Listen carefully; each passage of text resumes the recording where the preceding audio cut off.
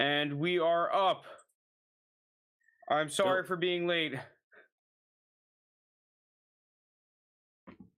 2 minutes late. The draft just started at 7. All right, so apparently it's Porter if the Steelers stay. You saw that Albert Breer tweet? Is that what you're going off of too? I think so. I think I just Yeah, saw I saw another that. person say the same thing. I wouldn't be surprised at all. I was surprised he didn't go in the first round. It could Um, be Branch potentially as well. That safety out of Bama. I Um, like him a lot. oh, hold on, trying to hold a sneeze. I don't I know would have what the been. D I line would have is been looking good. like around here. Is there anyone good on the D? I can't imagine that there's like super nasty interior D line guys here right now. There's a name. So I'm forgetting off my head there.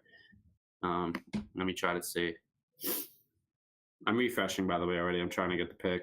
I'm gonna be like, if it's Porter, I'm gonna be super happy. I've wanted him for so long. I would have been fine with him at 17.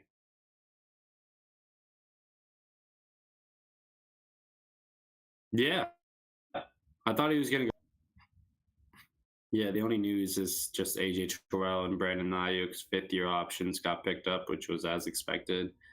Oh, today's Jaden Um, Reed's birthday, the wide receiver out of Michigan State. yeah, He's trying to be a day two hopeful here. So, all yeah, right. I'm looking. After yeah, Steelers pick aside, everyone wants to move. Nobody wants to make a deal. Apparently, the Steelers are asking for a crap ton. Word on the street is that Yeah, they're going to move off this pick. It's got to be in next year's first in there. yeah. Next year's first. Yeah, or a first round pick. That's what I'm hearing. Well, What's yeah, going because on, this is Hitman? technically like pick 32. How you doing, dude? Hey, man, you Yeah. take any props for tonight? Linus, you take any props for day two?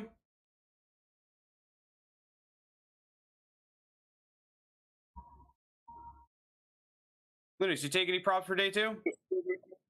Sorry, I just had to move my computer for a sec. Did I take any props today? No, I didn't. Like, it wasn't as good of like lines with everything as it was the first round. I'm pissed I didn't take. I looked at it and I liked it, but I just didn't bet on it. Yesterday, like under 2.5 tight ends drafted in the first round, because I never thought there would be 3 tight ends drafted in the first round. I don't know why I didn't bet on it. I hammered the QB one though, so I won. I won on that. That was a good Um, bet. That was a very good bet. I mean, yeah. Four that under was four still and a a half. Only shock three that. drafted. So That I Levis feel like didn't. Yeah, I was just betting on Hendon Hooker not getting drafted in the first round, right. which I thought was easy.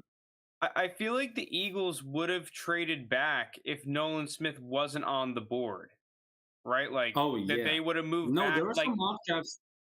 There were some mock drafts that had the Eagles taking Nolan Smith at 10. That's what yeah, Daniel Jeremiah's most recent mock had. because I saw a bunch of people on Twitter today saying like, "Oh my god, like if a team really wanted Will Levis early, like they would have traded up in the first round." Well, it's like, what if the teams just didn't want to trade back in the first round, right? If the Eagles did Yeah. value Nolan Smith as like a top 15 player, they're not going to give that up for like normal No. pick 30 value. Yeah, no, exactly. And yeah, exactly what you're saying. If they valued him top 15, yeah, they wouldn't give up. I'm sure they were ecstatic about the fact that he fell to them.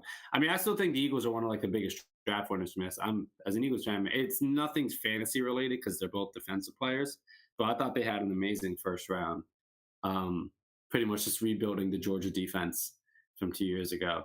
Yeah, you can Uh, never have enough of those D linemen, and they're really taking that strategy to heart. yeah, I mean, they So took the 4 best players from that defense, besides the one corner. yeah, it's fucking unfair. Nick, It's super unfair. N'Kobe Dean, Jordan Davis, Jalen Carter, and Nolan Smith.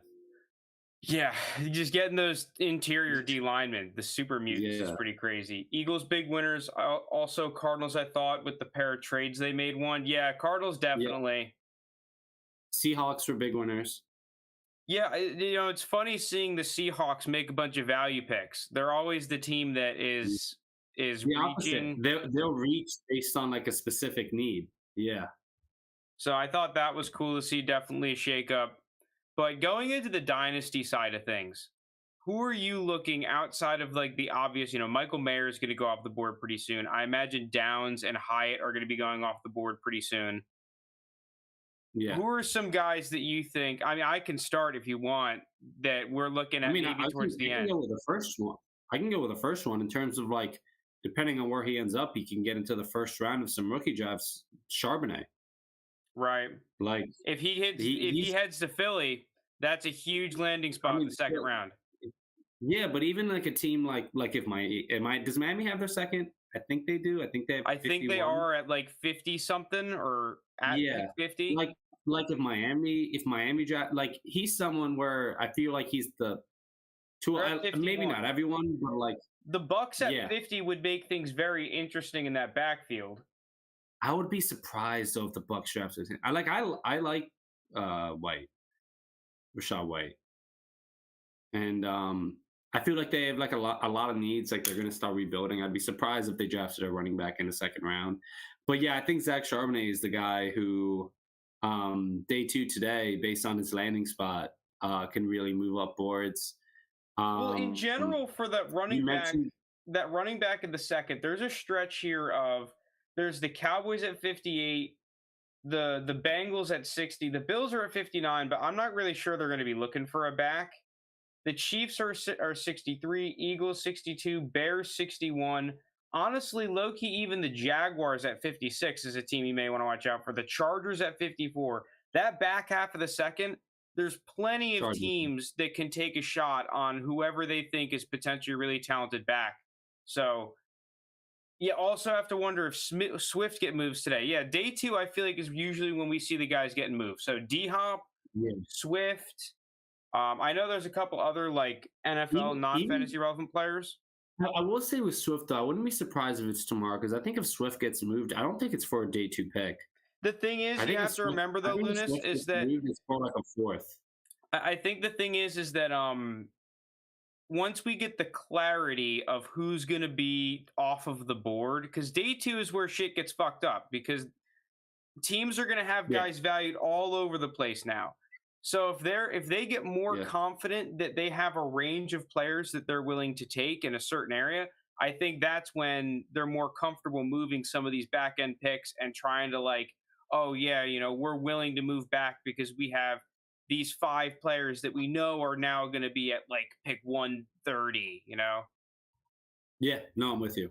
I'm excited to see how it plays out. I have a feeling some of the receivers are going to kind of go early in the second. I hope the Panthers draft one. That'd be a nice landing spot to pair with Bryce Young.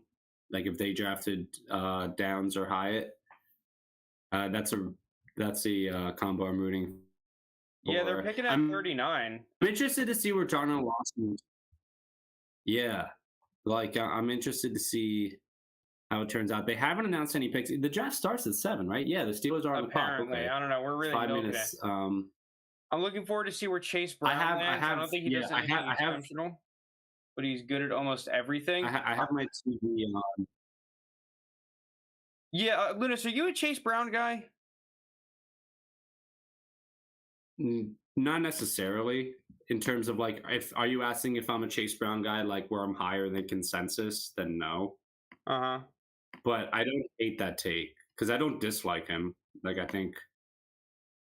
Yeah, to me though, he just kind of falls into he's an athletic guy, and that kind of like in theory gives him upside. I just wasn't a huge fan of his tape. To me, he just didn't break enough tackles, especially at the second level for someone of that athletic ability. So I'm just not really a truther. But I will say, like, if he gets better, then it's not like he's.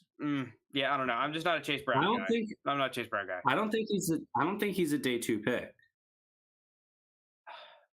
You never know with the running backs at the end of the 3rd round, early 4th round. That's a popular spot where teams like to take them. And if it only takes one to like them.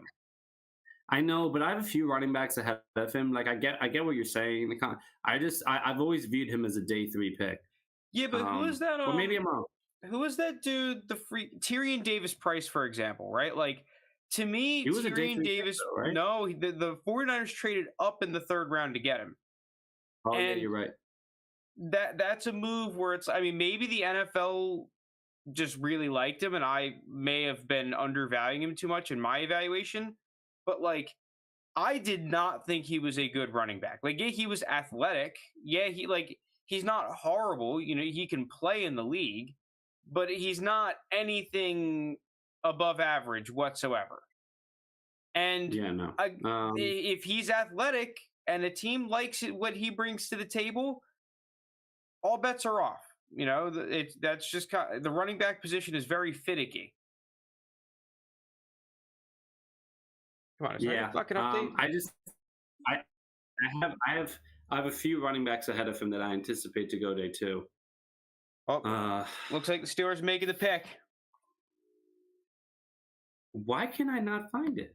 I'm I haven't seen surprised anything haven't been either. able to I'm get it. I refreshing. definitely will be able.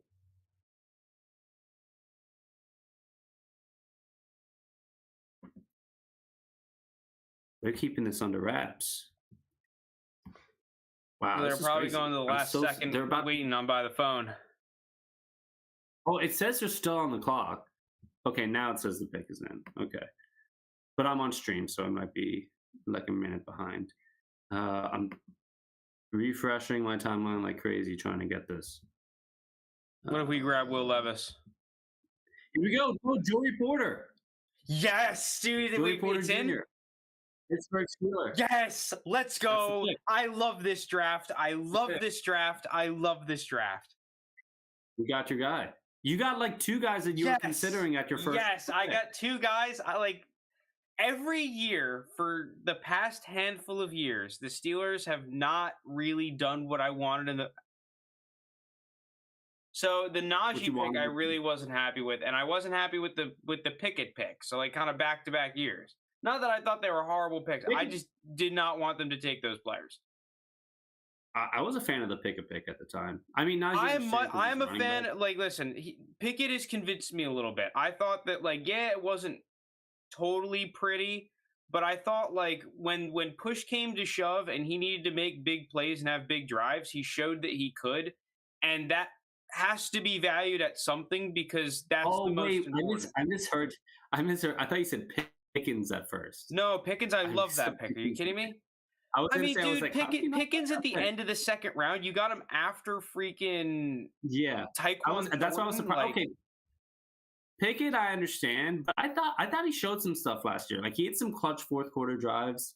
Yeah, I like what I saw. I think I was wrong on him. Najee, I just didn't want to take a run. I wanted to take Landon Dickerson because I thought he would have just served our team. Got him in the second. He's been a fucking monster. Oh my god, I thought that Landon Dickerson was like a top 10 type player.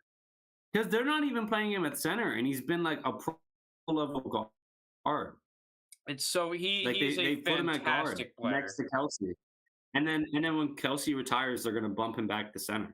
He's been insane, but with Kenny Pickett, yeah, Kenny Pickett's interesting. I feel like people, wait, let me see. Cardinals are receiving calls for this pick. People are possibly calling up for Will Levis. Yeah, that's word on the street is that teams are. Apparently, people have been trying to trade up for this past bunch of picks for Will Levis. Yeah. But yeah, great pick by Pittsburgh. Yes, dude. I am so happy getting fucking just 2 good players. Because I like Broderick Jones a lot. I'm really happy with that pick. Getting a nice physical tackle. Steelers have low-key revamped their offensive line this offseason. They have. Do you see this? Does Jake work in the office on Fridays? I forgot. I have no idea. I think so. Refreshing this. See it. Yeah. I mean, I just don't think the Cardinals. Maybe I don't know. Maybe they take a receiver. Oh, Joey Porter Jr.'s dad played on the Steelers. Wait, Sorry, Joey Porter Jr. God damn it, Linus, your crappy connection. How am I doing right now? I can kind of hear you. What I think you said, did Joey Porter's dad play on the Steelers? Of course, Joey Porter was a fucking beast for us. Yeah, I Yeah, it just was saw that. I awesome. didn't realize it.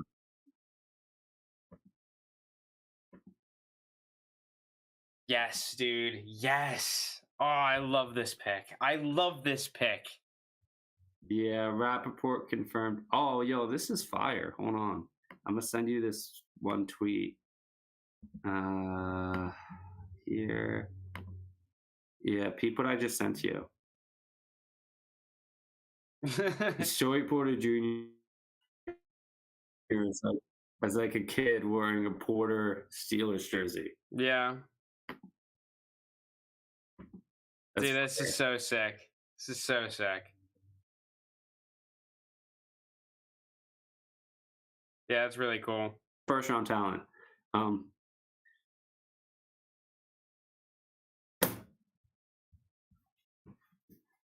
Okay.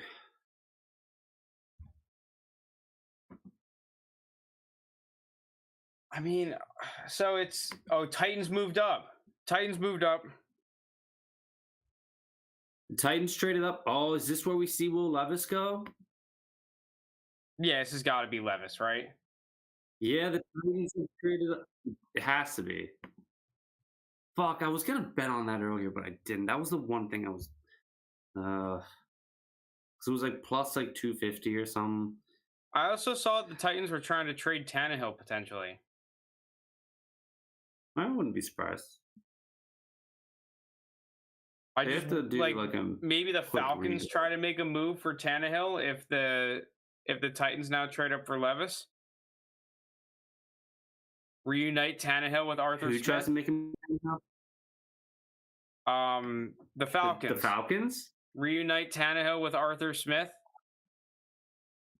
I don't know if they're passing. Actually, because all the QBs they'd like were gone. Maybe. Well, now that they have the guy that they're, I mean, they got to be trading a decent amount. I don't know who would trade for Tannehill. This is so.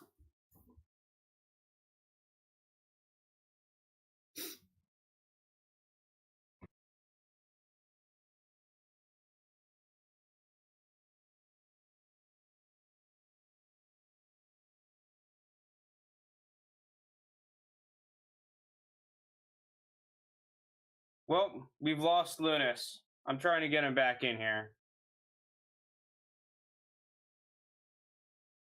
Yo, Lunas. Yeah, join on your phone. Try to join your phone. Yeah, try to join your phone. See if that works better.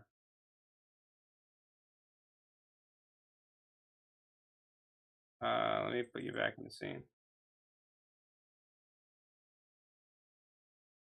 Yeah, you're not on. Boom, now you're on. Yeah, Titans take Will Levis. Okay, so that's huge for Will Levis that he goes here at the very beginning of the second. So now you're really praying for a Tannehill trade for his dynasty value. Yeah. Oh my God, yo, this is a good point. Stroud, Will Levis, and Richardson all in the same division. With Trevor Lawrence. Shit. Oh, that's actually kind of nuts. sick. Yeah. This is the AFC South draft. Yeah, man. Just all these QBs, they'll get to play each other twice a year. Yeah, that's nuts. Sick. That's sick. It's actually gonna be fun.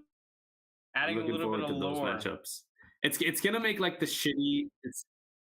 It's gonna make like the shitty like random like Texans like Colts game when like both teams are under 500 like way more entertaining, or like Texans Jags, Colts Jags, etc.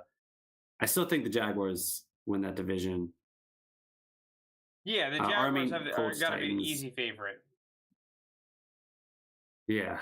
I mean that. Okay. Dude, so Will Levis. If you're a team with a rookie quarterback and you go over 500, that's like that's a big accomplishment. That's like, okay, we fucking had a great season. huge accomplishment. I mean, Trevor Lawrence is the truth. So do you know what the deal was? They went from what the hell where'd they trade from? I don't know the compensation yet. 41? 41 to 33. It's maybe they gave up a third and like a fifth.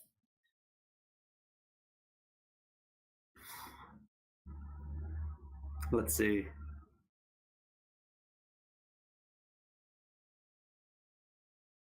Okay, I got it.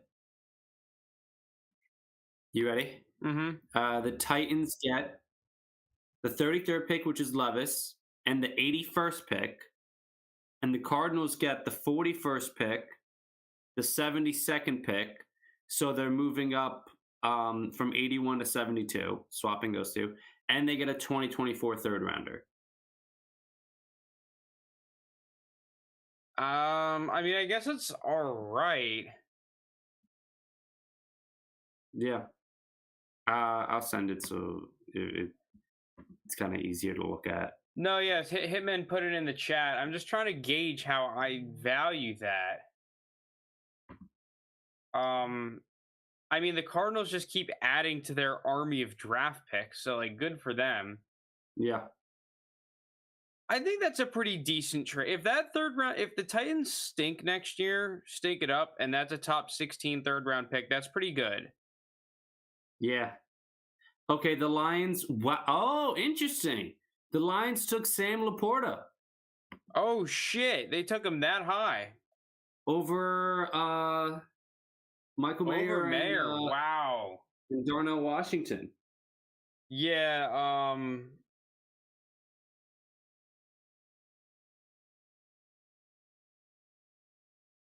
Unfortunately, Jake is not making it, so it's just me and you, Looney. Yeah, over Mayer, Musgraves, Darnell Washington. Wow. All right, so the Sam Laporta truthers had some merit.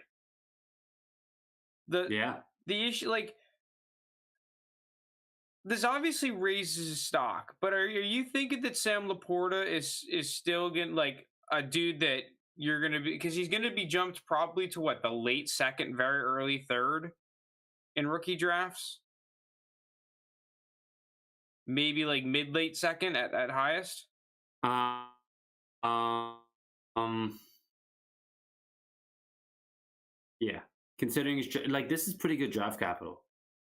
And offense where targets are open.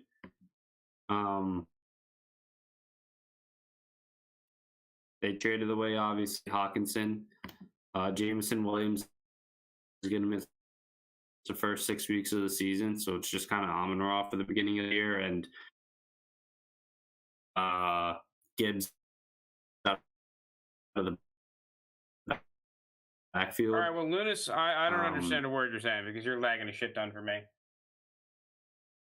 I think he definitely kind of cemented himself in the second round. I don't see him falling out of the second round anymore. All right, so I think out of that jargon, Lunas, just join your phone. It'll work on your phone.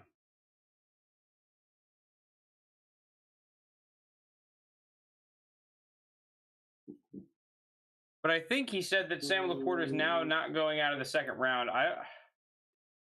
Oh shit, the Raiders move up. Yeah. Oh shit.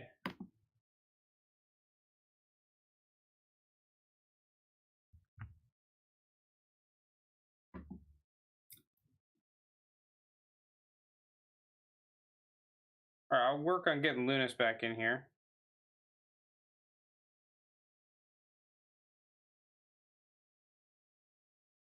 Man, I really didn't expect Sam Laporta to go that high and over those tight ends.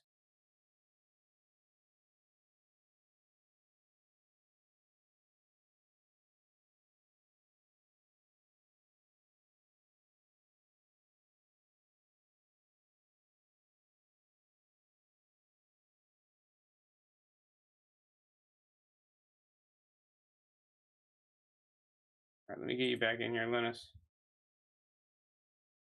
Yeah, I don't know. I think the laptop's gonna be better than my phone. It's just for some reason, like it's like raining outside and it's like kind of like shitty weather, and then sometimes like my Wi-Fi is not great, and it's like when the Well, weather's bad. clearly your Wi-Fi is not great. Yeah. No, I mean, the listen, thing is, I think your phone might work better. I honestly think your phone might work better. I'll try. If it keeps on messing up here, I'm gonna go to my room, which is where I normally record from because it's closer to my router. And then if that doesn't work well, then I'll go to my phone. Um, He's my tight end 4, but I was hoping he'd be like the 5th or 6th tight end off the board. there was no world where he was going to be the 5th or 6th off the board. I mean, dude, I saw he was going really late in pre-NFL drafts, rookie draft and startup drafts. He was going super late. Yeah, and but I he saw was some still people always, slamming him. he was he was still always tight end 4 though, right? Or am I bugging? Yeah, but like in the late 3rd or somewhere in the 4th round of rookie drafts. I mean, that's where he went in our rookie mock or whatever. The Lions have had a wild draft, bro. Like, I The think it's Lions. great. I think Luna's Wi-Fi dropping like Will Levis.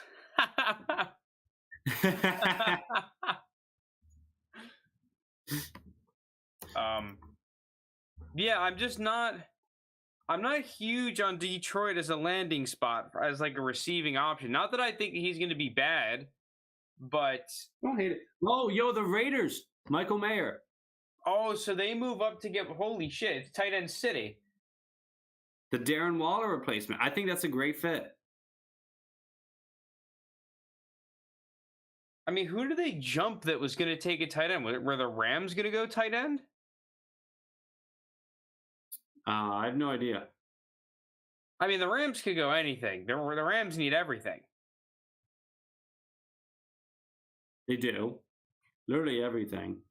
Yeah, the Raiders. I mean, Um, Raiders may have just wanted to secure their tight end because they have no other tight ends. Dude, the Lions have had a weird draft. I agree. I don't know. I mean, are you surprised that Dan Campbell's taken multiple Iowa players? Like, you talk about a gritty guys that want to bite kneecaps. I mean, it's Iowa. That's Iowa football. I don't know. This is a weird draft from. It's a lot of reaches. I mean, that Iowa defense is pretty fucking good. So getting that linebacker as your signal calling linebacker, and then you pick up a tight end that everyone kind of thought was underrated. Because like, there's the argument that their offense was so trash that they just didn't really showcase what he could do. And no, I understand that. you know, he was showcased on their few pass attempts. Like, so I have a question: who goes higher in rookie drafts? Michael Mayer going to the Raiders or Sam Laporta? 100% Michael Mayer going to the Raiders. That's like a great landing spot. He's I agree. 100% getting the snaps day one. I mean, there's no one else in sight. He's going to be the starting tight end from week 1. Exactly. He got good enough draft capital. I mean, yeah, he didn't go in the first, but he went in the early second. This is good. Yeah, this is good. First 5 picks of the second round. Yeah. I think the only thing that stinks is that it wasn't going. You know, he didn't land the nuts and hit like Bengals as the land, because I think that's what people were thinking was the number 1 tight end landing spot. And there's definitely an argument that the Bills, right where Kincaid went, that's kind of where Kincaid, I think, is cemented a first round pick now. I do as well. But where in the first round, right? Are you talking like 110, or are you talking like, okay, now he goes like 111, 112? I was originally saying the 110 to 112 range. That's what I had in mind. Because then you're taking him over those 4 first round receivers then. You realize that, right? Over one of them, yeah. Or I guess they could all go 4 quarterbacks, 2 running backs. Is Will Levis for sure ahead of him? No. Oh, yeah, true. So 3 quarterback. Yeah, you're right. So then, yeah, Kincaid kind of just plops in there at 110. Yet we have to wait and see these running back landing spots, though, because once again, yeah, Charbonnet can move in there. Yeah. I mean, whoever that like, what if Kendre Miller ends up getting drafted in whatever you think the number one running back landing spot is? What if it's A-Chain? What if it's Zach Evans? The top ones are, yeah, what are the top ones? Probably like Miami, Philadelphia, Cincy. Yeah, like Cincinnati's got to be up there. It's also just a second round draft capital. Like Abandaconda or whatever the fuck his name is. He could really improve his draft stock tonight. Okay, the Rams drafted TCU offensive lineman Steve Avila. Okay, I mean that makes sense. Their offensive line was kind of absolute cheeks last year. Horrible. I kind of find it hilarious. It's like that is the Rams every year. It's like, is their offensive line complete dog shit? No, then they're a good team. Is their offensive line complete dog shit? Yes. Oh, okay, they're trash. They're going to be really bad this upcoming season. They're going to be really bad. Okay, so we got the Seahawks picking here, 37. I really don't see them going fantasy relevant player. So, I think they go defense. I mean, maybe there's an outside shot that they snag Hendon Hooker here.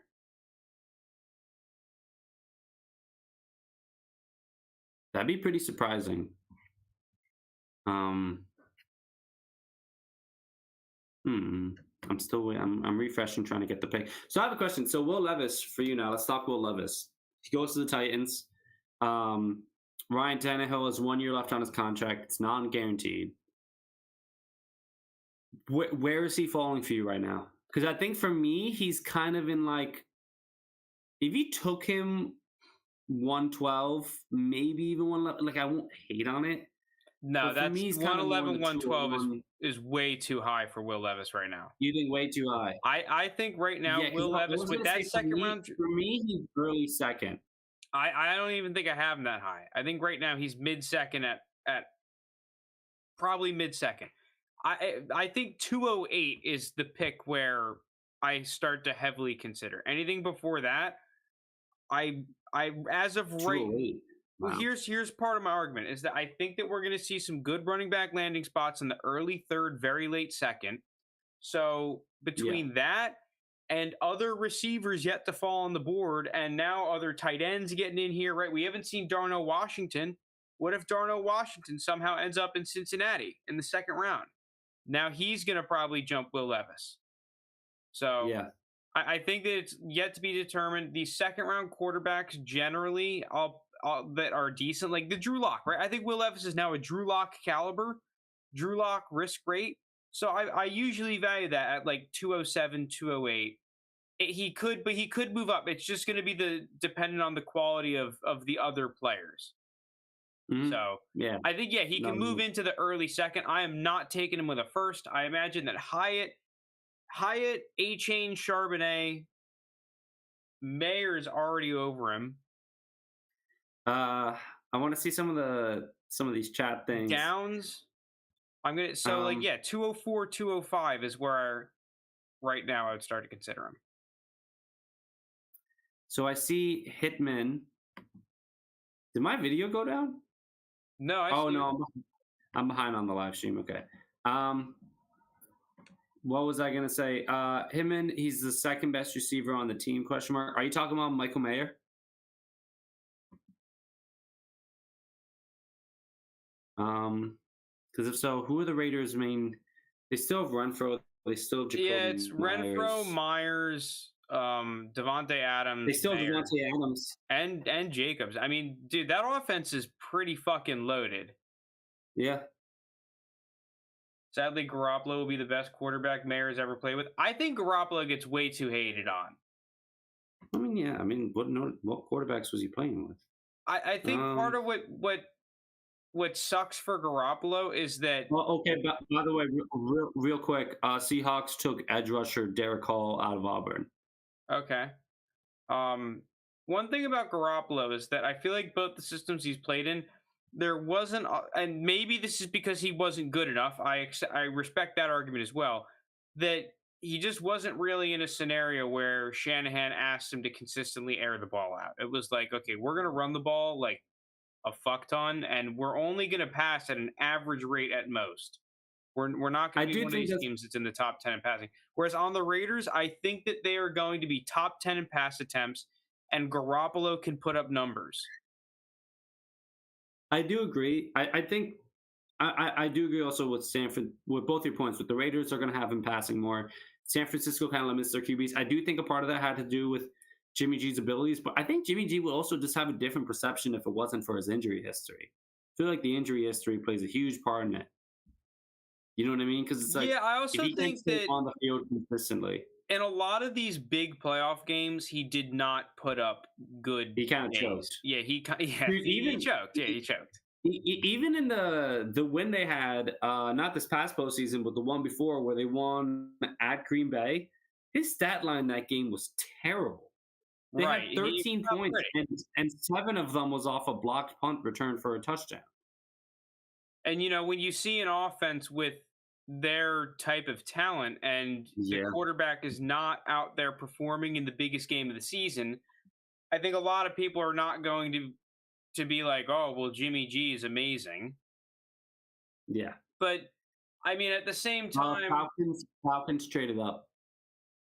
oh, the Falcons move Oh, up. yeah. So is this potentially where Hendon Hooker goes? I'd be. Imagine they draft Charbonnet. I mean, maybe they're taking. I don't know what the hell they're taking. By the way, did we ever find out if Dan actually donated that 10 spins? I don't think he did. But if he shows up Okay, and he he's fucking starts rich. really demanding it, then we'll go from there. Okay. Colts get 44 and 110. I mean, is it me or is that like an absolutely fantastic trade for the Colts? It is because a team earlier moved up 3 spots and only gave up like 170. Yeah, that was the Steelers. We gave up like Yeah, 120 to move up from 17 to 14, which yeah, it's less spots, but it's like yeah. So no, that's a great trade for the Colts. Falcons must really want them. That's what makes me actually think maybe it is Hooker. Because, well, I mean, who are they jumping in front of? Not Carolina. Maybe jumping in front of New Orleans. yeah, that's what I'm questioning as well. I mean, maybe just another team looking to move up now that there's only one quarterback left. The Falcons selected offensive lineman Matthew Bergeron. I'd probably pronounce that Okay. wrong, but out of Syracuse. Right. All right. So the theory behind that the tackles are starting to really thin out here, and one of them did not go. So okay, I think there was only like one or two tackles left of general relevancy. So that makes sense. They move up ahead of a handful of teams that could want to tackle, and on top of Yeah. other teams that might be trading up for a tackle with the lack of depth there. Carolina, interesting.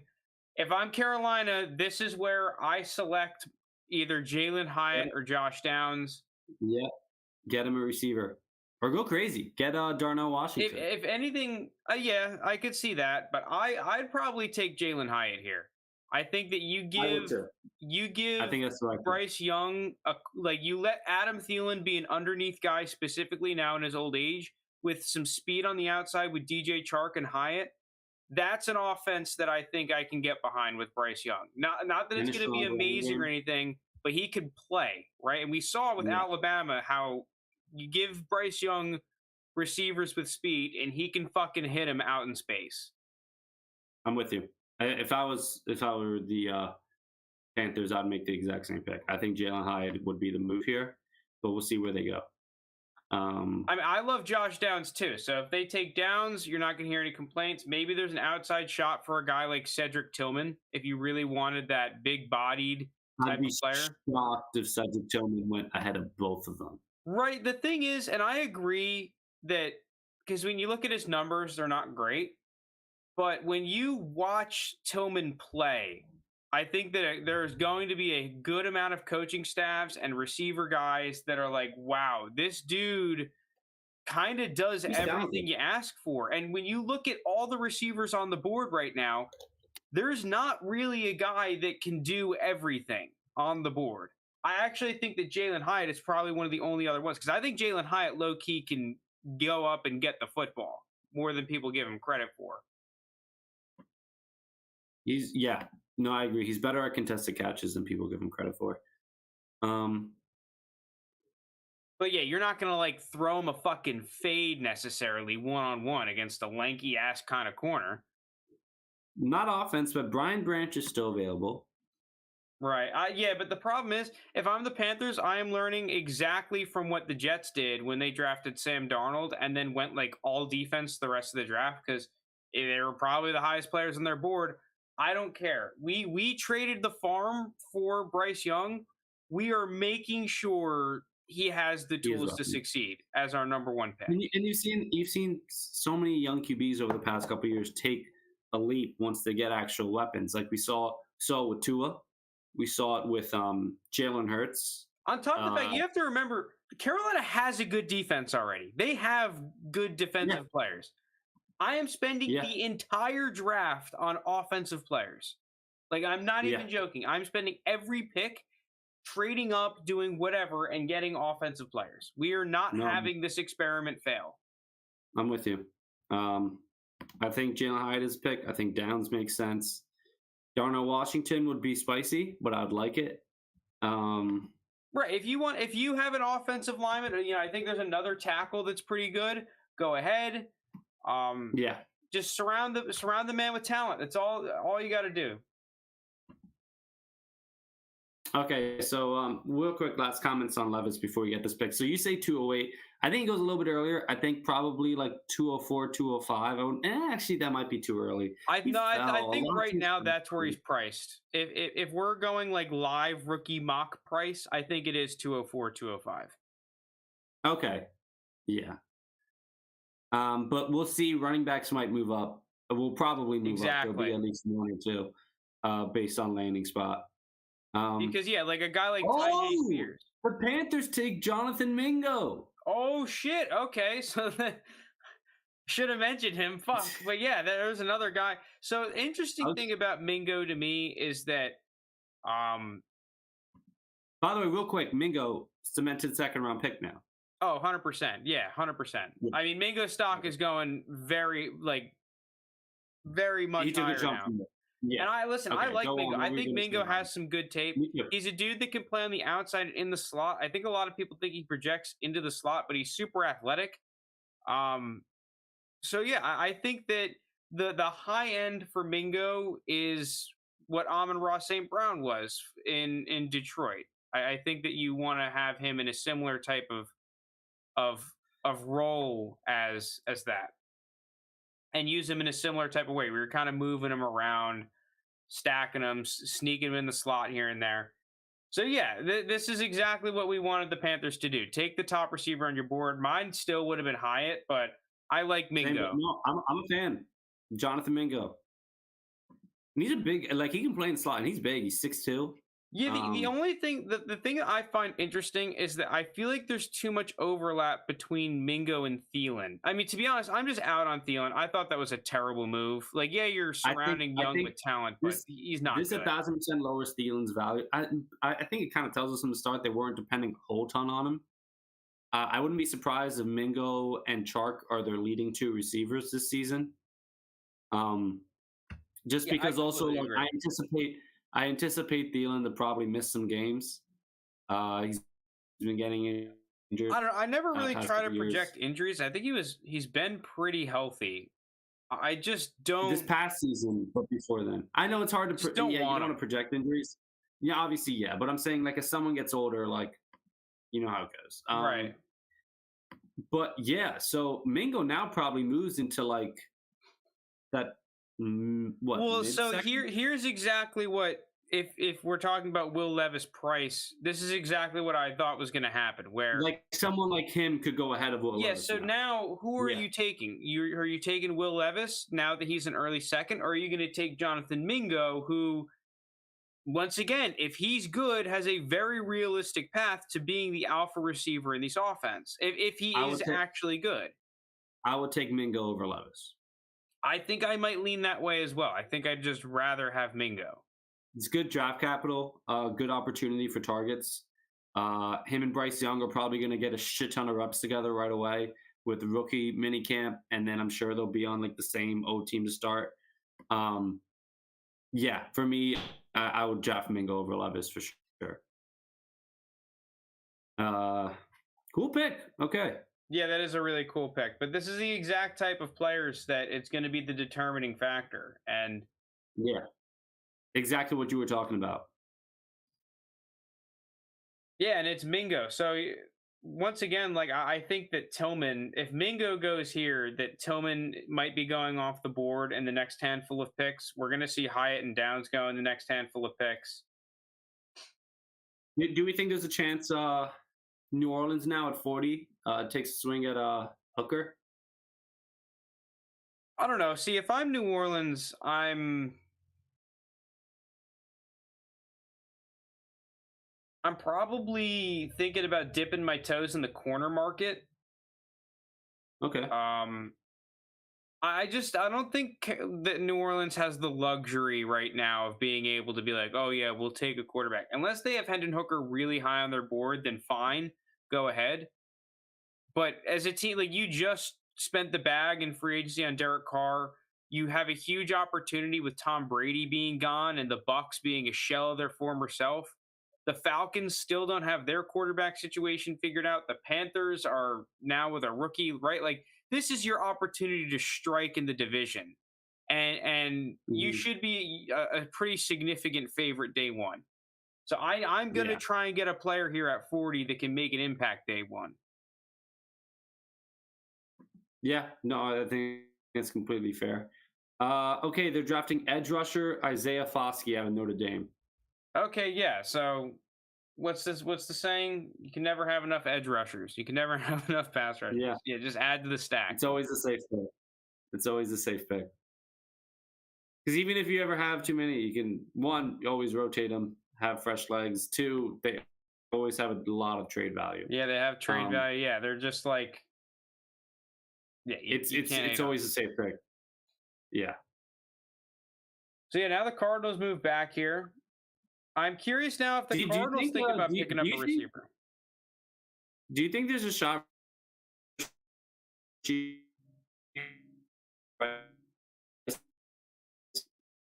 Oh, there goes Lunas.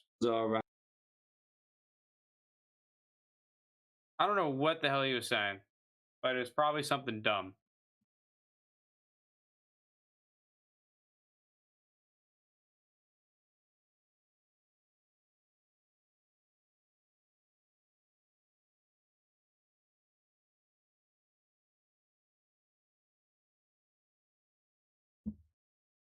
What's going on, JT?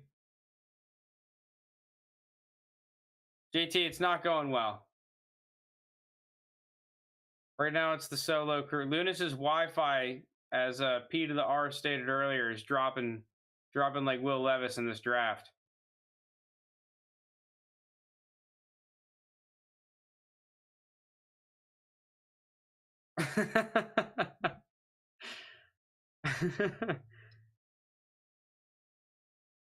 Oh, you heard that? Dude, just join on your phone or move to your router. Let's see the apartment tour.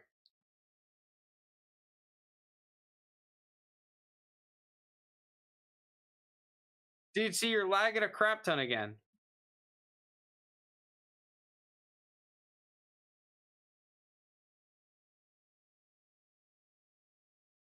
Don't worry, you're not on here.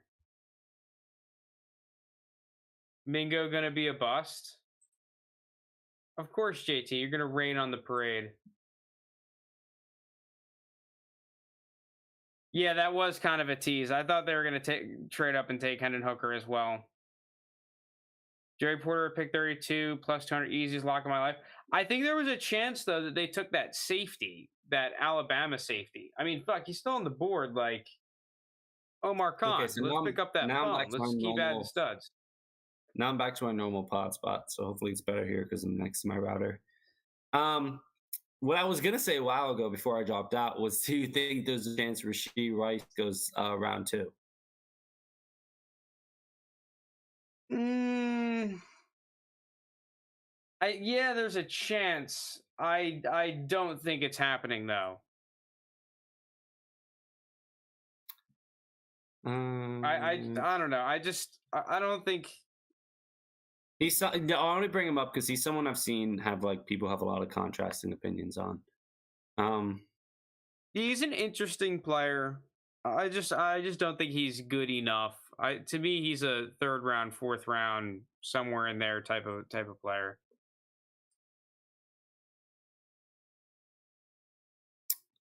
JT, yeah, you're right. I kind of wish I bet on Joey Porter Jr. at pick 32. Oh, you think Mingo's gonna be a bust? Yeah, it's a JT take. Come on. That is a JT take. I like Mingo. I like I Mingo would have too. taken Hyatt, but I don't hate Mingo. I like the opportunity he set up in. Yeah, Ole Miss wide receivers taken in round 2 of the last 5 drafts. AJ Brown, DK Metcalf, Elijah Moore, Jonathan Mingo. Unfortunately, Brian, Mingo is like easily the least productive of any of them, I'm pretty sure. Brian Branch still available. Yeah, that's who I thought the Steelers may have had eyes on losing Edmonds. Now they signed Keanu Neal in free agency, so I guess they're pretty happy with what they got Oh, going bro, on with him. let Brian Branch fall to the Eagles. Ooh, they're gonna Bastards. send him. You can't keep getting away with this. Cardinals select LSU edge rusher BJ. I want to pronounce his last name right. BJ Ojolari. Yep. Yeah. Okay. Well, the Cardinals have mitigated all of their risk this draft by basically picking up an extra draft class worth of picks. Yeah. So you could get their entire draft class could suck, and it's like, well, listen, we got an entire like second bunch. So Yeah. really interesting though. What like I guess if I'm the Cardinals, the theory behind that is they're almost just trying to play the value game for now, and then do something similar to the Eagles, right? Where it's like you can just try to start stacking value. Yeah, because I think a big thing is I think they're anticipating to have some pretty early picks next year, considering Kyler's going to miss a lot of the season. And I mean, already with Kyler playing last year, they weren't a good team. So I think they're kind of putting a lot into next year's draft. But yeah, kind of similar to the Eagles. The Eagles, I don't know how, and I don't know which rounds they're all in, but they somehow have 11 draft picks next year. So I think their head coach coming from there, I think it's kind of following the same approach. Right. All right. Peace out, JT. Yeah, JT, if you want to hop in, just the same link from yesterday works. So feel free. I'll add you in for even if it's only for a couple minutes. But yeah, thanks for stopping by, buddy. Packers are up. So the Packers definitely pass on receiver again because that's just kind of their thing. They sometimes draft one in the second round. Yeah, they kind of are second round receiver merchants. Christian Watson, Devontae Adams. Yeah, I mean, dude, you want to replace MVS, get Hyatt. I think you get MVS and more. That role, that speedster. Yeah. You know they're going defense. Man, this is such a. There are some really good receivers on the board right here. Yeah, there are. I thought Hyatt, and the value is really making sense now. Yep. Yeah, tight end as well, Darnell Washington, because they just lost Tanyan. Mm-hmm.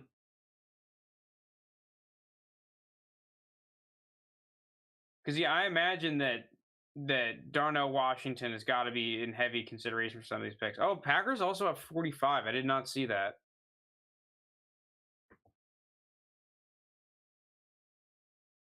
Let's see what they go. I'm refreshing. Oh, I forgot the Steelers have picked 49. I'm so pissed I didn't bet on Joey Porter Jr. to Pittsburgh. That was so fucking obvious. Dude, let Branch fall to 49. Come on. When does Philly pick? Philly picks. Do they have a pick coming up here? Am I on crack? They have a pick in the second round. I just don't know. It's 62. probably- fuck, we're cooked. Trade up for Branch. Oh, from the Do it. Rodgers trade. That's right. Man, there's some interesting players on the board right now in the second round. I need Brian Branch and Midnight Green.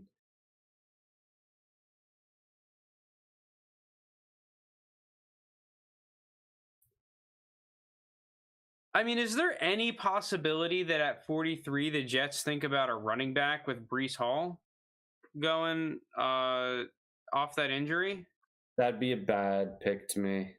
Musgrave Packers, is that a prediction or is that what they just picked up? Oh yeah, Packers took Luke Musgrave. Oh wow, that's very interesting for the tight end landing spots. It's not looking good for Darnell Washington. Yeah, that stinks, but it's not, dude. If he goes in this next 15 or so picks, I think he's still fine. Yeah, but being the fifth tight end taken.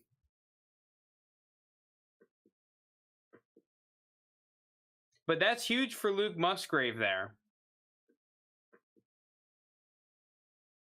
You think the Jets could go Washington here? Man, there's been a huge run on tight ends. I love this. And this is actually huge for the value of the second round of these dynasty drafts, I will say. Yeah. Because if you're a second round pick holder, now you have Will Levis, if you like him as a second rounder, potentially falling in there. I like the second round way more now than I did pre-draft. Oh, yeah. Mingo just upgraded his stock. Mingo, all these tight ends. And we haven't even gotten into some of these other running backs yet.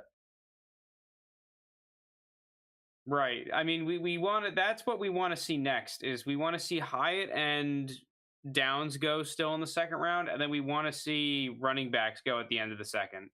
Yeah. You have 4 second round picks in your 14 team league. Ooh. Well, those second round picks are definitely more favorable than kind of what they were projected, I feel like. Luke Musgrave from Oregon State. Yep, confirmed. Okay. Yeah, Luke Musgrave's an interesting player. Really Who's athletic. Up at 43 now?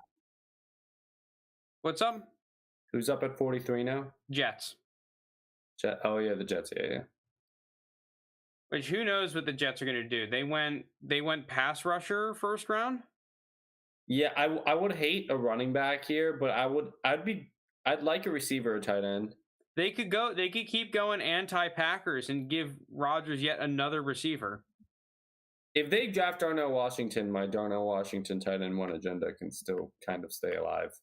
Even though after dude, he's not tight end 1. That agenda's gone. Yeah. Kincaid the Buffalo kind of killed that. But he can still be tight end 2. I think Mayer to the Raiders still trumps that. Yeah. If he goes basically anywhere. I think his saving grace is, let's say he slides. Yes, if the Bengals pick him up at 60, then he's fine. He's going to basically keep his ADP at that point.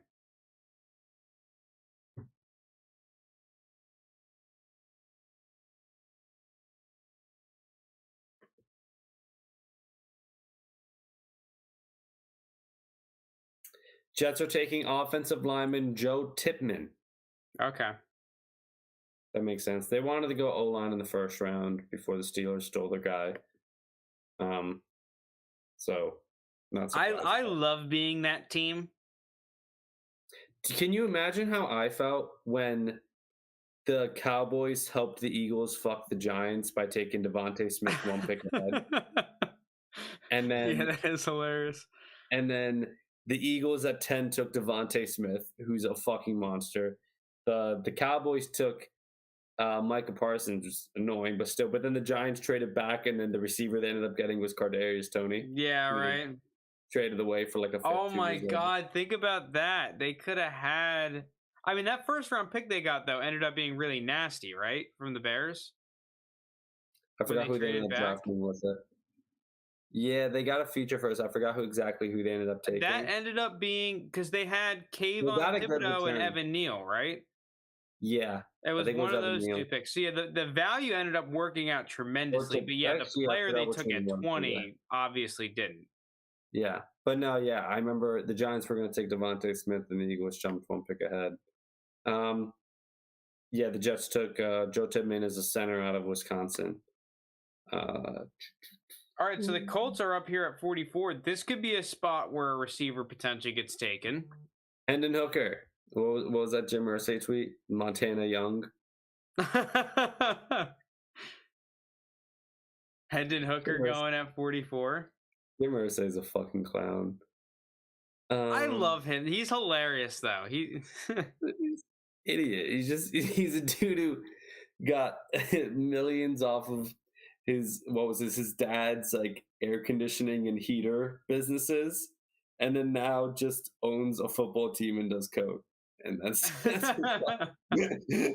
but dude, I'm pretty sure he has a like one of his box or whatever is custom fitted so he could rip cigs. Oh, yeah, like because like in every other part, like you're not allowed to it, but he has the booth or whatever, the custom cig box. Bro, he's doing lines and ripping cigs. And like, I own an NFL team. Thanks, Dad. Oh my god, that's great.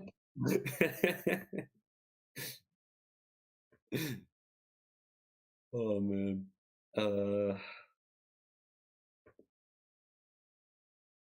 That would be hilarious, the amount of trolling you could do. Oh my god, yeah. if I was like in his position where I was just born into the millions and I could just be like, yeah, I'm gonna buy a sports team. You luck yourself into Peyton Manning instead of Ryan Leaf. So you have years of success and a Super Bowl out of it. So if you own the team, would you just start being GM and start forcing picks left, right, and center? 1,000%. Like, no, that's what finds it so funny. Like the worst sports owner, they get too involved. Like I remember, like it's not so much an issue now, but like a decade ago, it was like James Dolan like gets too involved. I'm like, bro, if I was an owner, I would like go to and I'm like, yeah, no, you're picking this guy. Yeah, like just not like you're just the fucking GM. Like I like him. Yeah, there's word on the street that's what the Texans ownership did with CJ Stroud. With CJ Stroud, yeah, and that's what Al Davis used to do. Like they'd be like ready to pick someone, and Al Davis would be like, "Who ran the fastest 40?" We need speed. Yeah, how about this Darius Hayward Bay? He ran the fastest 40. We want the fastest receivers. Yeah. By the way, the Colts took Kansas State cornerback Julius Brents. Okay, so they got super athletic corner that kind of got cooked, but he's super athletic. Yeah. So who's up now? I don't have the TV in front of me. Packers are back on the clock. Okay. So they went tight end last pick. Definitely going defense this pick. Or they keep giving Jordan Love them weapons. You can pick up Jalen Hyatt here. Jerry Jones. Yeah, but at least like Jerry Jones, if he's the one. Jerry Jones used to do that. I mean, he still does to an extent, but like his son now controls a lot of it. They've been good though. They've been really good drafting in the first round. It's been since his son has had more control. Like Jerry Jones' son has been pretty smart. But yes, Jerry Jones has done it. Yeah. Need the best kicker. Let's draft Janikowski. Yeah. Fuck it. Yeah. Oh my god. But I think I would do the same thing. I think I would totally like just become the GM.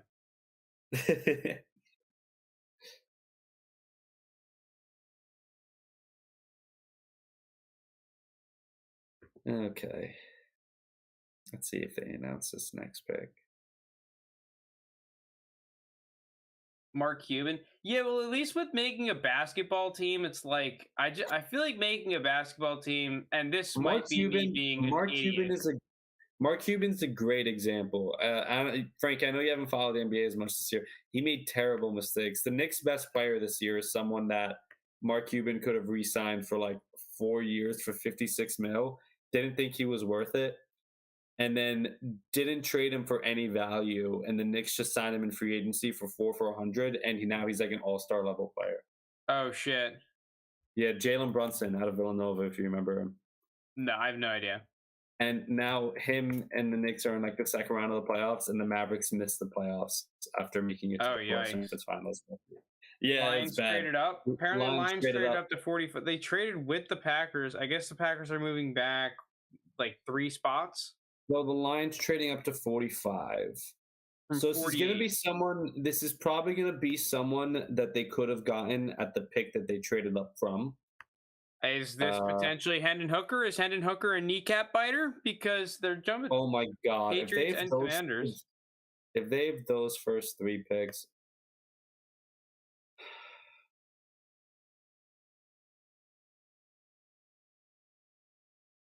Man, Lions have been going crazy this draft. yeah, in like the bad way.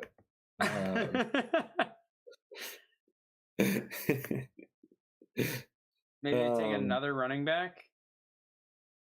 Oh, that'd be so funny if they took Charbonnet. That'd be too good. Oh shit! So they kept 48. No, they didn't. They didn't. They traded.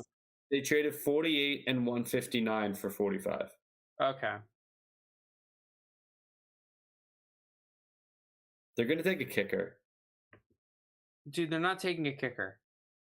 The Lions took Brian Branch. Okay, this is a good pick. Dang. Fuck, I was hoping you would fall more. That's a great pick. Yeah, I was hoping he would fall to 49 there. That's a great pick. I'm sure Dan Campbell's all over that. Brian Branch is the best safety in this draft. I was hoping the Eagles would trade up for him in the second round. Great pick. Value-wise, it's their best pick this draft, considering the player and the spot they take them at. Is there a fullback available to draft? I mean, are we considering Sam Laporta a tight end? Because Iowa did not pass the They ball. used them at fullback, yeah. So it's probably your guy. Imagine using Darnell Washington as a fullback. He'd be a fucking monster. I think you could put him fucking anywhere. Like, Yeah, you can play him at tackle, yeah. play him at D end. Damn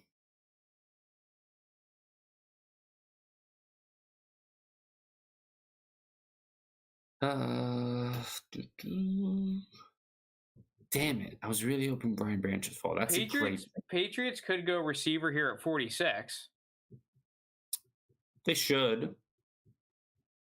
Who's a Patriot type receiver that's available? They never draft like the top receiver on the board. I think Hyatt is a good pickup here. It'd be a good pickup. I'm trying to think what's the Patriots receiver. I think that's what they want, man. They picked up a guy like Nelson Aguilar not too long ago. They pick up Devontae Parker. I think that if you're looking for a receiver to be a number 1 receiver for someone to be scared of, that will open up your jujus and your tight ends and your bullshit underneath, it's Jalen Hyatt. It is, but like just because I feel like they'll go like Josh Downs or something. I think Jalen Hyatt has fell way too far. Way too far. I wonder. I mean, this is just because it's my. Oh, okay. The Patriots select defensive end Keon White. Okay. Or defensive lineman. I think he's a DM. It's annoying because I kind of wanted the Steelers to pick up a defensive lineman. Hopefully, he's not good. Out of, I think, Georgia Tech. So Washington Commanders up here at 47. People have potentially speculated this could be a running back. I don't think that'll be the case, and they should go corner, I feel like. Oh, the Patriots wanted Brian Branch. That makes sense. Right. The Lions straight up. They took Forbes in the first round. I mean, dude, I feel like the Commanders secondary is so dog shit. Like, I would just spend my entire draft picking all corners just so it's like, okay, we'll not have that problem again. Yeah. I don't know. Like, I hit last year, I feel like what was a lock every week was just taking whatever number one receiver is playing the Commanders and then just betting their over, or actually not even that, taking one of their alternate lines where they like put up over 100 or whatever, and it was just cash. No, it was easy money every week. Literally every week. I won like 2 for 2 with Devontae Smith against Washington, betting on his props. I remember last season. Who's up right now? Commanders at 47. Commanders at 47. Still haven't seen a running back this round though. They're not going receiver. I doubt they go running back. But I mean, yeah, I think it's at pick 50 that the running backs start to come in play, unless someone trades up with like Pittsburgh at 49. Because I know the Steelers might still be interested in trading back from 49 to see if they can accrue some draft capital. Yeah. Give me like 30 seconds real quick. Still, like, yeah, I feel like these receivers, man, I like the ADP if I'm the NFL teams of these receivers around here. It's like the Packers that just traded back. That could be them that might be looking at, hey, we're going to pick up extra value and take our number one receiver.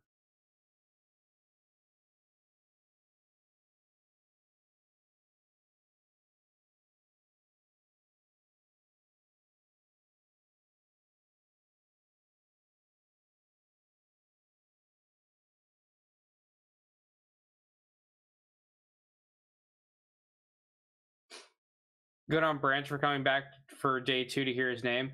Yeah, that actually kind of pissed me off that some of those people didn't go back into the thing to hear their name be called. Like, I don't know. I feel like if you're going to show up for the first round and all the humiliation, you might as well show up day 2 and do the walk and go through everything. You know, maybe flip off the crowd, right? Like, I feel like that, you know, that's only fair. You know, maybe try to hit a quick moonwalk on, you know, a little flair, just have a couple memes with it.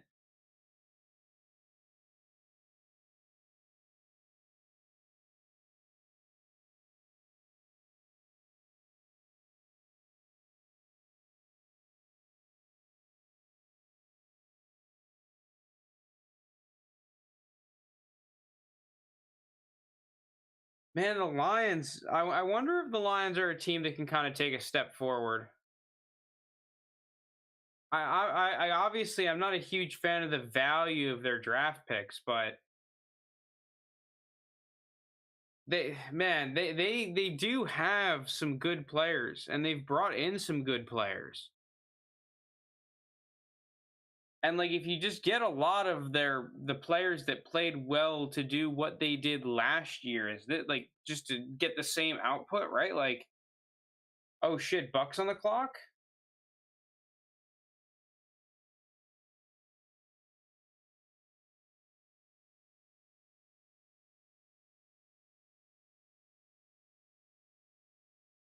Yeah, it could be a running back. R.I.P. Rashad White. I mean, not necessarily, but that'll be a hit to what his value was. He was going for wild prices, in my opinion. I mean, we had talked about it on the podcast before, but wait, did the Bucks draft a Bucks running just back? moved up. Bucks just moved up. That Hitman speculating could it be Charbonnet. I don't disagree with him. I'd be shocked if they drafted a running back. I don't know. Do they pick up Hendon Hooker here?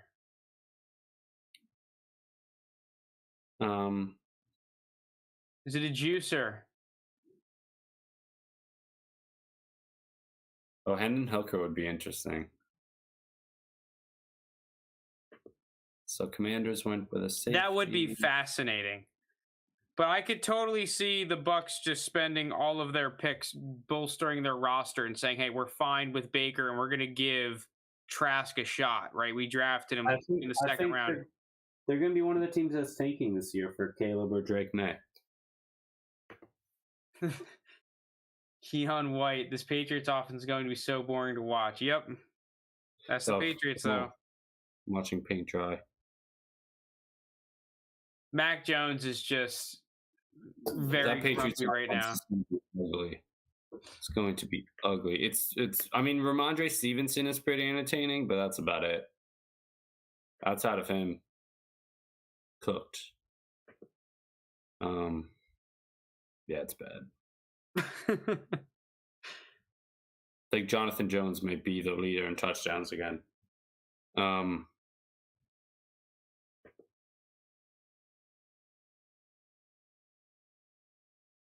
This is a weird trade up from the Bucks. Like I mean, obviously they're getting someone that they really believe in, but to me, the Bucks are a team that have so many needs that it's like, if I'm them, I'm looking to gain picks, not fucking spend them unnecessarily. Obviously, it always just comes down to, oh well, did the guy that you take, is he good? Like, doesn't really fucking matter. Yeah, hey man, that's always so annoying that the TV is wildly behind. Oh, Branch stayed for the second round. Cool. Yeah, he did stay. Good for him. Yeah, see, that's a very honorable move. Yeah. Like, I would have respected Will Levis a lot more if he's like, yeah, I'm showing up, I'm putting my mayonnaise in my Bucks- fucking coffee. Bucks taking North Dakota State offensive lineman Cody Mauch. Okay. Mock? I don't know. So that's another time we've seen a team trade up for a tackle. Yeah, tackles are at a premium right now, man. Tackles are at a premium. I'm assuming he's a tackle. I actually don't know. Actually, oh my God, I just looked at the picture from Jesus Christ. He's ugly as hell, but this is the kind of guy I want protecting my quarterback. Look at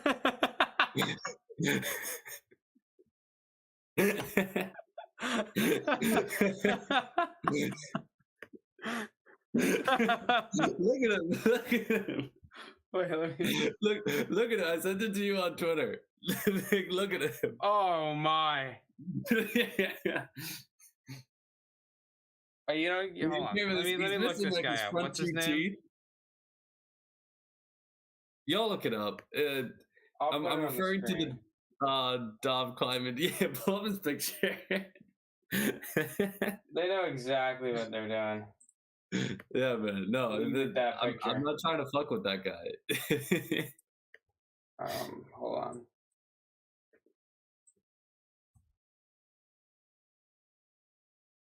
Yeah, I mean, this looks like you're totally right. This is the type of guy that, like, I want my tackle to look like. Like, I either want my tackle to be Broderick Jones, like the Steelers took, or this motherfucker. Like, come on.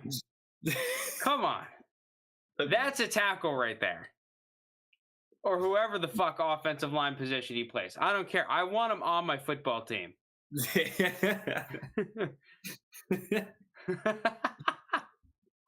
at him, bro. I'd be fucking terrified. Who just picked him up? The Bucks? Yeah, I'm pretty sure the Bucks. Baker Mayfield is hype right now. Yeah, the Bucks. He was at the Senior Bowl. Yeah.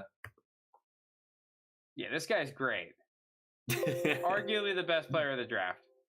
Yeah. Oh my God. That's hilarious.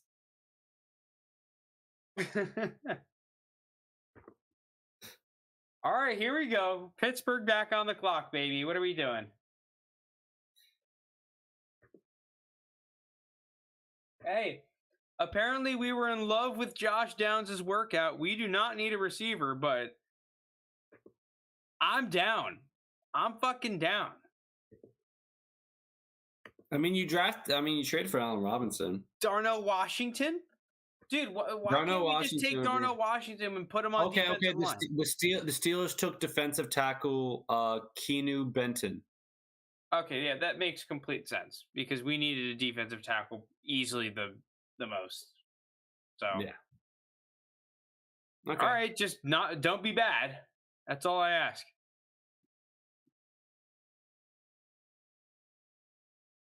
All right, I might rip a Jameson shot in honor of Cody Mach. I'll take a shot with you. I have to get it from my living room quick. Give me 1 sec.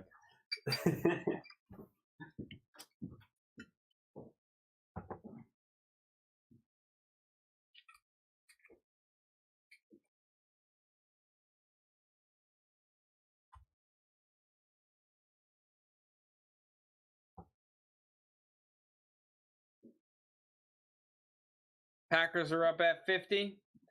So here's the point right after this Packers pick.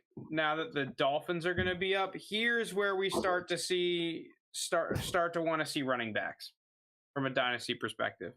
Yeah, for sure. My favorite thing about the draft stream, it's the only thing where I can like hit my nicotine and I don't feel as bad because we're being forced to drink anyway. Don't do nicotine. Well, I mean, while we're here and while we're speaking of things, I'm actually curious because I've been pondering this in my league here. What's up? What type of contending players would you want to try and? I have in this one league. I'll try and show my roster on the screen actually. So contending players, one that comes to mind because I remember I mentioned it on a previous pod. Brandon Cooks is always one of the first to name. I know he's always been that, but I think in the Dallas offense he can be really, really productive because that's such a pass-heavy offense with Dak Prescott. And I think Dak Prescott can support, and we've seen him support multiple receivers in fantasy. So he's someone I like a lot. Depending on how the Eagles go, Rashad Penny, if they're not going to draft a running back, I want to see how this draft plays out. But if they don't, then Rashad Penny is a guy I like. I think they could, like obviously avoiding the second round guys like Charbonnet and A-Chain, Zach Evans, whatever. Just the draft capital is what you want. I was kind of almost forced to hold Penny because you can't really get the value for him right now. I think you've already escaped a major bullet escape in the first round with Gibbs and Brian Robinson not going there because they had like personal visits with both of them. Like we saw Brian Robinson was like, I only visited with 2 teams. Or Bijan, you mean? Yeah, not Brian. Bijan Robinson. Yeah, there's a lot of like. I think if it happened to play out where Jalen Carter went ahead of them and the Falcons didn't draft Bijan, I'm pretty convinced they would have drafted Bijan. Wait, did Jaden Reed just get picked? All right, so Green Bay goes Jaden Reed. So that's interesting. And this is kind of annoying because Jaden Reed was a player that I was hoping to target in like the very late third, somewhere in the 4th round. I was kind of hoping that he would go somewhere on day 3 and then I could snag him because I actually really like his tape. Him going second round, now he's probably in that like 210. I think he's going to be late second just because the fit is a little weird. He's going to be still competing with Romeo Doubs out the gate. Second round draft capital. But yeah, that second round draft capital is definitely a boost to his value. So yeah, my team is weird in this league. My bench kind of stinks. I have a good amount of running backs. Obviously, Mahomes, 2 tight ends. I'm very comfortable, obviously, with Pitts. I think Kate Otton's fine, but not a lot of tight end depth. And my receiver depth is just poor, right? My receivers really aren't great. But the starting lineup is fine to win. I have a bunch of random draft. Is that Kamara on your bench? Yeah, I've got Kamara on the bench. I was looking like I've kind of come up with, I want to see if I can trade some of these draft picks for contending players, specifically this 207, right? As hopefully that these draft players get more hype and there's more context around 207. I might try and not take the risk and trade that for a contending player. I guess on the contrary, the other thing I was thinking is because it's a 2 tight end league and there's so many tight ends this year, just seeing if like one of those, maybe like a Musgrave falls to 207 and seeing if I can get like in tight end premium 2 tight end, I can flex a tight end potentially. Yeah, no, it's true too. Even though rookie tight ends, it is kind of a little bit tough. Yeah, it is tough. I was kind of convinced that I would trade those and see if I could get, like you were saying, a Brandon Cooks. 305 and 307 are weird because I feel like I can't trade these straight up for anyone I really want. Odell's price probably dropped after the Zay Flowers pick. I was thinking that maybe DJ Chark I could pick up with one of these that could be I a like DJ little Chark. buy. I I was like DJ also Chark. thinking if I tried to offer one of those picks on top of maybe like a Damian Harris or a Curtis Samuel or a John Mechie or something to see if I can upgrade a position, or maybe a Brian Robinson, Rashad Penny, even a Dotson or a Mayfield, just trying to offer that plus to get a solidified upgrade. But Yeah. then again, like I kind of want to build more depth on this squad. I feel like I really am not in a position to consolidate more assets. Yeah, but I mean, if you're trying to contend, giving up depth is a part of it. That is true. The depth on this team is weird because a guy like Curtis Samuel is hard to predict. He If is, it's but like, he's nice to have in a contender situation. Like, I mean, me in our home league, like, he's like not gonna be my starting lineup, but like bye weeks, I'm gonna fill him in because he can easily give you those like 6 for 50 games, like five yeah, for and 60 I hope that the Commanders go back to trying to be a throwing first team similar to earlier in the year. Especially because I think Brissett is better as in the pure drop back game than Wentz was showing last year, and obviously Heineke. Like Yeah, Heineke was cool, he was fine, but realistically, Heineke was like a Brock Purdy type of dude. He was making the right throws when he needed to on some big plays, but it's not like Heineke's the type of dude that you're like, hell yeah, I want to drop him back 40 times and I like my chances of winning. It's like, no, we want to have these long, sustained drives where we really grind the clock and run the football a lot. no, I'm with you. You know, I we agree have with like you. one or two chunk plays to Terry McLaurin on a drive, and other than that, we're dinking, dunking, and running. Yeah, no, I agree with you. Um, what was the last pick, real quick? Was that 49? It was 50. We Jaden had Reed. yeah, we had Jaden Reed. So that's crazy that Jaden Reed goes over Jalen Hyatt and Josh Downs. And Josh Downs. That is wild. So Someone, now we have someone, there was a draft analyst who just tweeted, If Darnell Washington decided to commit to offensive tackle and put on a little bit more weight, he would have been drafted well before, like now at this point. interesting. Well, now we have to mention, right? Because Jalen Hyatt, at least I had been mocking in the very early second. Josh Downs has been basically a very early second, late first. Real quick, Dolphins drafted South Carolina cornerback Cam Smith. Okay, Cam Smith is pretty good. I like Cam Smith. South Carolina. Let's fucking go, Cox. Yeah. Yeah, he's a good player. He was a dude that I thought was gaining a lot of first round traction, but then kind of fell into a second round guy. But now with Josh Downs specifically, I mean his stock has got to be starting to go down now from where it was. I feel like you have to be a little bit concerned with this What are draft. some of the ideal landing spots at the end of the second round?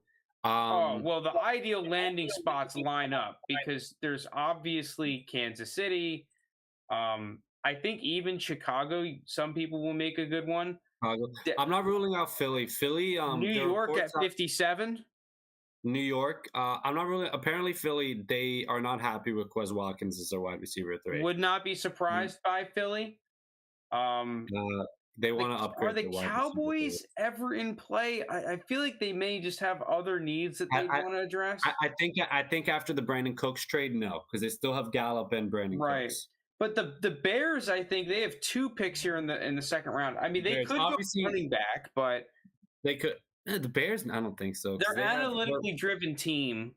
They so I have doubt Herbert. it. They have Herbert, and they signed Deontay Foreman. I mean, the Bengals probably not. The Bills probably not now. The Dolphins are on the clock.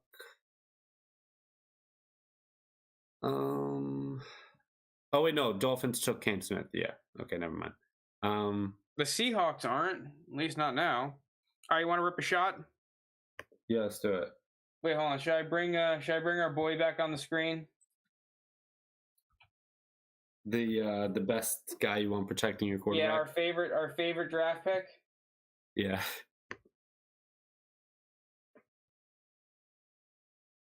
I don't know what is that.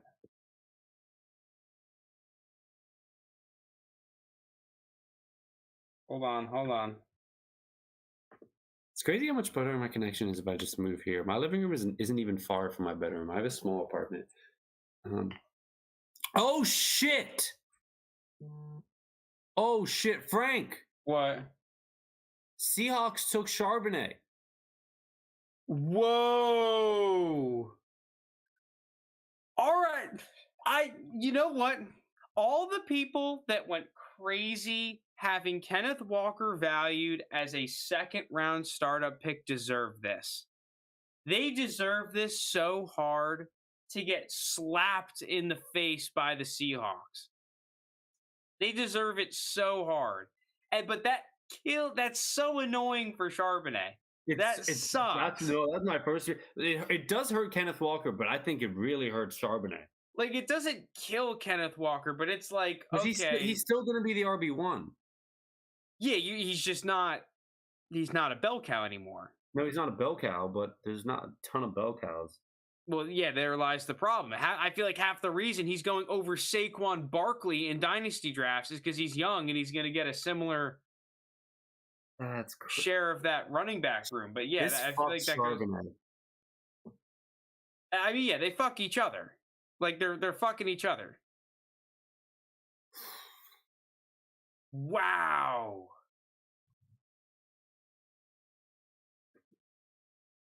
I'm shocked. All right, let's rip this shot. All right, let's do it. I decided to go with Jameson today instead of the straight tequila. I wish I had Jameson instead of this vodka right now. Cheers.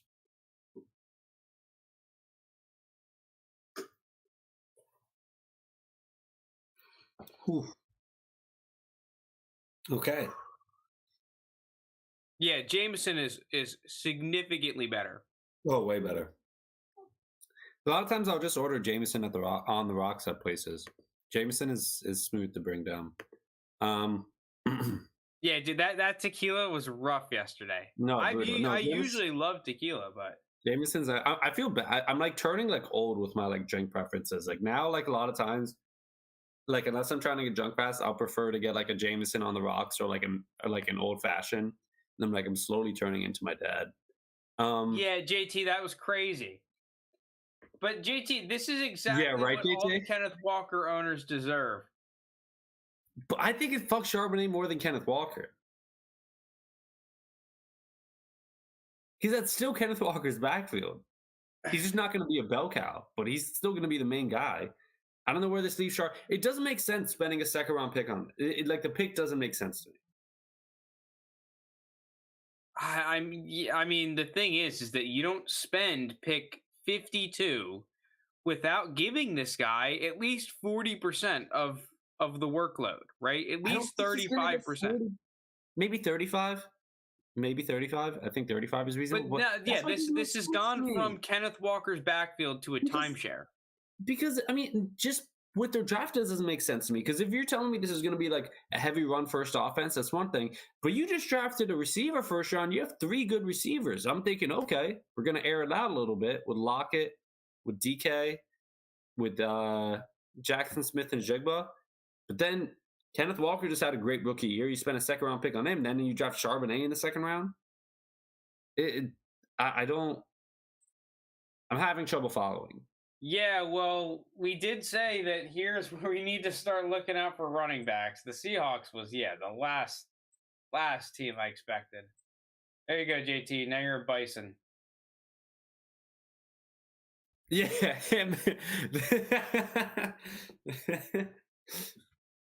That's the That's great. That's crazy. Okay, so where do you now think you value Charbonnet in a rookie draft?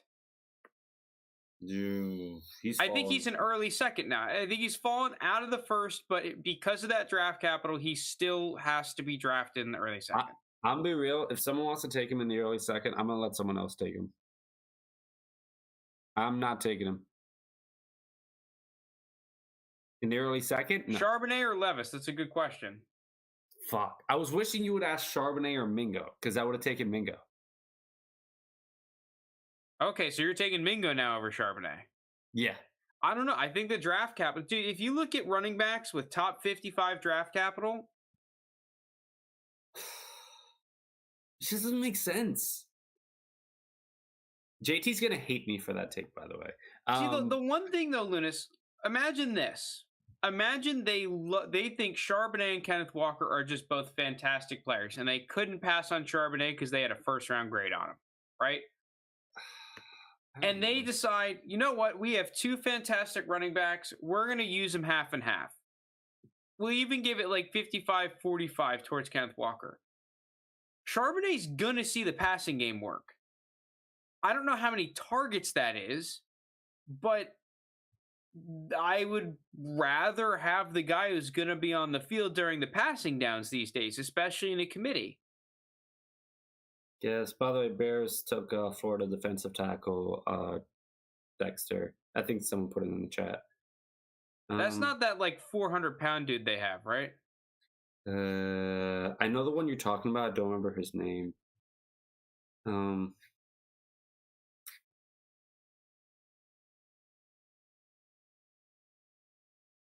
Whew. Yeah, I don't know what to think of the Charbonnet pick. Yeah, that is a complete shocker to me. It's a shocker to everyone. I'm avoiding Charbonnet. If early second is his draft capital.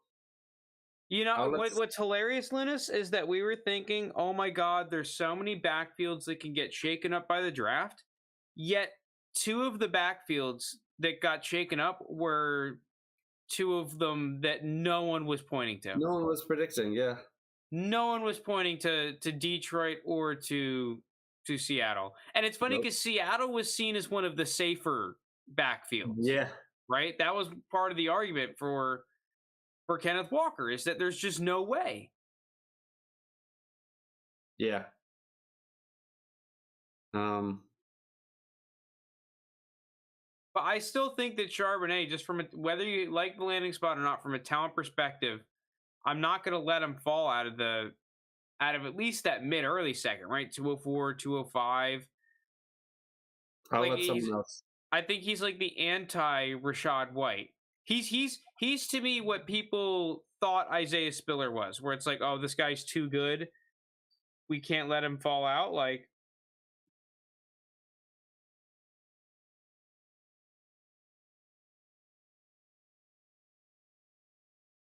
wow, that's crazy. Now I want to see where A-Chain goes. I think he's going to go early third, but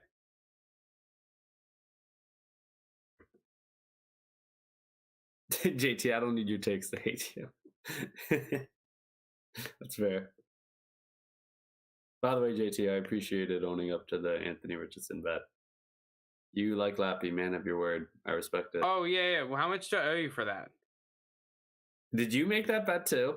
Did I make the bet with 3 people? Yeah, That's you amazing. made it with me too. It was like 20. Fuck you. JT, by the way, I was going to send that back because you could just take that off of what I owe you for the Lake House thing. So I haven't Venmoed you yet for that. So I'm going to send that back to you later, and then I'll Venmo you soon for the... Oh, yeah. Remember that $20 you owe me for that other thing too? What do I owe you $20 for? That was the joke, Lunas. The other thing. I actually believed you for half a second. I was like, oh, yeah, I know.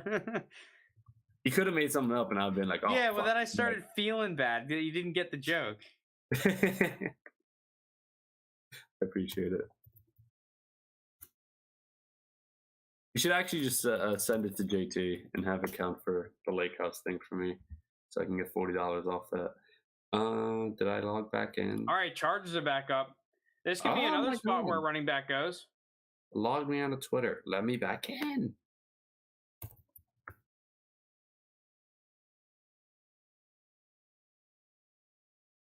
I feel like I doubt it. Do you think Eckler gets moved? I wouldn't be surprised. If not, then this is definitely his last year. Yeah, I just think that maybe you just like kick the can down the road. Like you don't deal Eckler and then the fuck go BPA here that's not running back. And then just if you need a running back, figure it out next year. Yeah. And they drafted a receiver, which is the main thing I needed. It logged me on Twitter. It's not letting me get back in.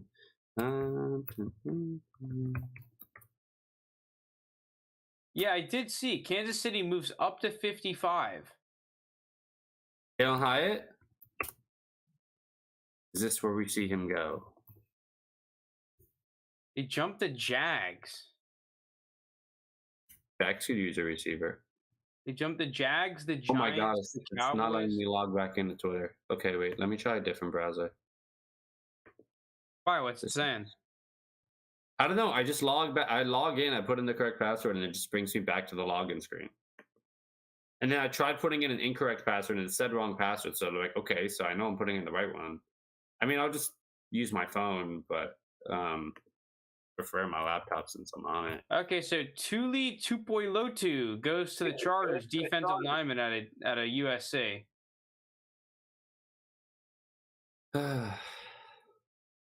So they pass on a running back.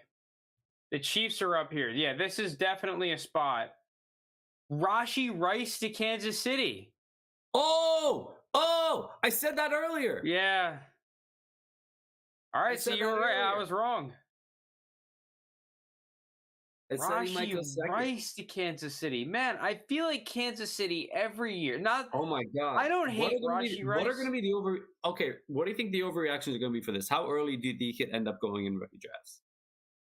Do you think he can sneak up to 112?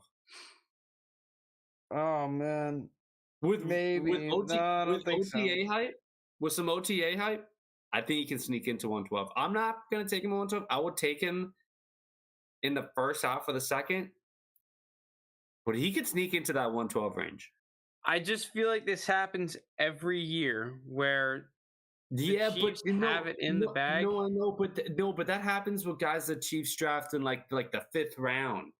This is a 2nd round pick. I know Sky Moore is actually the good example, but also, what does this say about Sky Moore?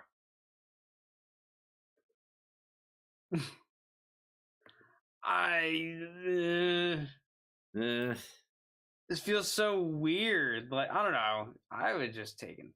I guess because like Hyatt doesn't fit. Like, at least Rashee Rice, I will say, does profile out really well. He was like the Oh my God. SMU budget D hop for them.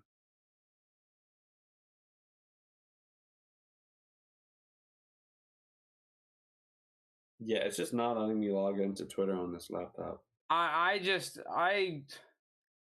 like, listen, I don't not like Rashee Rice, but like I kind of was saying before, to me, he's just a 3rd round talent, 4th round talent. Bears traded up. Like, he's athletic and he was pretty productive. So like there's definitely reasons why you could like Rashee Rice, but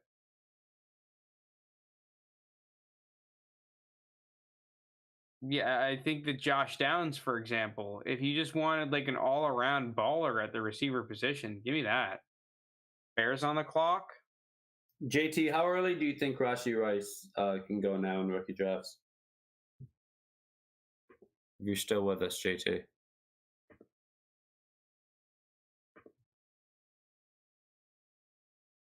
No, he might not be with us.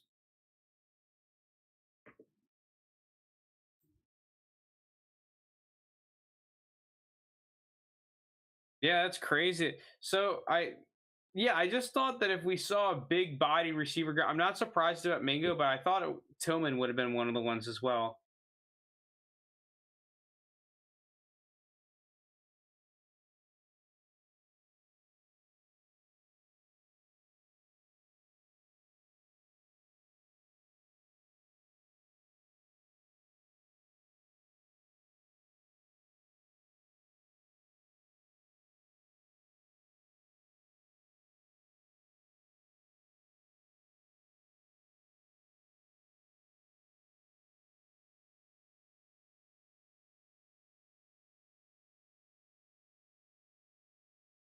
So we're getting some trades here at the back end of the second, with Chicago moving up now too.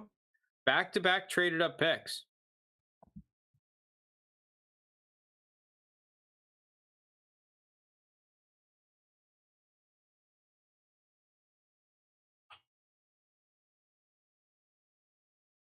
Sean was trying to convince me earlier that Jamal Williams is a better running back than Alvin Kamara.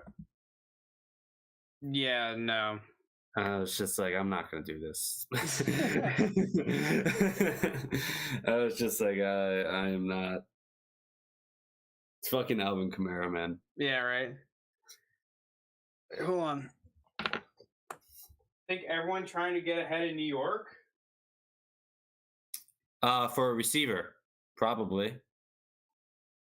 Because yeah, probably a receiver.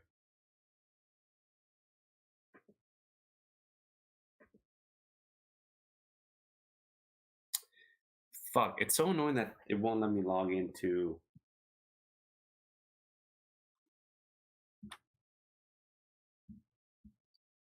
That makes sense. Try to get ahead of New York. For the receiver, yeah, because I think they're going to try to draft one. Okay, so Bears selected a cornerback. I don't know if you said that, but Tyreek Stevenson out of Miami. Yeah, but I think everyone jumped New York and took a bunch of the receivers that they weren't going to take. Yeah. Who's up next? Is that the Bears just pick corner? Yeah, Bears took corner. Giants are up. I mean, this is a slam dunk if you get Downs or Hyatt here. Especially as a safe pick, picking up Downs. Hitman 99. Why are you that shocked that the Bears took a corner? They need corners. Yeah, I wouldn't be surprised to see the Bears just go all defense at this point. Yeah, no, it's not surprising to me. Other than potentially picking up some other offensive line help. Yeah. But yeah, that defense was gutted. They've lost so much talent and Terrible.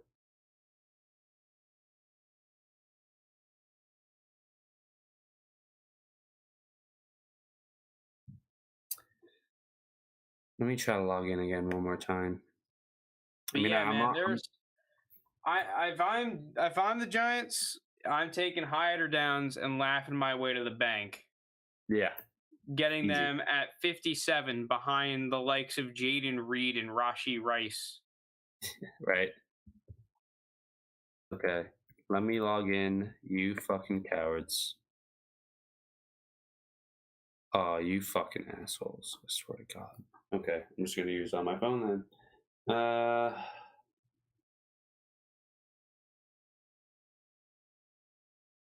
Figured they'd trade up for a wide receiver, but they have a pick coming up at 64 too, I think. The Giants are taking a center. John Schmitz out of Minnesota. This is wild that Downs and Hyatt are falling like this. Yeah. Especially Hyatt. Oh man, let Hyatt fall to the. Wait, the Eagles pick 61, right? 62, but yeah. Oh baby, come on. Let them get Hyatt on a late second rookie contract with Devontae Smith and AJ Brown. Ooh. I don't know. Maybe this is still a fine range for Downs to go in, but I felt like Downs is just. Man, he's a good football player, right? He's quick as shit. He's got good hands. He can threaten you vertically, and he's good underneath. He's good with the ball in his hands, and I feel like he just plays hard. Like I just like him as a football player. I'm absolutely shocked that he hasn't gone. I'm gonna take another shot right now because this is also kind of my pregame for when I go out later tonight. Okay, I'll do it.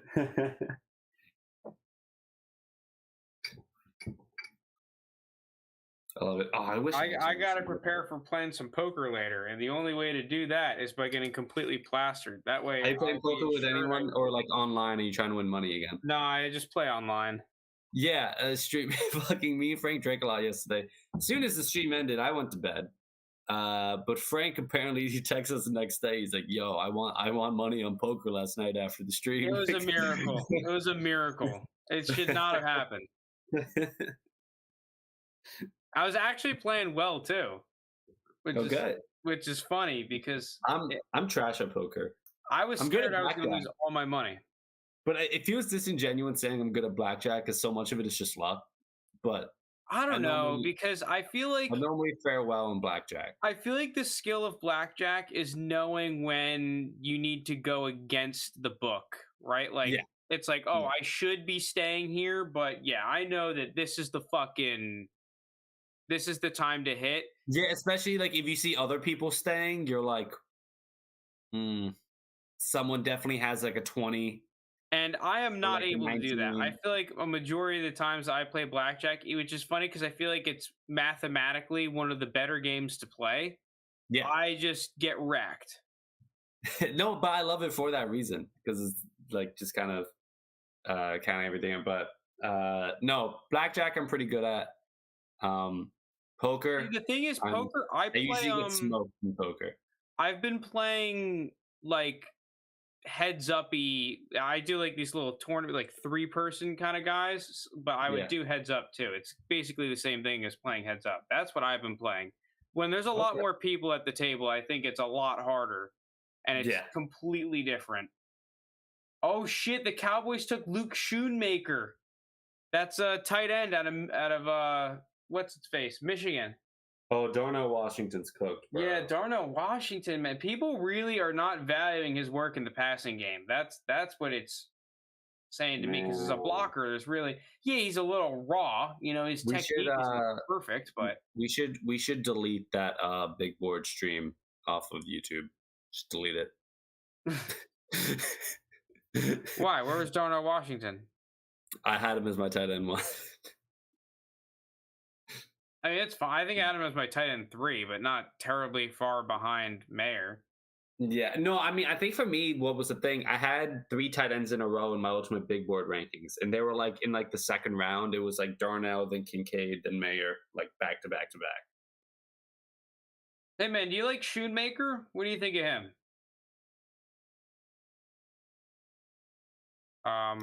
Crap. What was I gonna say? I was gonna say something. I'm blanking on it.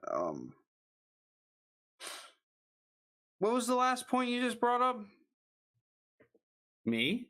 Yeah, you said something. Is Darnell Washington being cooked? Oh yeah, I know what I was gonna say. The thing that I'm the most pissed off about is ranking Will Levis that highly because, to be honest, I really didn't like Will Levis that much, but I was like No, but pricing same, in yeah. the fact that it's like, well, shit. If the Because everyone expectation was he's saying gonna he go was going to go number 4, 4. yeah, like if he goes at 4, like I don't like him, but at 108, I feel like I have to take him. The 4th overall. But at the pick. same No. time, I come at it from this perspective because I mean I try to make my big boards and mock drafts like this, at least to an extent. He's okay. I have him at like tight end 8 though. I think there are a few better out there fantasy wise. Yeah, I don't know. This is such a weird. I just don't really like Luke Schoonmaker. I'm honestly questioning, like, is he better than Peyton Hendershot? Right? Like, yeah, he might be better, but is he actually better? Is he better to the point where it's like he's going to dominate the tight end market in this offense, and then outside of that, carve out enough of a piece to where he's fantasy relevant? Because this is a team, if you remember, used a lot of tight ends in the red zone. Obviously, there's a new coordinator, but I'm not totally convinced that outside of some serious development in a couple years, it's like he's going to be that much better than the other dudes. I don't know. Maybe I'm wrong, but that's kind of how I feel. But it's going to be interesting to see what happens. All these tight ends have increased their stock, other than Darnell Washington for these rookie drafts.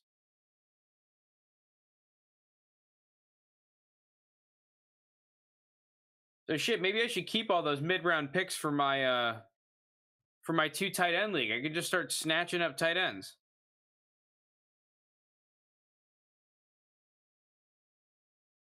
Yeah, by the way, I would not recommend 2 tight end leagues. It does not really add any fun.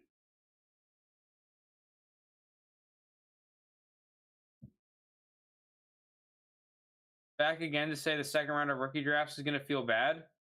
It's not done yet because we haven't seen these running back landing spots. That's what's going to really, because JT, to be honest with you, I don't think so. second/third round, I feel like is bolstered with all these tight ends going. That's what I was thinking. The same thing, Frank. I think the second round after the draft. I actually like it more than I did pre-draft. And we still got to see where some of these other running backs go. Right. So yeah, the problem I have really But, yo, quickly, last point on the Go ahead, Trey. 2 tight end leagues, is that I feel like it just creates this Mixon paradox with a majority of the tight ends, where it's like, okay, yeah, I like how the fact that the top end tight ends are highly valued, right? They're it's almost like there are quarterbacks in super flex, right? The super good tight ends. But now, like in super flex, the David Njokus of the world become Kirk Cousinses, and they're like impossible to move because the person who has that Njoku is like, well, I need a first, or that Goater is like, I need a first. But all the people buying them is like, no, fuck that. Like, I don't want to pay a first for David Njoku. Like, Yeah. so, and I feel like there's a lot more tight ends in the Kirk Cousins zone than quarterback, right? Like, at least quarterback, there's like a lot of them that are elite a lot of the times. Yeah. No, what I was going to say real quick, fun fact.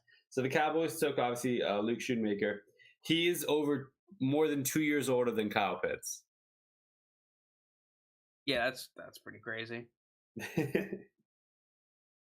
Only positive I see is potentially people reaching on these tight ends that are not going to offer any fantasy relevance.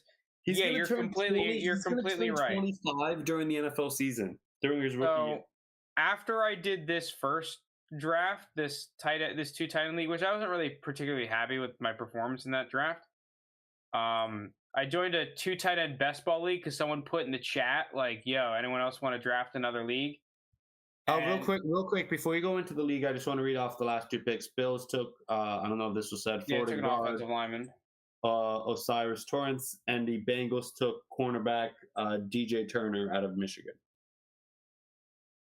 Yeah, so right after I joined up another 2 tight end league, and I went heavy, or me and one of my buddies did. We just faded tight ends completely and drafted a nasty team. We picked up, I think we had 102. We picked up Allen. Does it show in this? Yo, by the way, with the Bengals 102. picking that corner, that's a big landing spot eliminated for Darnell Washington. That's kind of what we were banking on for him. Wait, the Bengals took a corner? Yeah, that's what I'm saying. Oh, geez. Yeah, now he's in free fall. Yeah. Does he fall out of the second round now? Yeah. He might. Depending he's got to go somewhere.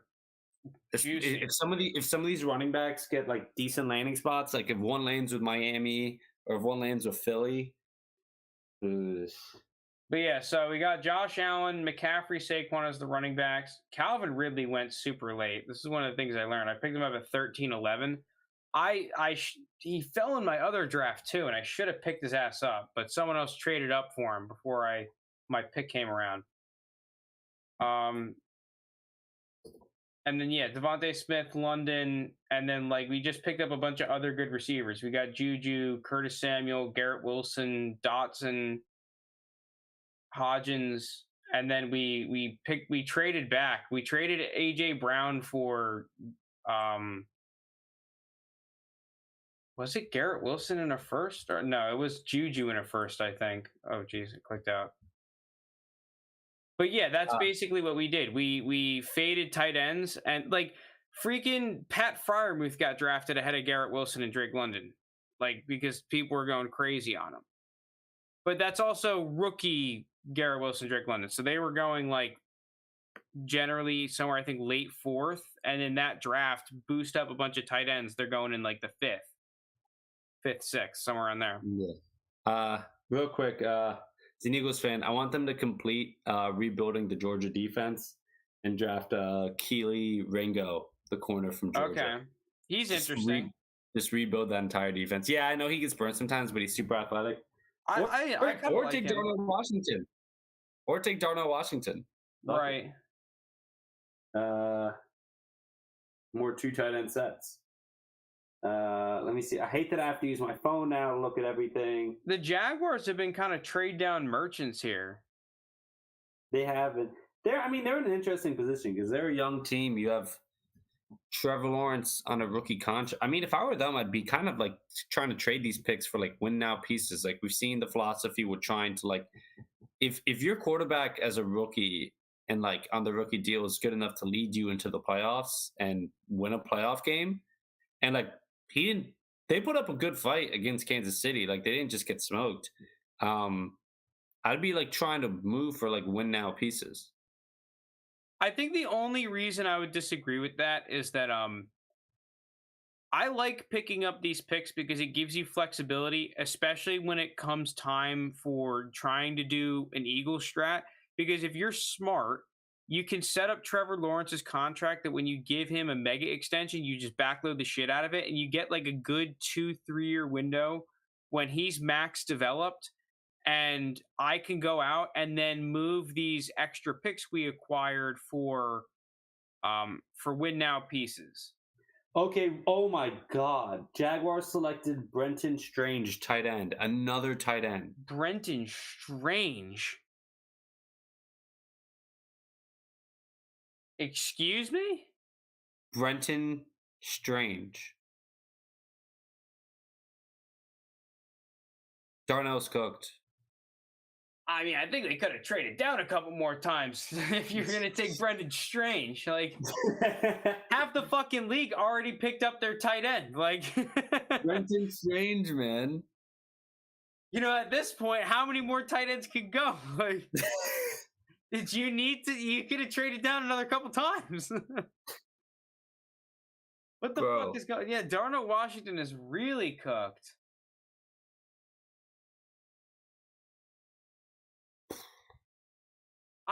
Brenton Strange, I don't know where the fuck is JT, as a fellow, I don't know if you're still here, JT, but as a fellow Darnell Washington tight end, one truth, we're getting cooked.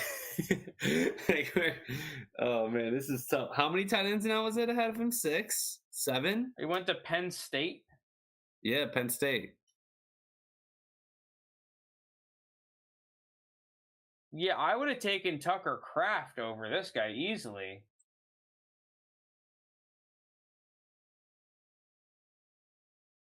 Eagles are now up. Let's go, Birds. I mean,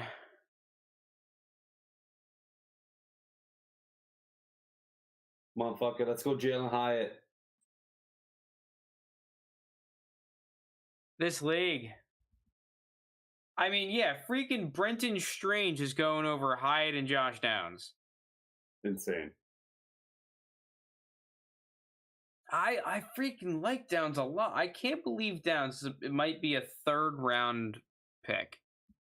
Okay, so I want the Eagles to go Jalen Hyatt, knowing the Eagles just historically they'll go O-line. Because that's what they always fucking do.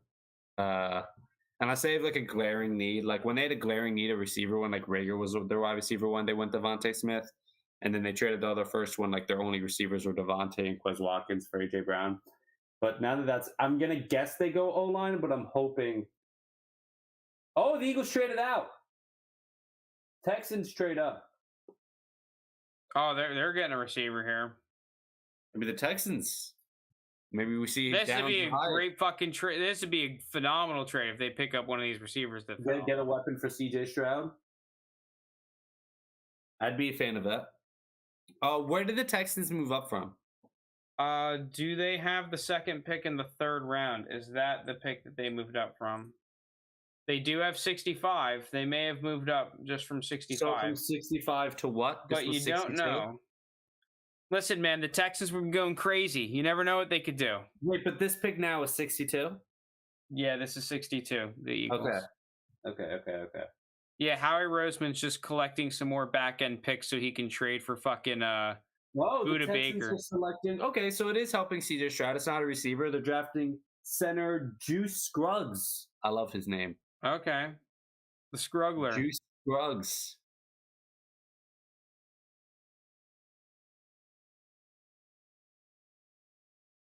All right, Lance, you want to rip this shot? Yeah, let's do it. Cheers. Cheers, amigo.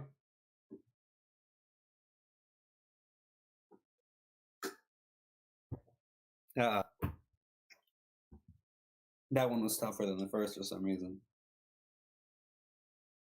Whew. Okay. I'm straight. I'm good. Whew. Okay.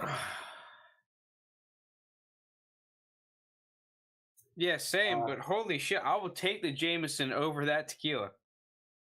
No, I can imagine. I don't know how you were doing tequila yesterday. I usually love tequila.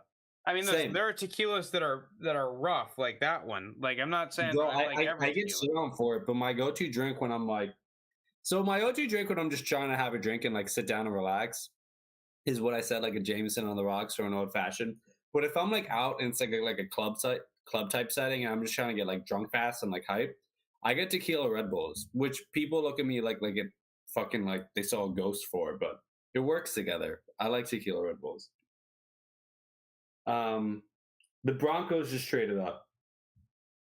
Jesus Christ, Dov Kleiman.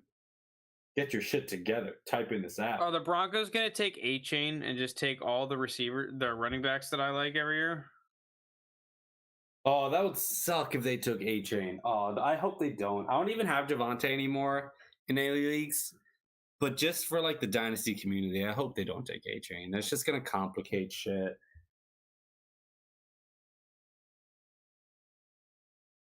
Whoever picks up A-Chain is getting a great low football player.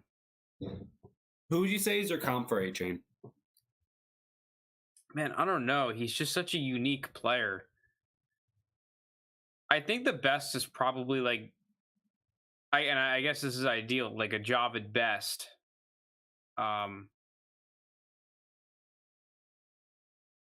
But he just has such a unique running style. It's almost and he breaks tackles. Like I like guys who make people miss.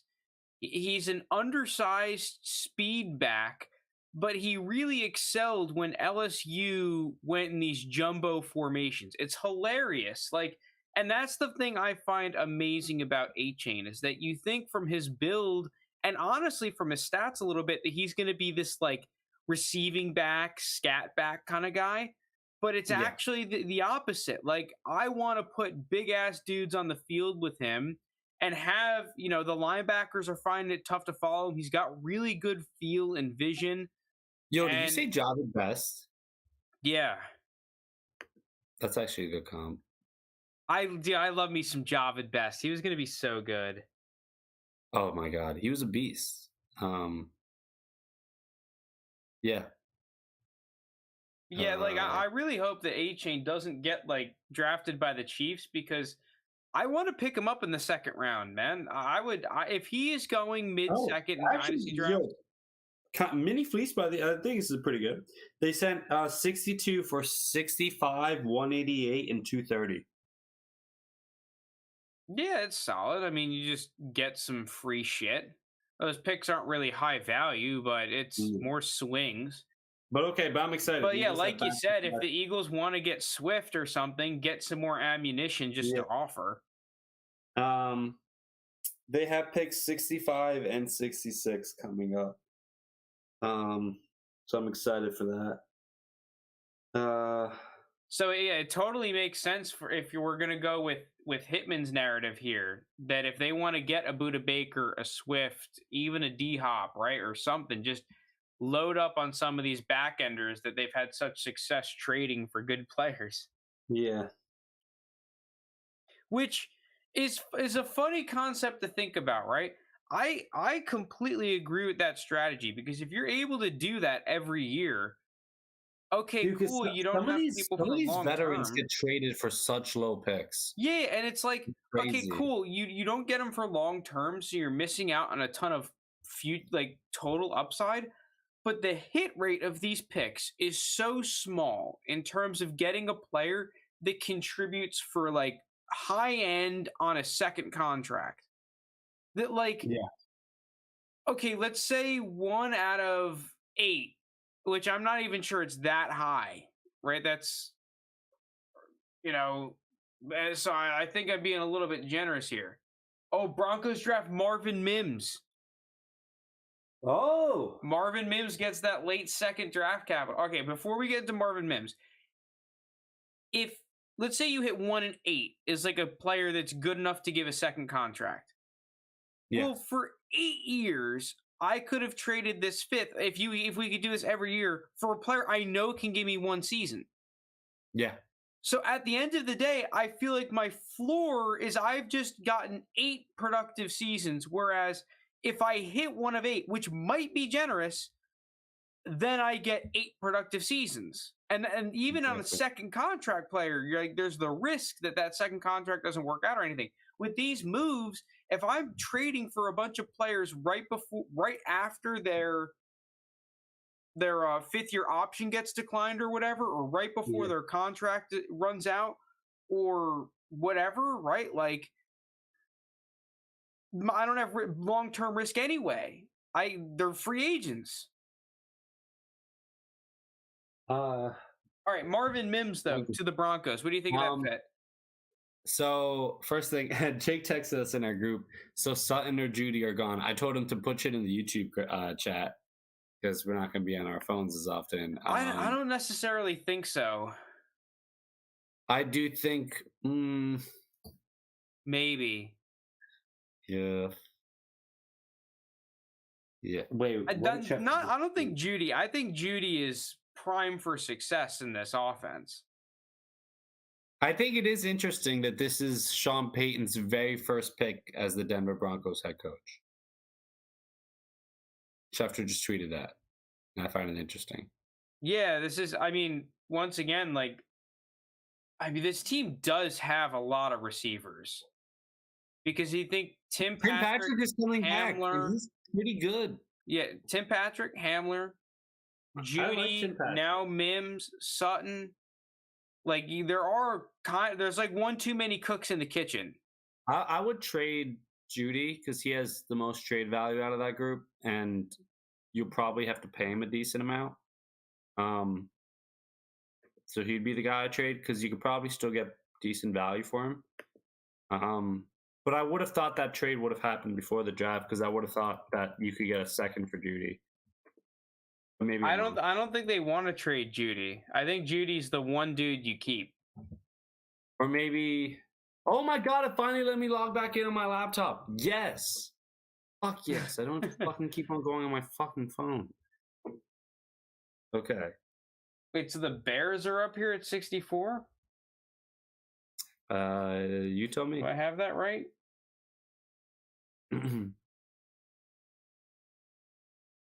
Okay, this is actually a pretty useful tweet. There's a tweet that listed all of the round 2 skill players or skill position players that have been taken in their teams.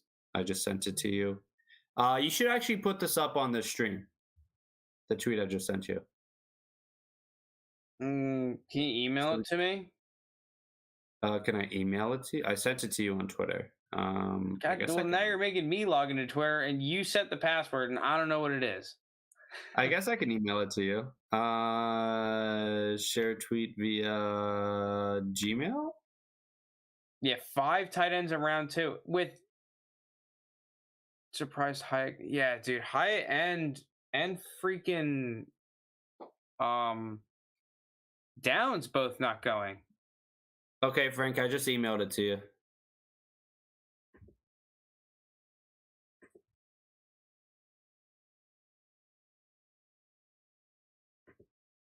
I think Hyatt and Downs are both steals right now.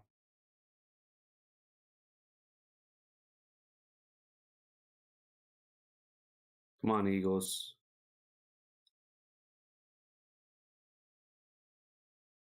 Round 2 skill position selections at quarterback, only Will Levis. So the Hendon Hooker hype was bait after all. Yep. I do expect him to go in the 3rd round though.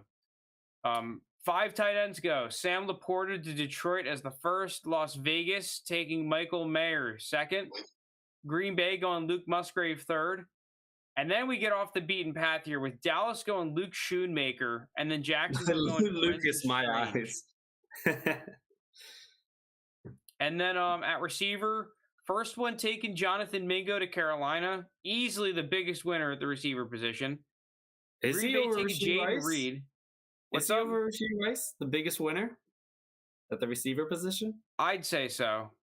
I lean so, but Rasheed Rice definitely had a huge jump. Second round pick to the Chiefs. Right. Is that I receiving think room? I just think that the one thing I will say though is that range, right? Like where Mingo went at pick 39 is significant draft capital. That's great Whereas, draft like capital. what Yeah. By the Rashee way, Rice in went the like mid 50s. yeah. By the way, real quick. So we were talking about it earlier in the chat to address the Judy or Sutton thing. Who do you guys think? People in the chat. What do you think's more? Who do you think's more likely to be traded? We were saying. I thought it was Judy, but I thought that trade would have been done before the draft. Because I think he's like a second round value in terms of trade asset. Because they have Hamler and Tim Patrick I coming think back. it's and I think- easily Sutton. but now I think it's Sutton because I think now it's maybe easily Sutton gets Sutton. traded for like a fourth or a third. But yeah, maybe. that's the problem is that you get rid of Sutton. I'm pretty sure they gave him that contract, right? So Ooh, I'll look that up. and they gave him a But chonker. I'll keep reading the round two, guys. I'll look up Right. the So yeah, Sutton you have contract. Kansas City taking Rashee Rice, and then Denver sneaking in Marvin Mims there at the very end of the second, and the only running back going to one of the spots that no one thought would take a running back, but they did. Ooh. Seattle picking up the UCLA back Zach Charbonnet. It all went great for Zach Ooh. Charbonnet until you saw Seattle's name next to him. Because that draft capital is exactly the number you wanted it to be. Yeah, Charbonnet. I'll let someone else draft him. 52. Yo, the Cortland Sutton contract. He's getting paid $14 million this upcoming season. If you wanted to cut him, it'd be $25 million dead cap next season. Ooh. Next season, the potential out is in 2024. He's getting paid 13 mil, but you would only eat 7.6 million dead cap, which still is not great. Or in 2025, he's getting paid another 13.5 mil. You'd only have 3.8 in dead cap. Oh, that's rough. That is Not rough. great. Not good. Yeah, Not that's not good. Yeah, no. Well, because you want to know what the problem is? Who would Yeah. you rather give that money to? Trade for Sutton or trade for fucking D-Hop? Diop. Exactly. Like, Because yeah, I'll give the extra little draft capital and get D-Hop, the guy who is like whenever he's healthy, tears up the league. He's still an elite receiver whenever he's healthy. Yeah. So, by the way, Bears took a defensive tackle, Zach Pickens, with the South 64th Carolina, pick. baby. So Let's the go. Eagles are up 2 in a row. Is one of these a running back? Oh, that's interesting. I want them to take Hyatt. I think one of the two picks will be What an if they- offensive lineman. If I were the GM, to be honest, and this might just be me having fantasy football googly eyes. What if you just took Hyatt and Downs back to back and just said "fuck the league"? We're giving Jalen Hurts the best that's receivers. crazy. Like, That's crazy. No, I'm down. For I one would of take them to A Chain here if I were them. I'm down for one of them to take over the wide receiver 3 spot for Quez Watkins because Quez Watkins had a down season and don't get me started on his Super Bowl performance. Fucking dropping that dime at like the 5-yard line. Oh, I don't want to think about it. I don't even want to think about that game. You know what? Jalen Hurts had the game of his life that game. I haven't watched a single video of a replay of that game, highlights of that game. I don't want to. I don't want to ever watch that game again. Or what if they just keep taking Georgia players? They just go Darnell Washington and Ringo back to back. Like Ringo and Darnell Washington. It's just like, yeah, we're just gonna recreate Georgia, lol. Like Georgia North. That would actually be hilarious. I'd be totally with it. If they took, I think that if they went Washington Ringo, the Eagles fans would love that shit. They would eat that up. Yeah. Got dogs all over the lineup. Okay, offensive lineman. This makes sense. They took Alabama tackle Tyler Steen. Okay. I said one of the two picks would be O-line. Let's see. Now I'm interested to see what this other one is. I wouldn't be surprised if they traded back, but come on, give me something spicy. Give me an offensive skill guy. So I will say, if this pick is not a running back, that would make Rashad Penny potentially a decent sized win, but we got to make it through this pick, us Rashad Penny truthers. Yes. I mean, yeah, there's still later time in the draft for the Eagles to select a running back, but I don't see them having a pick in the fourth. I don't think so. Unless, but listen, here's the thing I would be afraid of. The Swift trade. The Swift trade, because you might be able to get Swift for like a 5th round pick or like a future Right. 4th or something. That's what I'd be afraid of. And the Eagles definitely, especially with that trade back they just did. They just picked up another 5th and another 6th. Yeah.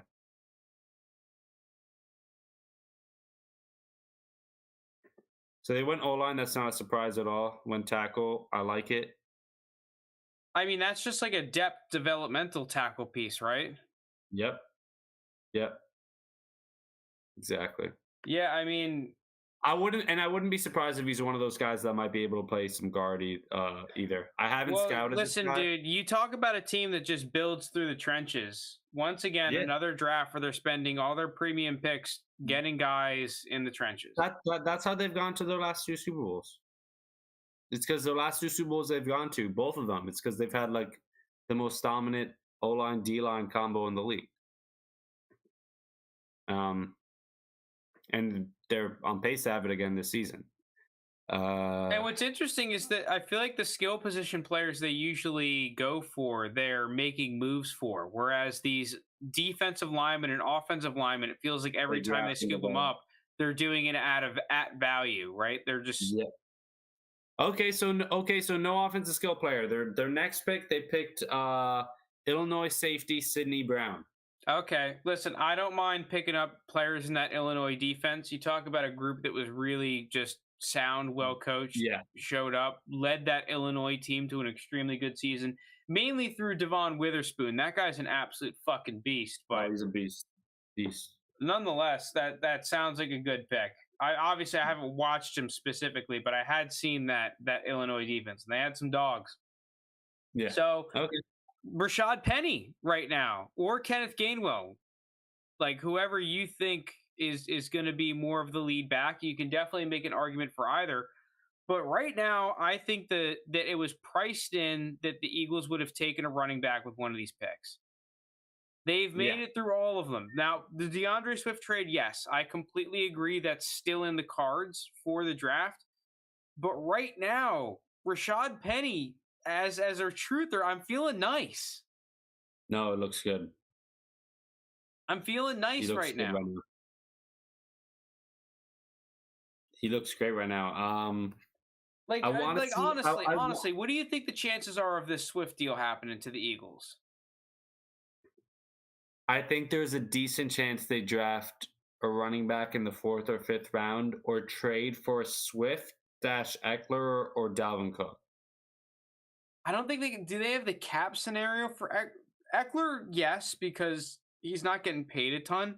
But the problem is that is Eckler gonna be moved without kind of like an AJ Brown scenario where he gets the contract as basically part of the move? I don't think they would give him an extension. I think they would just trade for him. Yeah, I think that's the issue. It's that like. Because that's what it seemed like when AJ Brown got traded to the Eagles, that they almost had that contract already done. No, they did. But I think with someone like Eckler, like they can take a chance on better. They're not paying him. No, they're not. No, but I'm saying from the Eagles' perspective, they're like, our window is right now. Like while we have this insane roster with all these veterans. Yeah, true. And but I feel like the Chargers can make that same argument though. And Jalen Hurts this upcoming season is still, he got the extension, but that extension doesn't kick in until after this upcoming season. So he's still only getting paid like $4 million next year. I just also don't think they do it for Dalvin, because that Dalvin cap hit, like you're talking about, it's like 14, 15 mil, right? Something around there. That's too much. That's too much for. I mean, the Giants wouldn't give that to Saquon long term. So you think that a team wants to do that for fucking Dalvin? Long term is different than 1 year. Yeah, true, but it's Dalvin though. Like Dalvin, you're not paying 14 mil. Dalvin's still good. If they can get him for cheap for one season, I'm not ruling it out. The Eagles have traded before for players for one season. Real quick, we're talking about a running back pick. This could be a running back pick here as well to the Broncos. The Broncos took a linebacker. Okay, never mind. Arkansas linebacker Drew Sanders. Okay. Well, once again, another running back situation that was going to be on hot water potentially with Javonte there. Also, they signed what's his name? Samaj Pirine. You talk about a guy that could be relevant that is massively underpriced potentially is Samaj Pirine. Like, I'm not going out and purchasing him into my leagues, but he's someone that could be an interesting purchase. You know, let's say you're during your rookie draft and you're looking for a piece to throw on during a trade back or something. And you say, you know, fuck it, give me Samaj Pirine. Like, especially because apparently people are saying Javonte might not be healthy to start the season. Broncos are passing on these backs. Okay, yo, Schefter just tweeted Detroit traded into pick 68, ... Lions could look at a quarterback. Okay. Schefter said to look at a quarterback. That's why I find it significant. Right. So is Hooker going Because he here? normally doesn't project positions. Or if we're going crazy with the draft, is it DTR? You know, just like, why not? I'm not gonna lie. Can I be completely honest? What's up? I would draft DTR before Hendon Hooker. It's Hooker? Yeah, it's probably Hooker. It probably is, but Pick is in? it's Yeah, it's definitely got to Hooker. be Hooker. Yeah, it's got to be Hooker. It's got to be. Oh, I'm looking for it. Yep, it's Hooker. There it is. I'm pretty sure I said a couple picks ago that I thought they were going to go Hooker because Hooker definitely has that kneecap biting attitude. I was kind of wild on that DTR over Hooker take. I don't know if I would take him over Hooker, but I would understand it. That's what I should have said. I would understand it because at least DTR isn't going to be like 2 years away from a nursing home by the time he plays. Like, come on, man. So, the dude's our age. The dude's literally our age. Bro's going to be 26 the first time he steps on an NFL. I'm still 24. Okay, he's 1 year older, 2 years older. I wouldn't draft my ass. I'd be like, old as fuck. I'm good.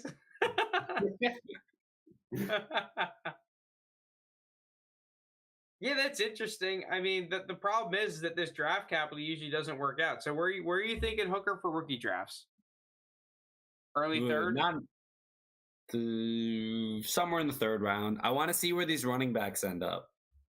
He's definitely not in the second round, though. I'd say the third. You know, I think the issue is because I'm trying to comp them to the quarterbacks last year. Because if you remember, this is where the quarterbacks last year were basically what happened, right?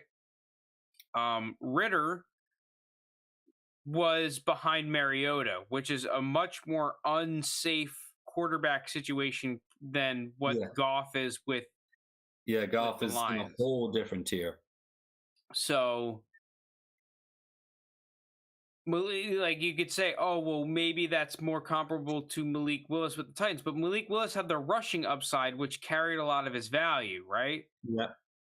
On top of the fact that he was he was mocked at 14th overall on average by the mock drafter. So like Vegas thought he was going first round.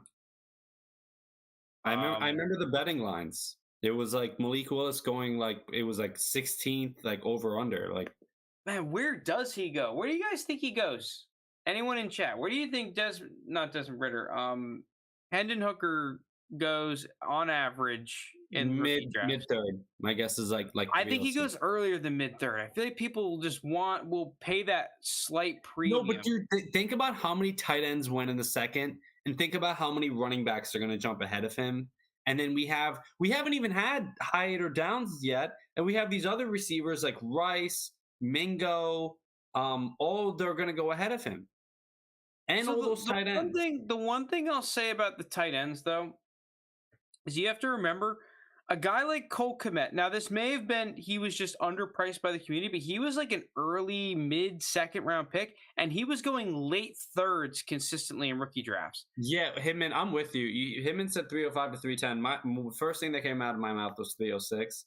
Okay, yeah. I'm So with Hibbins I'm agreeing with with you. yeah, I'm with you on that range. But the thing is that like freaking Shoemaker. I guess maybe because it's the Cowboys, that's a bad example. Brenton Strange. Brenton Strange, I think, is still a late third round like type player. Like he's not going over Hendon Hooker.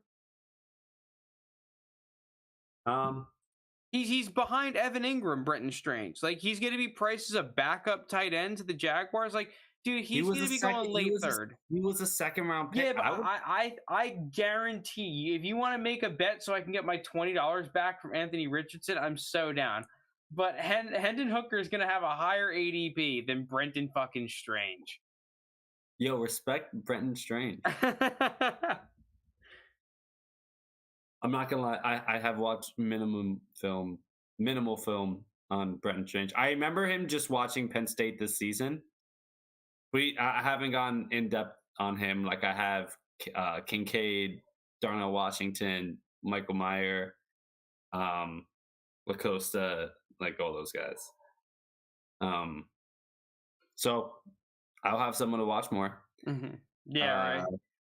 99th percentile, we get 5 or 6 years of starting from Hooker. I'm not excited about that. I don't really care about the age. PDR, why did I not notice it? You were a Lions fan.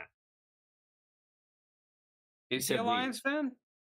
I mean, he said we get 5 or 6 years starting. Yeah, he may have just used that in his speech pattern more so than signifying that he's a Lions fan. Oh yeah, that's true. But I was maybe say, I was like, you've been one of our favorite viewers who's been loyal to us, and we love you. I was like, I'm surprised I hadn't picked up on the fact that you were. See, I was right. Oh yeah, you were right. Okay, I feel less bad. I was like, Wait, did Houston trade up to 69?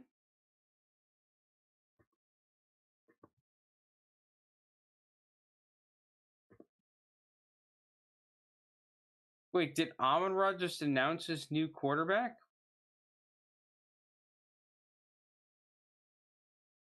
If you're talking about like watching the draft, I am not watching the draft. I'm not watching. Okay, so Vegas took Alabama D lineman Byron Young at 70.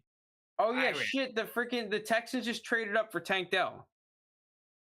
Wow. Okay, so that's a big shakeup because he just got a huge landing spot with early third round draft capital. And he's someone I would take ahead of Hooker. Well, yeah, now he is definitely. Yeah, but the most surprising part, all these receivers are going before Hyatt and Downs. Now, let me ask you this: is this a win for John Mechie so far? The fact that the Texans receiver that's been added is Tank Dell, not Quentin Johnston or Jordan Addison. I would say yes, because they could have easily added someone at the beginning of the second. Or like earlier in the second round, and they didn't. And obviously, Tank Dell, this is a big landing spot for him and it boosts his draft capital. But I think John Mechie's going to have every opportunity in the world to be able to get his targets. And by the way, just like as prospects coming out, I had John Mechie rated as a higher prospect than you got slightly higher draft capital, albeit it's generally speaking the same. Yeah, no, but just, I mean, you tell me how you felt about both those prospects coming out. I like Mechie more than Tank Dell. Yeah. That being said, obviously though, I don't know how he is after what he went through, because that I can imagine that's like he probably lost some strength. I mean, we'll see how he bounces back. I'm rooting for him after what he went through, but I would say this is overall a win. He's going to have every opportunity in the world to be able to get a lot of targets. Right. I mean, I just think that coming into the draft, you don't expect the Texans to trade up from 12, and at 12, it just makes sense. And kind of like what happened here, they need a receiver. You just think they take the receiver one. So this entire time we've been pricing in Mechie and I guess Nico Collins, if you like Nico Collins, and the other Texans receivers, as if they're going to add either JSN, Quentin Johnston, Addison, or Zay Flowers. By the way, again, I don't know how he is after what he went through, but I like, as a prospect coming out, Mechie more than NFL Nico Collins. Goff has no guaranteed money for 2024. Yeah, but Yeah, but oh man, he he's played just a well. better. Mm, He played well. He was not yeah, the he did issue with play that well. team last year. He was not the reason they didn't make the playoffs last year. Like obvious. Oh, wait, the Saints just took Kendra Miller. Did they trade up one spot? Oh, don't tell me that's the landing spot. No. Don't tell me that's the landing spot for Kendra Miller. I Why? hate Do you it. not like that? Dude, they took Kendra Miller. Bro, they have Jamal Williams and Kamara. Oh, you're right. That is ugly. That's an ugly Well, landing spot. is this the same time as when the Saints signed Adrian Peterson a couple years ago, and then he like basically did nothing for them? Is that what Jamal Williams is about to do? Jamal Williams is much better than AP was when they signed him. I don't know. That's Jamal disrespectful. Williams might just be a touchdown merchant. He might just be a passion touchdown He had merchant. 1,000 rushing yards. Yeah, and then was he good got last paid. year. And then he got paid. He might just be sitting around watching too much Yeah. anime. I mean, he's not going to have as good a he's not going to have as good a season as he did last year. But you know what's actually funny? There's a center on the Cleveland Cavaliers who's like obsessed with Pokemon, and he got absolutely smoked in the series against the Knicks, and the Knicks beat them 4-1 in 5 games. And all the Cavs fans that went on their subreddit was like, "This fucker was too busy playing Pokemon instead of getting in the weight room, and like practicing getting rebounds." That's hilarious. Oh man. I hate this landing spot. And like, unless they plan on moving on from Kamara or Jamal Williams in a year, maybe they view him like they want to trade Kamara after this season and Kendra Miller step in. But he's going to be the third string running back against two good like Kamara is an elite running back and Jamal Williams is a good one. The thing is, I don't average. From a Kendra Miller, because I like Kendra Miller. From a Kendra Me Miller too. perspective, That's why I hate this. The thing is, no, I don't care about the landing spot. I care about the draft capital. Kendra Miller coming off a major injury didn't test. Oh shit! I gotta grab my laptop charger. Talk to the chat. Yeah, like Kendra Miller coming off that injury, not testing in anything. And from watching his film, I had athleticism as a major question mark. Like I just didn't know, so I wanted to see him. I mean, I had it in my notes. Like I want to see this guy test. I have no fucking idea. Having him being picked at 71, like it's not the best draft capital, but RB4 off the board. There were way worse range of outcomes that could have happened for Kendra. Oh, thank God, I got it. So the Cardinals here at 72 are interesting. Same thing with the Rams at 73. They're a team that could take a receiver. I would hate that pick for the Rams if I was. They're going to go through a full rebuild. If I'm them, I'm drafting. They need a corner. I like their offensive linemen. Address the defense. You get receivers. And running backs later. I would build those core positions, the trenches. I just can't go out from there. That these receivers are being taken over Jalen Hyatt and Josh Downs. Yeah. Cardinals take cornerback Garrett Williams out of Syracuse. Yep, with the 72nd pick. When's the Eagles' next pick? I don't think they pick again until like the 5th round. Fuck.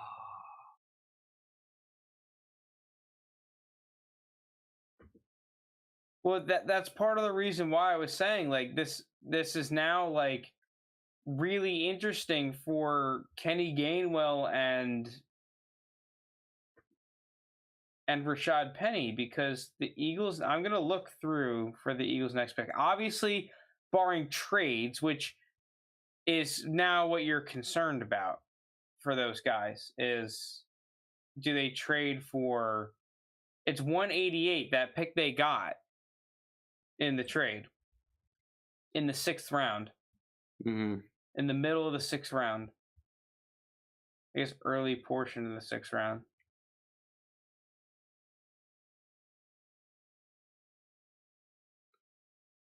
So JT said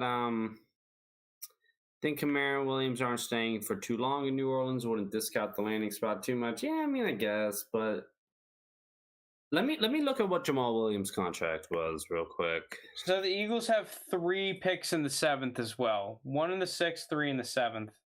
Oh, so they're not picking for a while. Damn. Okay. Okay, so Jamal Williams just signed a 3-year deal last offseason, or this offseason.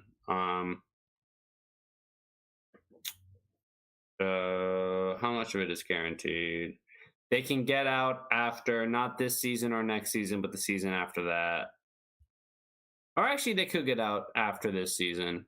Lunas, Or actually, no. Yeah, I lied. this is exactly what he wanted to do. I lied. They got to keep Jamal Williams for pretty much like 2 years. He's a contract merchant. Who, me? Yeah. This is important. Says every contract merchant. I hate you guys. You got to take it into account. Listen, I don't just in this case, I don't like they signed his ass for a reason, right? Like, Yeah.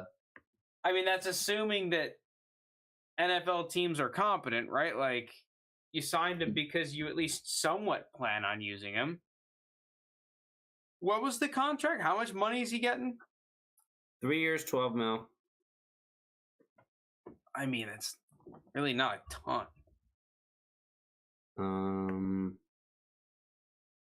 Yeah, if they wanted to cut him right out this off season, it'd be 8.1 mil in dead cap. If they wanted to cut him next off season, it would be 6.3 mil in dead cap. Are you gonna take 6.3 mil in dead cap just to get rid of Jamal Williams? No, yeah, you're not. Yeah, so he's there for 2 years. And then if you want to cut him after 2 seasons, then you cut him for 2.3 mil, which it's not great, but that's not bad. I think so, JT. I think the interesting thing about Swift is that you're paying him like $2 million this year or something really cheap. Yeah.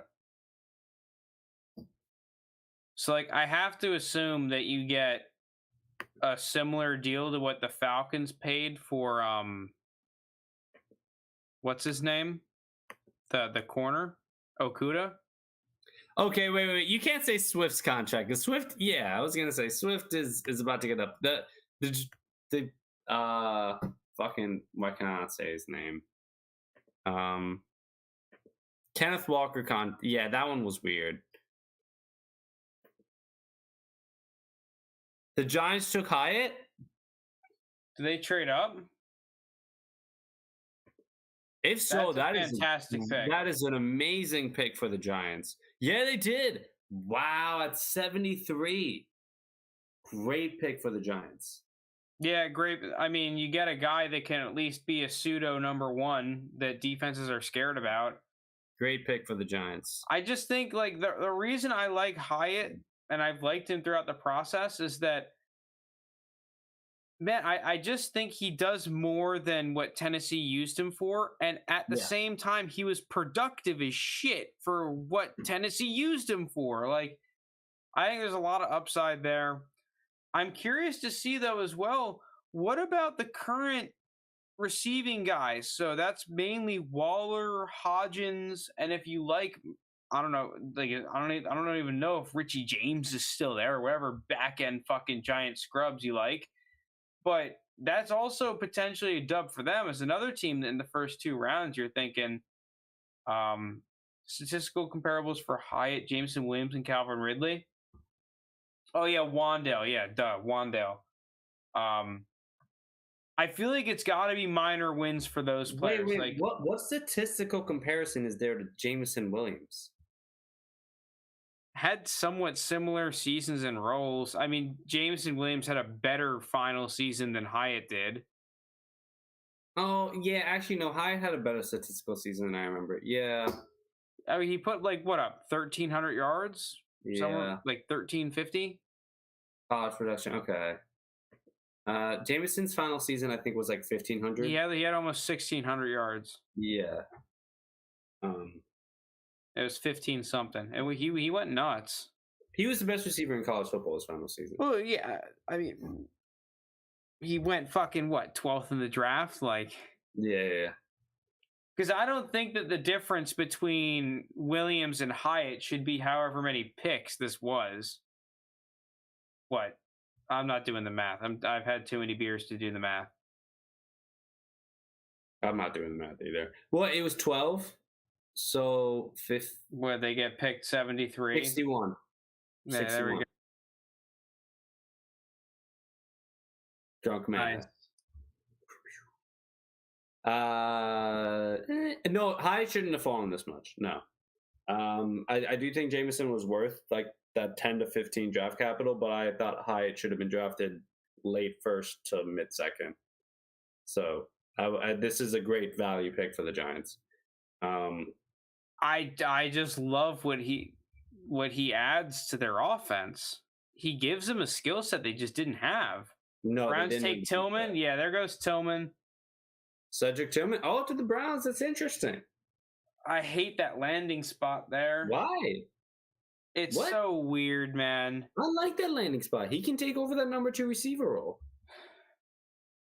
I'll tell you what. I mean, that Browns team. Unless you're gonna come and tell me the person who was more pro Donovan Peoples-Jones than you. No, can't I'm keep not up worried. I'm playing worried these about people. Elijah Moore though, Oh fuck, you're right. I completely because forgot we have about Elijah. Njoku. Njoku, we know who Njoku is. Njoku's not going to command a huge target share. He's not going to be over 20%, but Njoku's going to get his like 15 to 19% of the targets when healthy, right? Yeah. Like 100%. Yeah. He's a good enough tight end to do that and to command that. Amari Cooper is Amari Cooper. We know who Amari Cooper is. Amari Cooper is going to put up his 1,100 yards, 1,200 yards. Elijah Moore is probably still a better prospect than Tillman, but there's annoyingly still Donovan Peoples-Jones and David Bell who aren't going to be out of the mix. Yeah, they're going to be priced behind Tillman, but this is a lot for like Tillman has to be really good to overcome that, right? It's not like he's going to be in a scenario where he's just given targets for free. I like the landing spot. I'm not worried about But I will say this fucking Browns offense is looking nice. If Deshaun Watson actually gets his shit together, I mean, They have a nice ass O-line, good running back. They've massively upgraded the talent of their receiving core. If we're taking Elijah Moore at his prospect value and now Tillman at his prospect value, adding that to their offense, that's fantastic.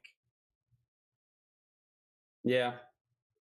At least on paper, it's fantastic. We don't know what's going to actually happen with Elijah Moore, but as a prospect, he was great. Mm-hmm. No, it's true. But the thing is that like if you're going to bet on someone to produce more, who are you taking, Tillman or Elijah Moore? I'm taking Elijah Moore. I'll take Elijah Moore. Yeah. Come on, you're taking Elijah Moore. I'm taking Elijah Dude, Moore. Elijah Moore went crazy in college. You look at his stats; he went crazy. No, it's Elijah Moore. No, I'm not disagreeing. It's Elijah Moore. But none of the other Zach Harrison, edge rusher. Yeah, Downs to New England would be awesome. That'd be a great fit. JT, David Bell is toast. And he's burnt toast. I mean, Downs has got to go in these picks coming up because Patriots, Rams, Packers, Colts, I can all see an argument for. Patriots seem like really liked him that much. The Titans could take him. There's like 8 teams in a row, or however many this is, that could take Downs. Patriots seem like the perfect fit.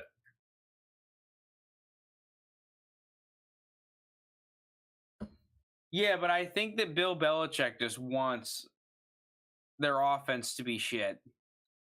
What pick is it right now? Patriots took safety Marte Mapu.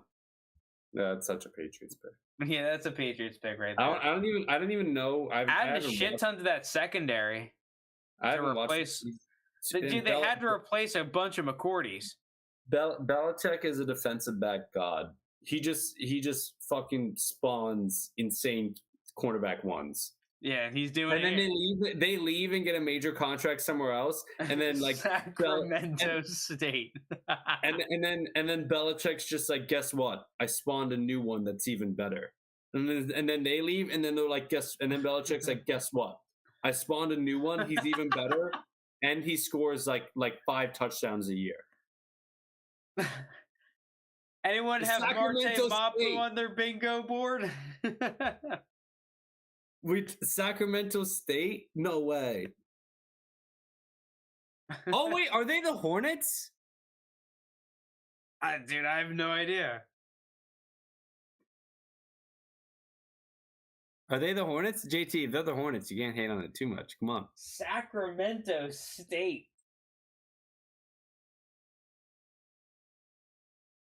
Let me look this up. Marte Mapu, Sacramento State. Yeah. Let's peep Sacramento State University real quick. Are they the Hornets? I saw HOR and then it's ending with S. I'm looking at their website. I mean, they've got a lit crowd. Yeah, they're the Hornets. Dude, Hitman, you're like a little fucking encyclopedia out here. It's a little scary. I love it. The mascot is named Herky the Hornet. JT, how can you not love that draft pick? How do you know this?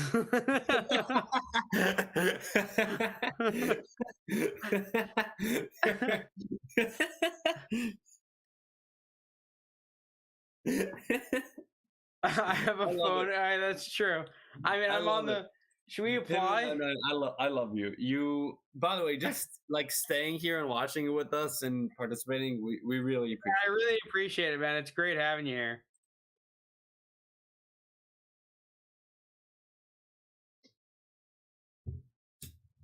Herky the Hornet, bro. it. All right, I'll do it. What do you think? 10 o'clock or 1:30? 1 o'clock. I'll get up late.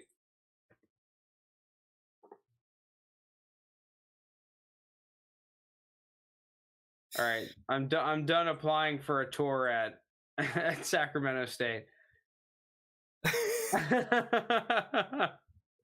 You applied for it. I was going through all the forms, and then I had to start filling out actual fields, and then that's where I decided not to. I mean, it looked like they had a crazy crowd from the pictures. It looked great. No problem. Glad to enjoy the draft with you guys. Really appreciate it, dude. Once again, it's awesome. You know what? Just for you, Hitman, we'll rip a shot for Hitman. Let's rip a shot for Hitman.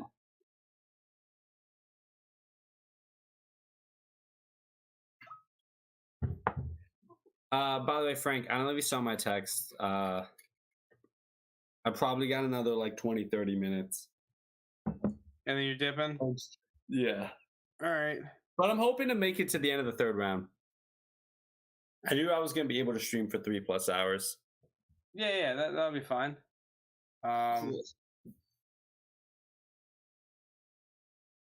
You know what we should Are we put close? down? Are we close to the end of the third round?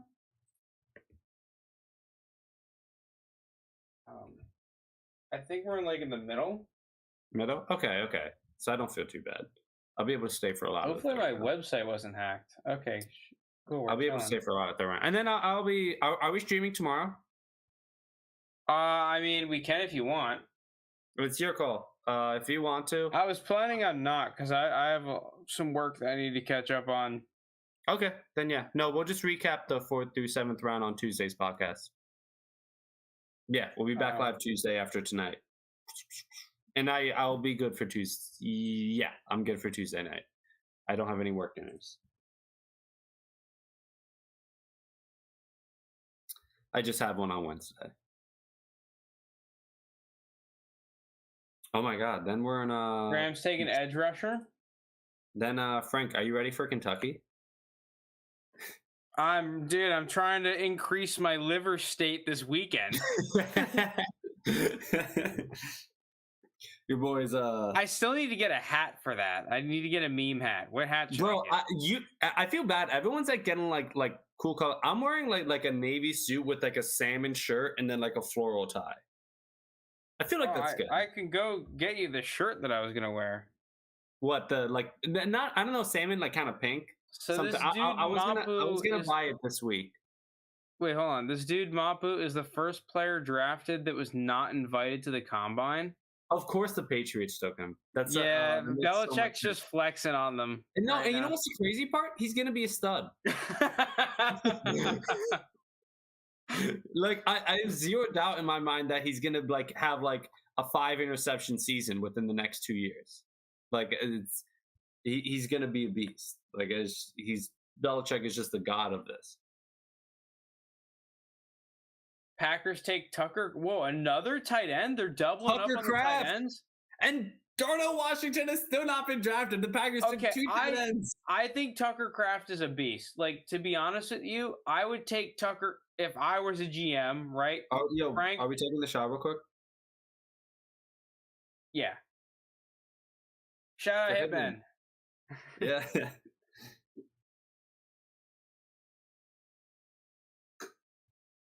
Oh my god.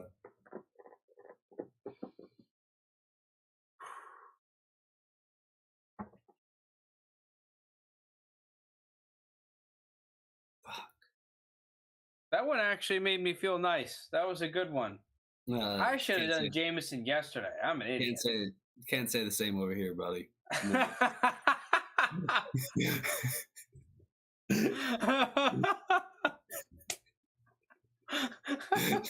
That one didn't make me feel nice.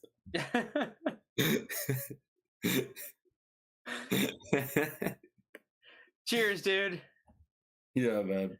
We love you for staying here for this. So Packers go fucking double up on the tight end because of losing I guess they did lose multiple tight ends. They lost their entire tight end room, losing Robert Tanyan and that old motherfucker. All I know is that who was the Christian Watson truther in our chat the other week? Oh, that's that guy with the crazy name, like Shradak or something. I forgot what it is, but yo, he's right. Christian Watson's about to get like 160 targets. Dude, he's just gonna show up during the pod randomly just to flex. Like he's just gonna flex his like 100% Christian Watson ownership. Like no, I am gonna be 100% supportive of it because I was the one who was the most pro Christian Watson heading into that rookie draft, and I'm gonna back him up. I'm gonna ask him to fill in for me on a pod episode. I'm gonna be like, you know what? You want to take my spot this week? Like the week where like Christian Watson goes off for like 140 yards and 2 touchdowns. I'm like, I'll let you fill in for me. Just he can go in, just talk shit. And how then just far leave. is Downs dropping for you in rookie drafts? That's a really good question. That's actually a fantastic question. So PGR. Here's the thing. Is I'm learning from my past mistakes. I liked Amon-Ra St. Brown to go in the second round a handful of years ago, and then he went in the 4th. And I was like, Amon-Ra going in the 4th, primarily slot guy. All my preconceived notions were wrong. And obviously he hit. So either I'm going to draft Downs in the mid-second instead of... Because, like, not that I hated Amon-Ra, but his mid-early second ADP, I was avoiding. Oh, speaking of him, Colts select Josh Downs with the 79th pick. Okay, so he goes here, right? We're imagining that this is the mid-4th here, or the early 4th. He's the number 3 receiver in that offense behind Pittman and Alec Pierce with Anthony Richardson. I mean, is he behind Alec Pierce? Yeah. Alec Pierce is a better receiver coming out. I think he's got a shot here to be that number 2. I respect, and that's it. I like Josh Downs. I think I was also the highest on the pod on Alec Pierce. I would have Alec Pierce ahead of him.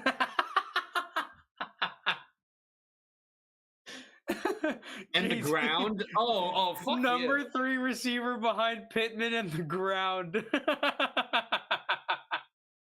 Fuck you, man. That's hilarious. That's hilarious.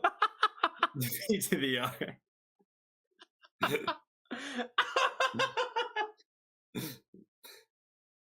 That's great. Listen. When Anthony Richardson is terrorizing the AFC, dude, you were about to say the AFL. Like I was about to. Dude, I was starting to get really high on Anthony Richardson. Now you're making me regret. No, the AFC. He was the number 4 pick. You should be higher on him after this draft. Bitch, I just paid you $20. Like, yeah, I'm gonna be higher on him after this draft. All right, so my Steelers are up here. I'm gonna assume like it's safety in the cards. Fuck, I don't know. Other than a safety, I really don't know what the hell we would draft. Like, other than more D linemen. I just think that Josh Downs is a good player, and this goes back to Amon-Ra. I thought Amon-Ra was a good player, but I took the bait. Being like, oh well, he's a day 3 pick. I'm not going to draft him in the mid early second because he's a day 3 pick. I'm smarter than the other people drafting than me. And then all of a sudden, he's like the fucking arguably the best pick in the entire draft, and I missed out. Like, okay, Josh Downs, if he's in the mid second. I think that realistically, Josh Downs' profile, you can make an argument is better than every single receiver not in the first round drafted over him. So, like, where do you put his ADP then, right? I think I still am going to value him at that early mid second. Next pod, can we get like an immediate like podcast like first round, second round, third round? Yeah, we could do another mock. I mean, fuck, like immediate post draft mock. I feel like that'd be pretty fun. Dude, so our next episode's on Tuesday. Yeah. If y'all want, I mean, I'm down to do another crowdsourced mock. I thought that was cool. So if y'all are down, P to the R, Hitman, we traded pick. Yeah, that makes sense. We have no 80. Steelers had a massive gap between pick 80 and like 240. Same thing with the Eagles earlier. So trading down totally makes sense. Yeah. Carolina trades up here though. If I'm Carolina, guess what I'm doing? I'm drafting more offensive things. Nah, not running back. I don't give a shit what it is. Kayshon Boutte? I wouldn't do it, but it makes sense. I gotta see who the updated receivers are on the board. I want to pull up my big board. Who do I still have? They could take Darnell Washington. Darnell Washington is there. They're going DJ Johnson, linebacker. Okay, so we're wrong. Okay, so 2 receivers that I like that are still there. Raheem Jarrett and Xavier Hutchinson. Listen, buddy, if you're waiting for Raheem Jarrett to get picked, you might be waiting for a while because I think there's a good shot that dude doesn't get fucking picked. On stream until the 7th round tomorrow. Yeah, I think there's a good shot he doesn't get picked. I didn't think some of these other guys would get picked that early. Listen, I understand why people like Raheem Jarrett, but shit, he's not good. He's just not good. What about Xavier Hutchinson? Okay, he's fine. Like, I can at least respect it, but I've coined a new term that I call Xavier Hutchinson's disease. That I guess I incorrectly applied it to, what's his name? Sam Laporta. Because it's just such like a weak passing attack. Yeah, Xavier Hutchinson's disease is basically like your passing attack is so shit that you don't throw the ball, but like the very few times you do, obviously you're gonna throw it to the only NFL relevant player in your passing attack. Yeah. So you're gonna have like a 40%. Oh, this guy's got 39% dominator rating, and like, oh, he's got this thing and the other. I'm all, yeah, shut up, PDR. I don't want to hear it. I don't want to hear it. I said he had a chance. I'm one of those stereotypes. That's I don't want to hear it. I'm not hanging my. I did not hang my hat, and I'm not hanging my hat on Tyler Scott. All right. I love you for that comment. Fuck you, P to the R. Don't bring that up. Comment. I'm mad I didn't think of that first. Every other receiver went in the second. I'm old enough to remember when Dallas Scott was going in the second round. Oh, He man, got that's your ass. great. You He want to know got what I your kind of ass. want to do? Oh my god, that Let's was amazing. here we go. I love our viewers so much. Y'all are fucking Yeah, hilarious. you're fucking great. We're just a bunch of shitheads.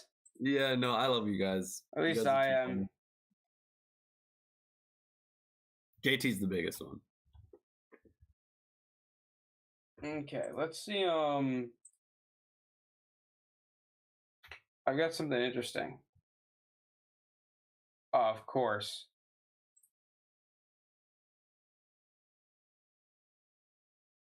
I'm like, yo, I should use my app for the fucking stream. Boom, server error 500, aka my app doesn't work. Rats. I hate to see it. Yeah, I hate to see it. Dang, it was up and running for like a year and a half or something. What were you trying to pull up? I was trying to pull up the second, third, and 20 league, the charts. Because, like, for example, this is what it's supposed to look like, and I can click on my team, which in this league is pretty dog shit, unfortunately. It did win the championship in this league, which is paid for my buy-in for a couple years, which is nice. Oh my god, the Kings are beating the Warriors? Sorry, NBA talk. Dude, you want to know what killed me? Is freaking Russ. And I'm, like, completely out on Russell Wilson, by the way. Like, I'm trying to actively move off him. I don't know what you guys think. Maybe that's a bait, and I'm selling him at his... Listen. low I point, I don't think he'll be quite as bad as he was last season, but I still think overall he's cooked. I don't think Russell Wilson finishes in the top 16 quarterbacks this year. Me neither. Actually, I'd have to go through it, but I think I agree with you. Because I think guys like Jared Goff will finish ahead of him.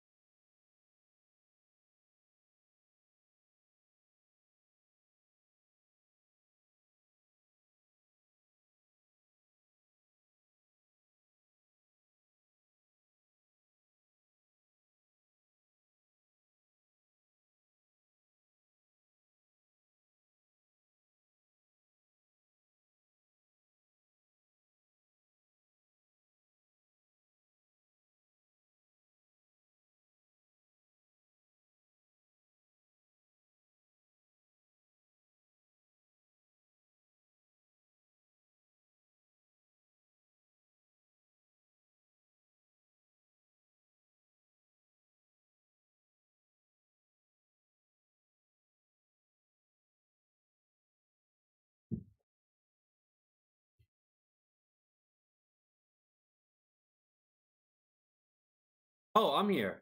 Okay, cool. Okay, so cool. It's just me. Yeah, Frank's computer first. Okay, cool. I'll cook alone. What were you just talking about? Oh, Russell Wilson. Yeah. So Russ, I know last year was like kind of like the season from hell for him, or from hell from him. Do I think he'll be quite as bad as last season? No. But I think if there are any people in your league that think he's gonna bounce back to like kind of being normal Russell Wilson and want to like buy him at that like kind of slightly discounted price from normal Russell, I would try to sell because I generally do think he's cooked. Like I think that Seattle offense helped him more than people realize because everyone was always just like, oh, let Russ cook, let Russ cook. And obviously there were times like you kind of wish that they would let him pass more. But I do think that Pete Carroll did a very good job at kind of protecting with good receivers and everything in the offensive scheme and making it easier for him. Now, don't get me wrong, like Sean Payton, Titans took Tajay Spears. Okay. Interesting. Very, very interesting. Okay. Does that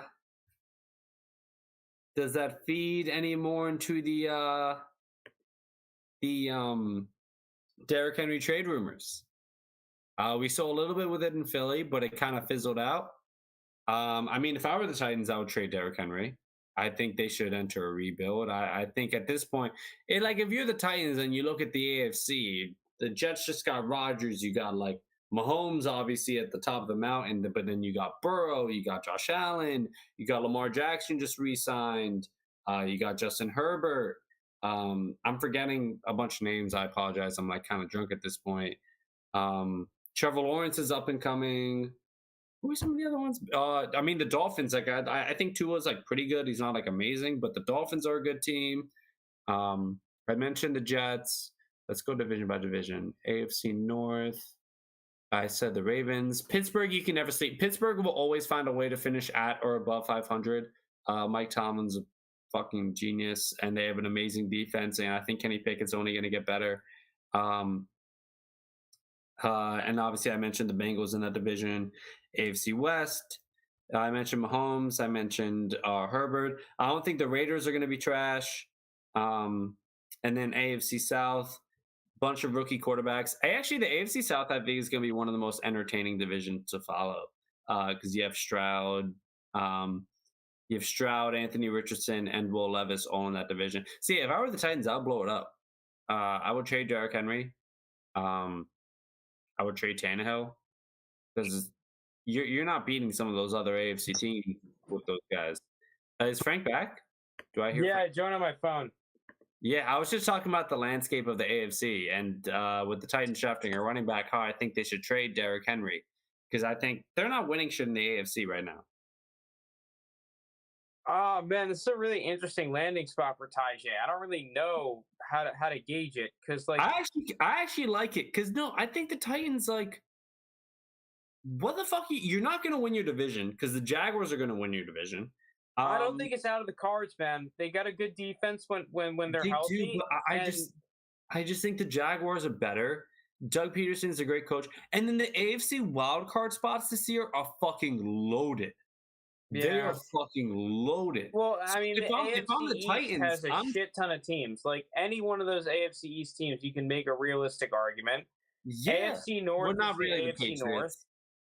I think the Patriots will be respectable. Okay, yeah, the Patriots. It's like, but still, they're going to be hovering around 500 projected. Yeah, exactly. They're gonna be like a 7-10 or like an 8-9 team. But the AFC North, I mean, every single one of those teams is decent. Oh, I didn't even mention the Browns. Yeah, the Browns are going to be there. I mentioned the 3 other teams. The AFC West, you have all the teams are trying to win, but you really have 2 with the Chargers. Yeah, there's going to be like the Steelers are a questionable team. I'll admit. Like we could just be the same team. To the point I gave you guys, to your credit, like Pickett's only going to get better, and you still like every year you finish either at least 500 or better. Lunas, there's a realist. I think we're going to be better, but it's in the range of outcomes. We basically do the same thing we did last year this year, right? The Broncos could be shit. I think that's in the range of outcomes. So I think what's important for Pittsburgh this year is seeing if Kenny Pickett can be that guy. Oh yeah, 100%. I think that's the number one thing for Pittsburgh this year. But Broncos could be in it. Broncos could be shit. No, come on. Broncos are cooked. As much as I respect Sean Payton, Broncos are cooked. I think Sean Payton did it for the check. I don't think he that's the division from hell.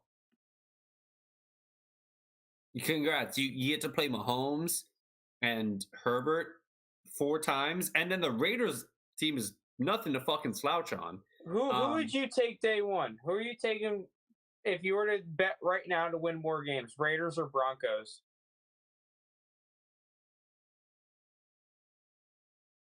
Oh, that's a good question. That's an interesting one. If anyone has an opinion in chat, Peter the R Hitman, because I think they're both like 7-win teams. I'd have them both around like 7 and 10. I feel like I respect Sean Payton so much, but I'm gonna go with the Raiders. No, he doesn't. PDR. The kid can't answer trades for his life. I've also been bad at answering trades recently. PTDR, I'm sorry. I'm drunk right now, but I promise I'll look at them this weekend.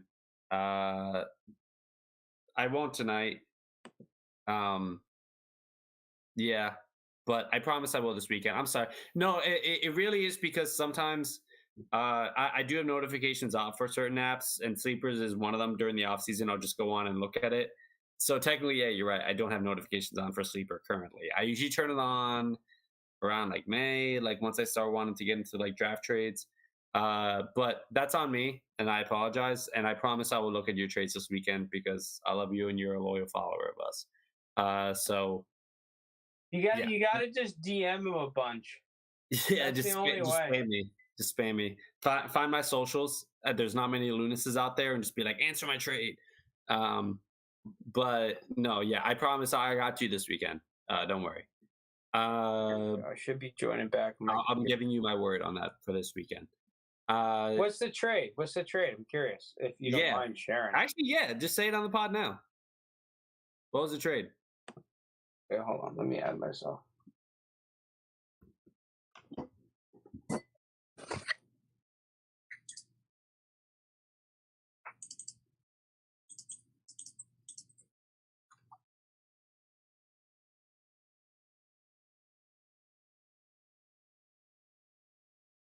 Boomtown. Yeah. I gotta head off this in like 10, 12 minutes. But I'm waiting for you to reject. Oh, Jalen Hurts. Oh, I'm not gonna lie, buddy. You're asking me for someone who's like a top dynasty asset and is my current favorite player in the NFL. So I don't know what the trade is. I'm not gonna lie. I'll be straight up with you. Now it's gonna be pretty hard to pry Jalen Hurts out of my hands.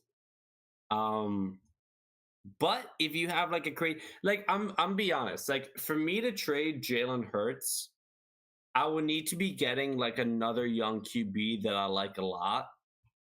Like, and then like if Hurts, whatever assets to make up. Like to be completely honest, You with see 'cause that, Louis? I love Jalen Hurts. What happened?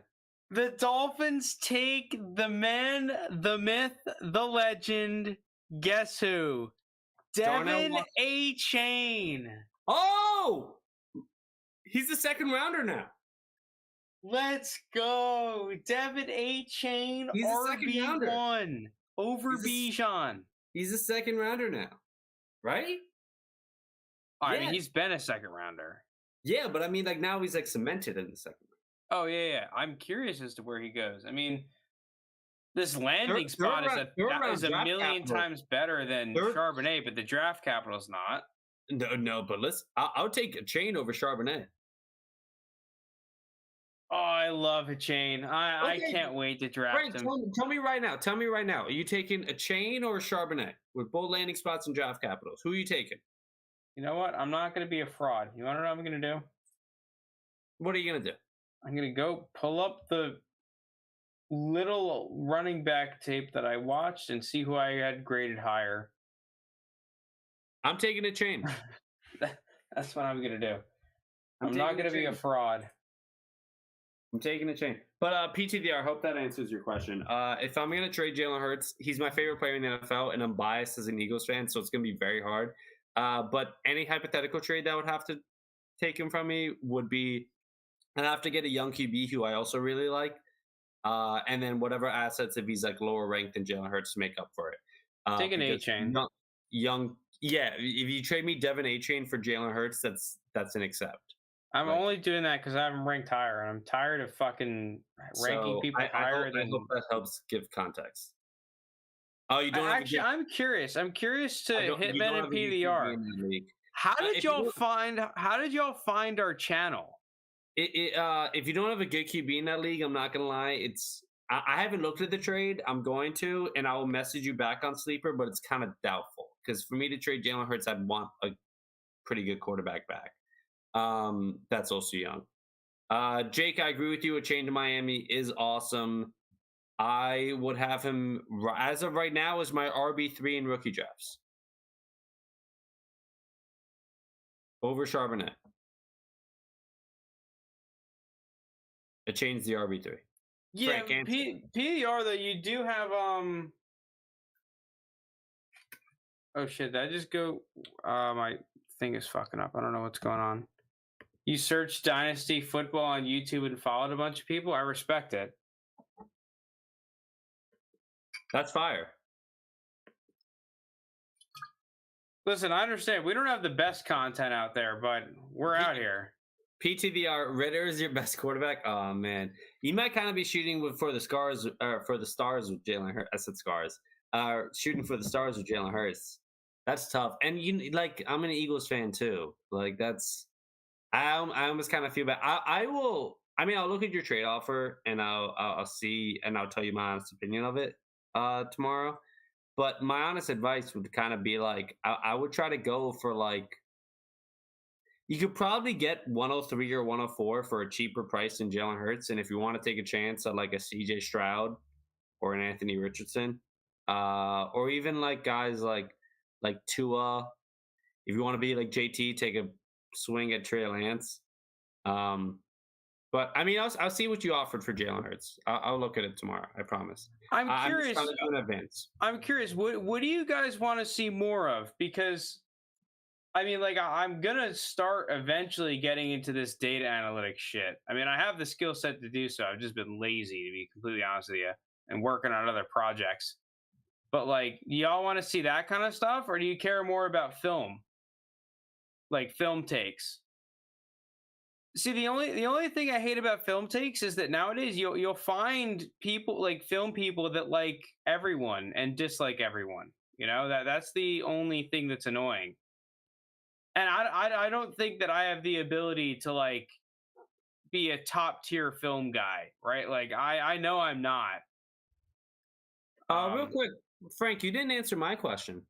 What was that? Charbonnet or a chain, RB3? I'll take A-Chain. It's annoying. It's really close. It's really close. I'd honestly rather take who's cheaper because, for example, if we're going to go analytically based, it's 100% Charbonnet. But from my personal feelings and from when I watched on tape, can I pull up? Here's the running backs I watched on tape. This is what I had ranked for these players. By the way, PTDR, Hitman, it's dope that you guys found us like this, like that. I hope you've enjoyed the content, and we have stuff every single week. I will say I would highlight Tank Bigsby in red because, like, Tank Bigsby is arguably one of the toughest running back evaluations I've ever done. Yeah. This dude was like Tucker, I understand because, like I said on the other episode the other day, I saw Trey Smith, someone that I thought, like, if I was a GM, I would take in the second round. Now, I have no idea what the doctors are saying because he had that heart problem. He went in the 6th. I know for a fact that dude had more talent than 80% of interior offensive linemen that get taken in like the back half of second round. I know, but that's why we're not doctors. Heart problems, I can imagine them being scared. Yeah, so I don't know what the doctors are saying to teams. I don't know if they're saying like, yo, you don't want to take this guy. He might drop dead next week. Or, yeah, it's kind of an issue, but, you know, like. By the way, Ravens at 86 total linebackers, so still no role players. I like watching film guys and analytics-based guys. For me, it's really getting different opinions. My claim to fan.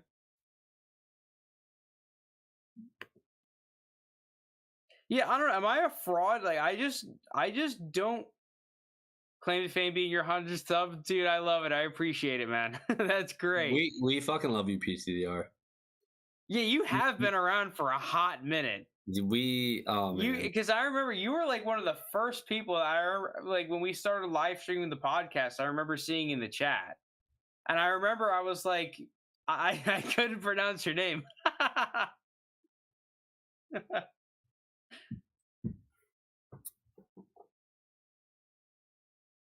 Yeah. I think all of normally are like our common listeners. I find most of you guys like hilarious.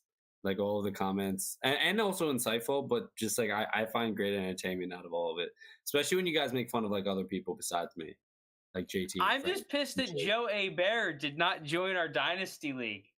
Yeah, I thought Joe A. Bear was going to be in there. By the way, I just want to say, you guys next podcast for whatever take that Jake disagrees with, or that you disagree with that Jake says, just cook him in the chat for not being in tonight or last night in the draft streams. Just cook him. Just go in on him. 49ers trading up their first pick. Okay, so 49ers trade up to 87 then from 99. 12 pick jump. Yeah, I can start trying to introduce some analytical based content pretty soon. I mean, it's been on my plan of things to do. I've just been busy with a side project that I've been doing for the past couple of months, so it's been tough Yo, to take on extra work. Ringo hasn't been taken.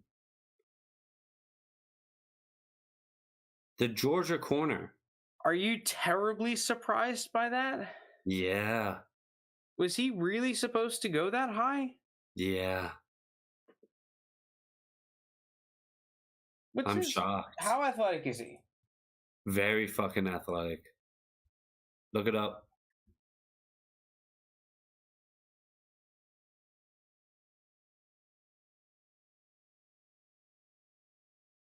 All right, let's see. Yeah, he is athletic as shit. Okay, you're right. Yeah. He's gonna be one of those guys that like randomly like the Seahawks or the Patriots draft in like the 5th round and he ends up being a stud in the NFL. People were like, oh, how did he fall to the 5th round? And it's like, I don't know. He played on like the fucking best defense in college football and was a starter and he's crazy athletic. Who could have guessed that? I have don't know. 961 here, but this might be old. This might be old data I mean, from the guys 961. Steelers Depot. Great blog here, by the way, Steelers Depot. I love Alex Kazora.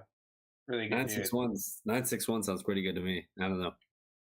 829. I mean, that's like, I mean, for corners going crazy. Jair Brown goes out of Penn State. Okay.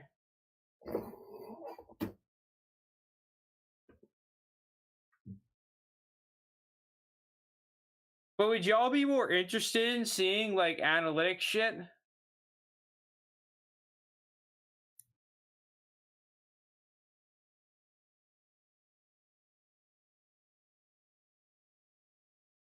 Because I did a freaking course on machine learning and data analytics. Like, I feel like I might as well apply it to fantasy football at some point. It's just like a little bit of work. Frank, look at my team in 2nd, 3rd, and 20 and tell Lunas what trade we should make for Hurts. Dude, did you really want to buy Hurts that badly? Like, If your best QB is Ritter, see, here's the thing. Here's the thing with quarterbacks. And this is solely speaking from personal experience. I could be wrong here.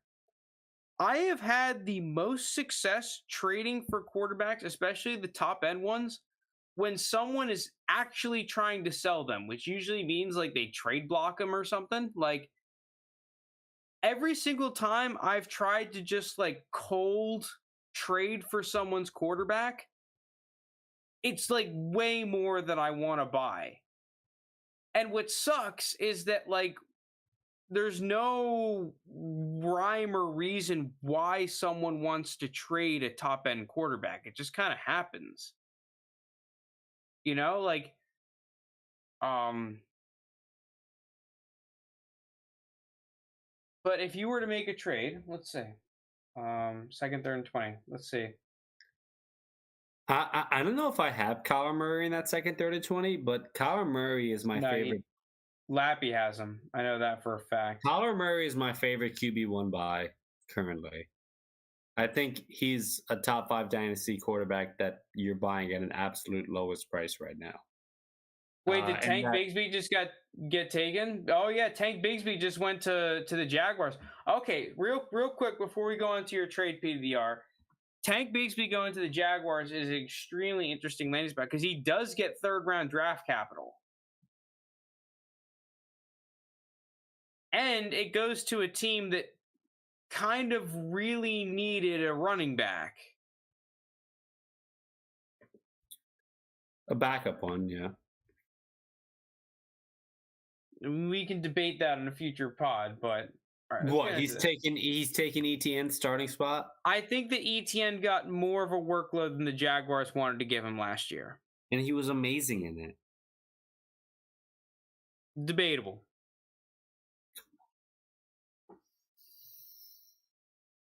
He's going to Um, be the secondary back to ETN. the trade that gets you Jalen Hurts.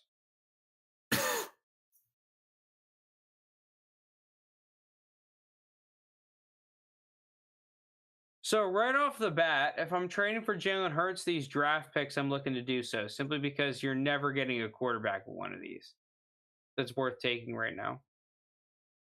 But like 105 is a highly coveted asset.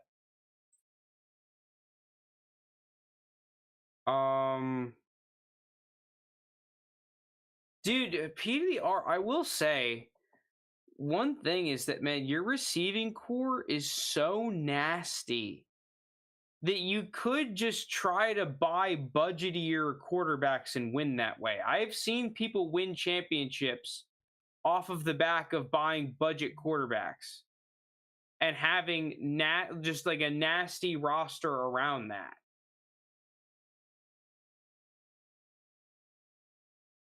Freaking Lucas, I mean, albeit he got a little bit lucky, but Lucas beat me in our home league championship with that build. Yeah. He had he had like more contendy receivers. You kind of have value-esque receivers. So, like, for example, Drake London, I love him, but he's someone that you could maybe like look to maximize value on. But at the same time, that's not a build. Like I've seen people win with that build. Yeah, IHS Spoof. That's the dude who beat me.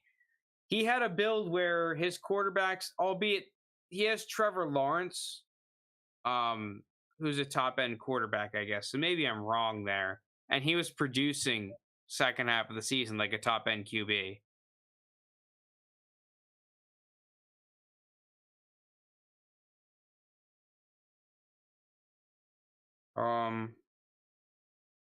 What I mean, Linus, what would you accept for Jalen Hurts? I'm telling you, because you got to realize there's the Jalen Hurts. Drake price. London 105. No. No, how far off is that? Have a dialogue with me because I have no idea what Jalen Hurts' price is. Okay, so Jalen Hurts, I view as what is he? A top 4 dynasty quarterback? Okay, if I offered you 105, 107 in Drake London, you're taking that 100%. No. You're not taking 105, 107 in Drake London?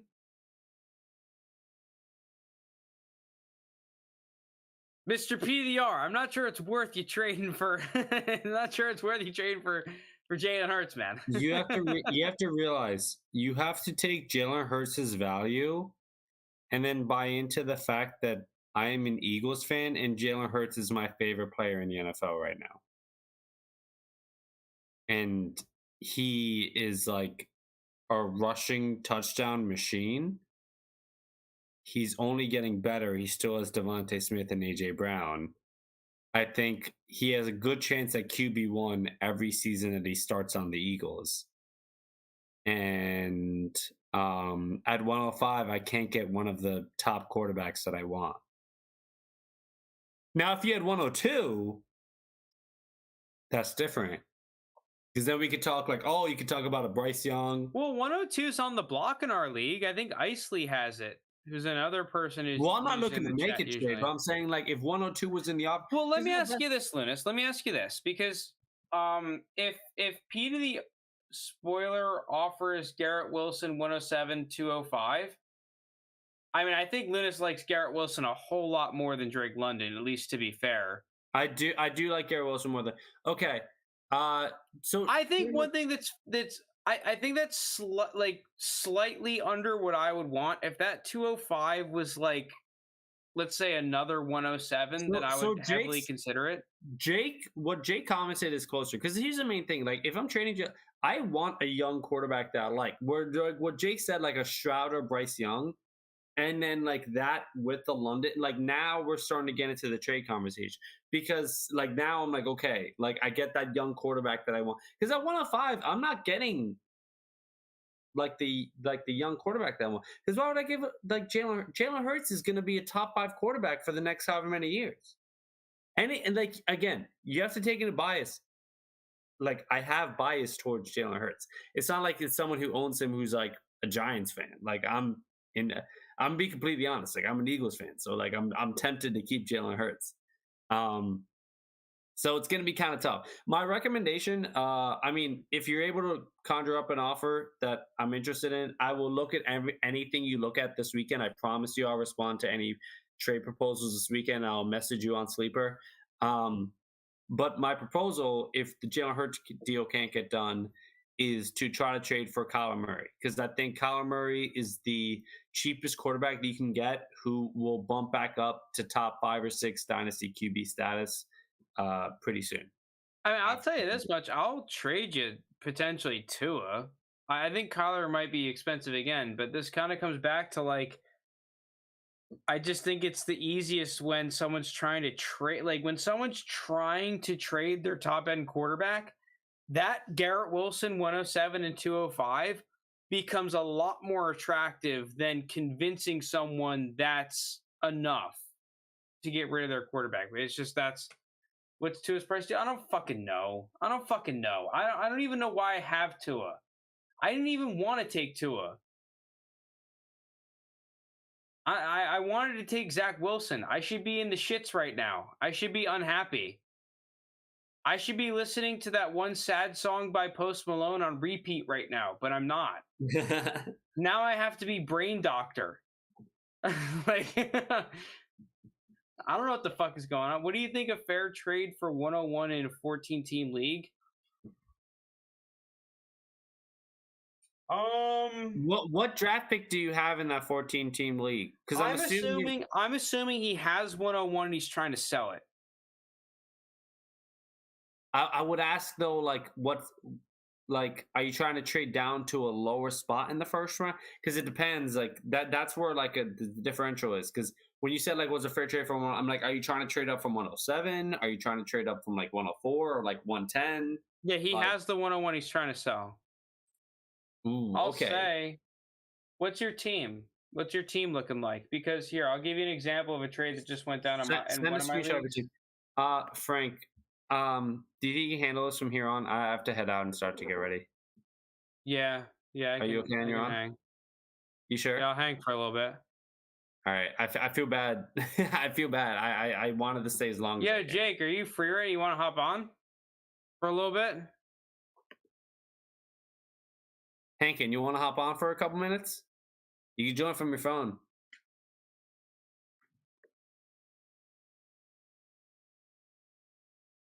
Here's a trade that just went down in one of my leagues that included 101 for an elite quarterback. I feel bad leaving Frank on his own.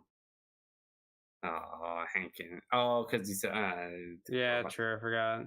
Frank, are you sure you're all good? Yeah, I'm chilling. Are you sure? Mm-hmm. I'm gonna feel shitty leaving you. I then fucking stay on. Like, I don't know. Okay. Okay. Let me look at my text. Hold on. Let me see what's happening. Let me see what's going on. Did any other? So Tank Bigsby went. So are you right now? The guy I'm talking to is 105.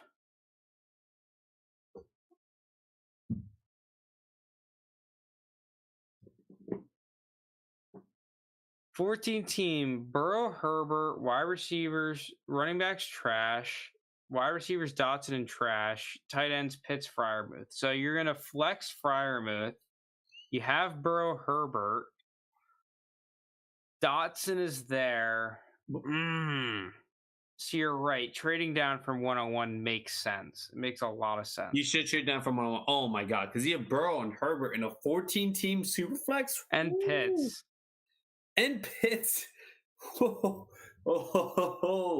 you have your 3. Oh man, that would be actually. You know what?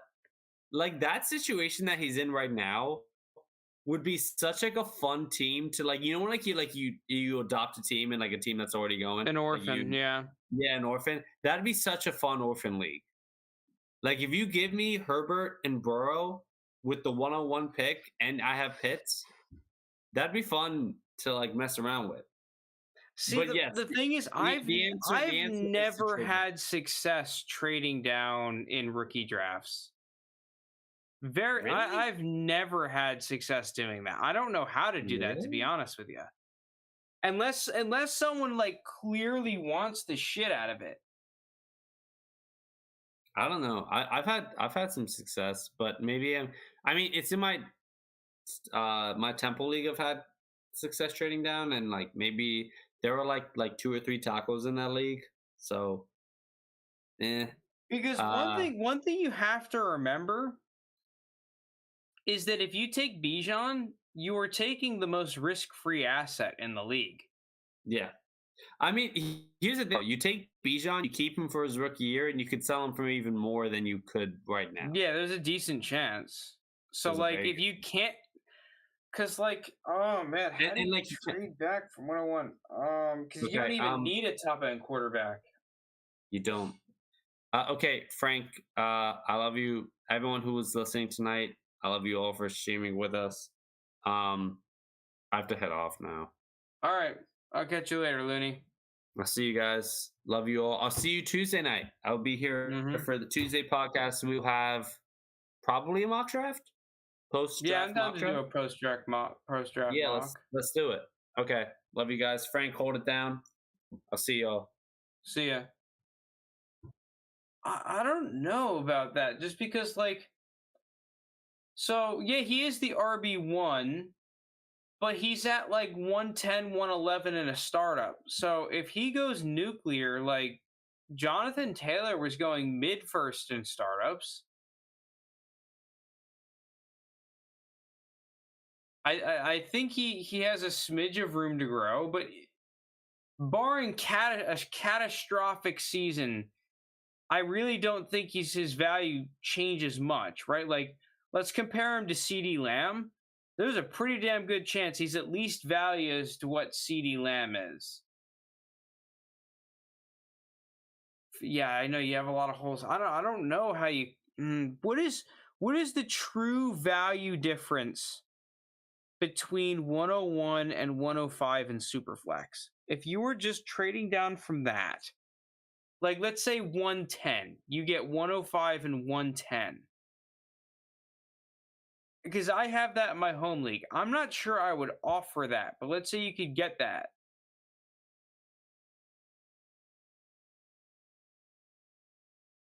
I'm just trying to start as like a frame of reference because I have no idea what the value difference is. I feel like it's tough to gauge.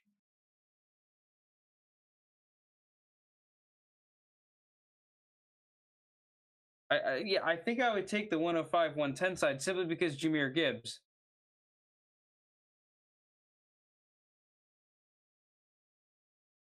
Like a big right now, picks are going to go Bijan, QB, Gibbs. So if you got, I wouldn't mind taking a QB at 5, but then again, like it's a lot easier when you have your roster fleshed out.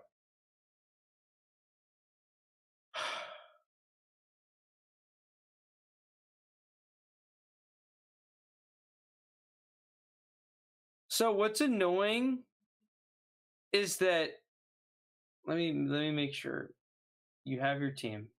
14 team Burrow Herbert, Trash Dotson, Fryermuth, Flex, Pitts at tight end. If you were able to take 101 and transition it into Rashad Penny, another Rashad Penny, and then a bunch of Brandon Cookses, that's a championship team potentially. That's a playoff team. Unfortunately, that's easier said than done. And you lose the value game doing that. You lose the value game for going for a run. So I think with your team, if I were you, I think you have to play the value game for another year. Do you have all your picks next year?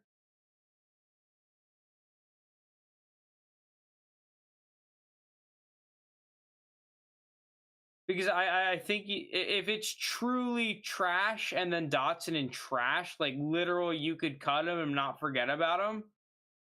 Then you need a retool year.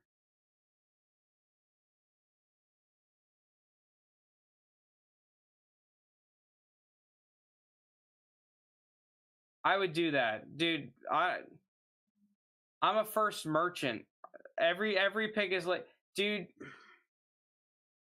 I love that. I love that projected late because there's projected late and like, oh shit, this guy's a lock for the championship, and I will take the projected lates all day. Lock for championships a different story.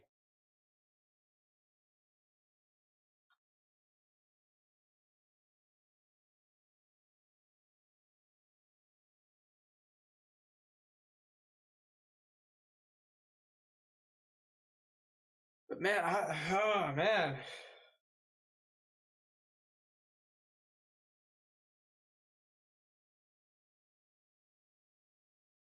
See, all my trading down has been in startups, which I feel like is just a whole different ball game than the rookie drafts. Oh, dude, you're fucking primed for a retool. You already have 2 firsts, 3 seconds, 2/3, and 3/4.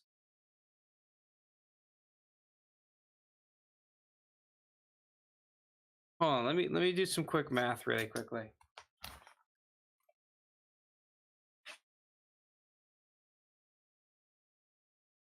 It's start 2 running backs. Is it start 3 receivers or start 2 receivers?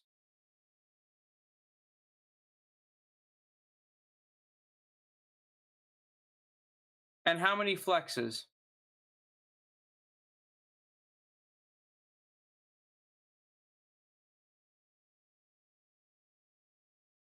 Holy shit, we took Darnell Washington?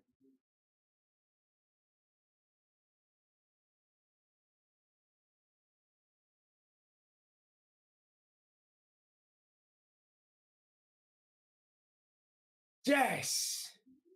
2 flex. Dang. Okay. So yeah, this is the format that I usually plan.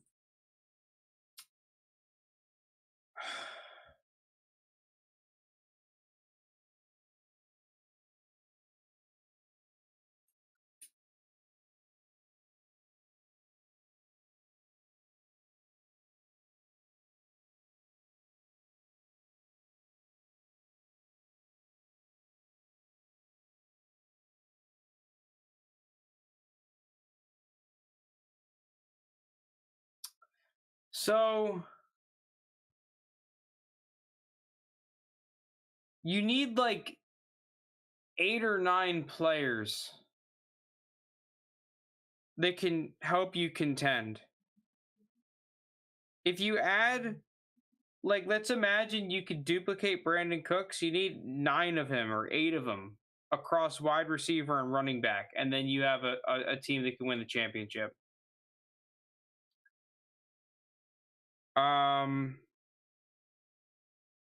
Luckily, you have 2 firsts next year and 3 seconds next year, which basically accounts for 5 of those. 2/3 and 3/4, whatever, right? Dart throws. And then 101, you need to somehow break into 3 of them. And that's if you want to win it next year.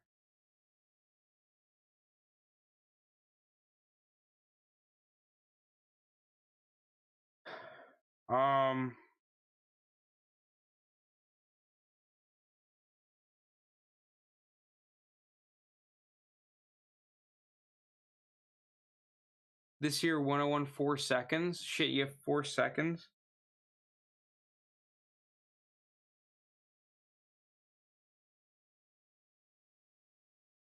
I might honestly look to trade the 4 seconds more so than the 101.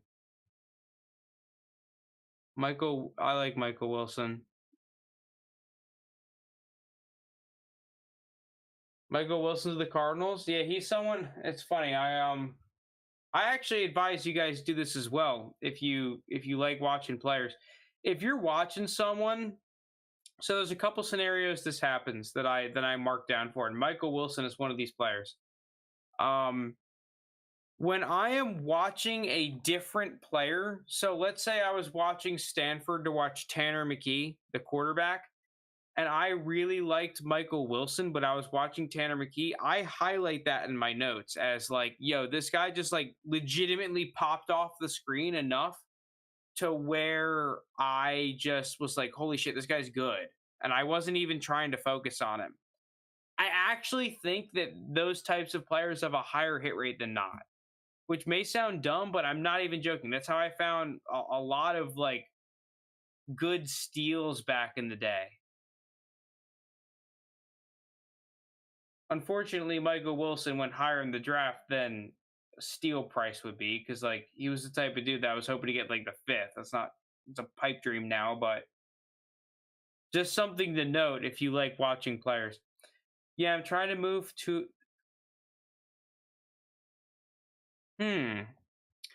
See, what's annoying is I loved 201 the other day, and now I don't know what happens with 201 because Charbonnet got fucked. Will Levis got fucked.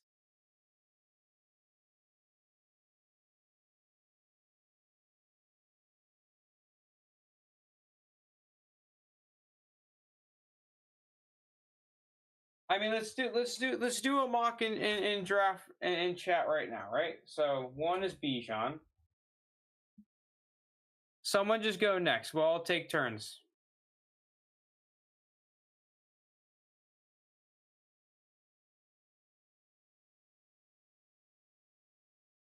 Because I'm actually really curious as to what the very early second round is right now. With Downs and Hyatt getting weird spots and Charbonnet getting a weird spot.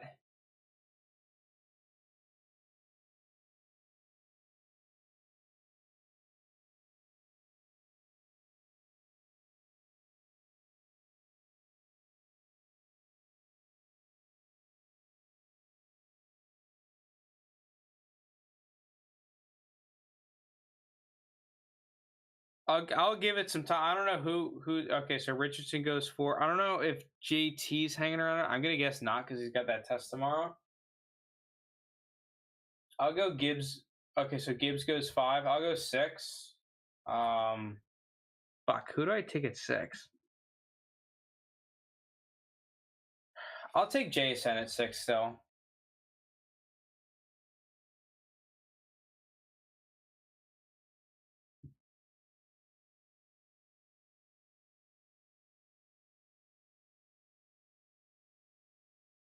Because I think part of the other question, like, what do you think it would take to get 110 from 201?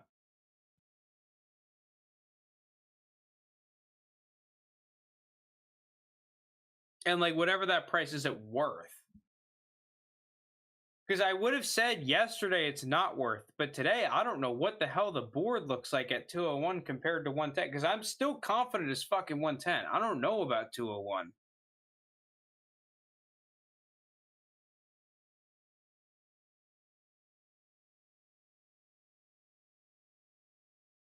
Also about to rip another shot at Jameson. Shout out chat.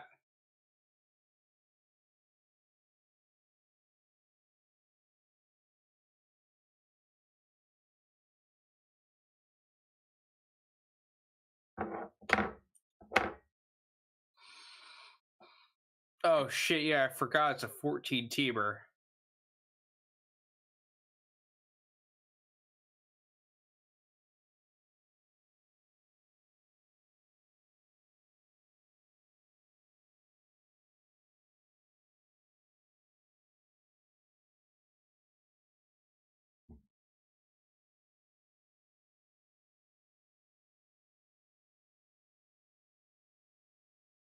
I think it would take 201 and 214.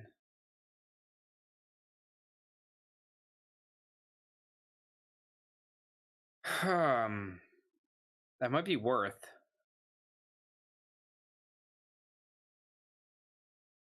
Because you can 3 quarterbacks, 2 running backs, 4 receivers, Dalton Kincaid, if you get to 110.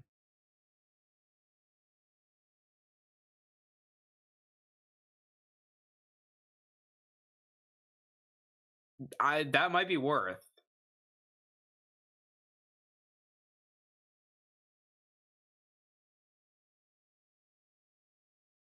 Quentin Johnson. Don't worry, PDR. In our mocks, Quentin Johnson will go higher than 8 because we got ourselves a nice friendly neighborhood JT who will take him at like 107 every time, 108, 109, or 106, 107. Excuse me.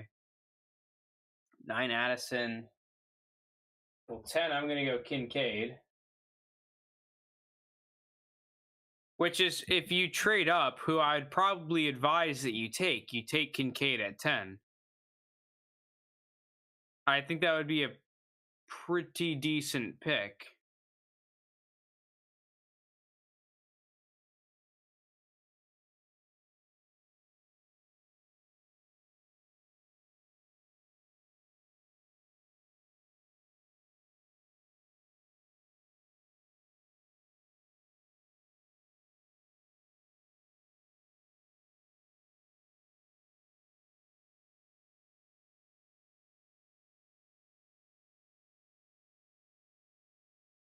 Darnell Washington to the Steelers. I did hear that we wanted him. I just didn't think it would happen.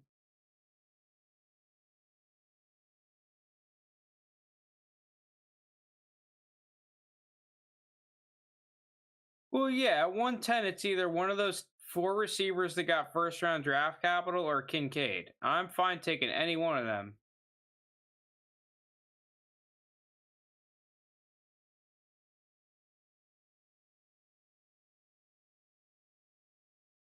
Because I have no idea. Like, I have 11 and 12 in one of my leagues. I have no idea what I'm doing there. No idea. I'm grumpy as fuck because of it.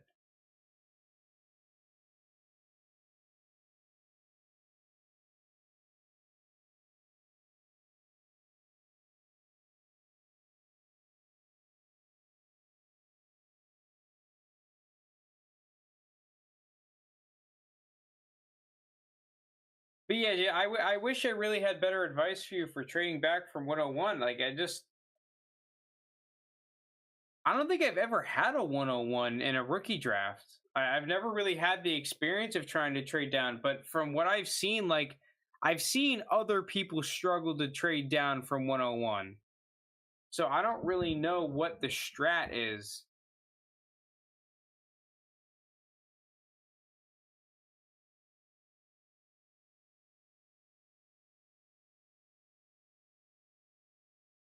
But at the end of the day, like, just taking Bijan and holding is obviously not the really wanted Jaden Reed at the end of the second. I got a bunch of Packers fans in my league. He's going around second. Along with Musgraves. Yeah, I agree with you. I'm usually like the type of dude who's those early thirds and third round picks in general.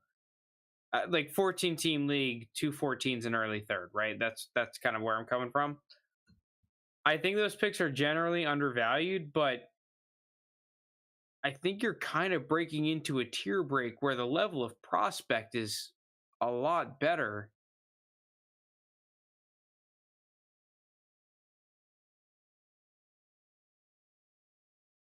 Because as of right now, the way I see it, there's a massive drop off after that.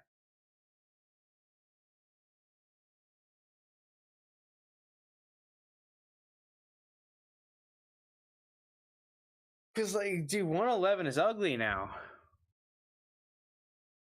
Like, maybe 111, you have an argument for Mingo. Levis, yes, still. But I don't want to take Levis at 111. Fuck that. I'd rather take Michael Mayer.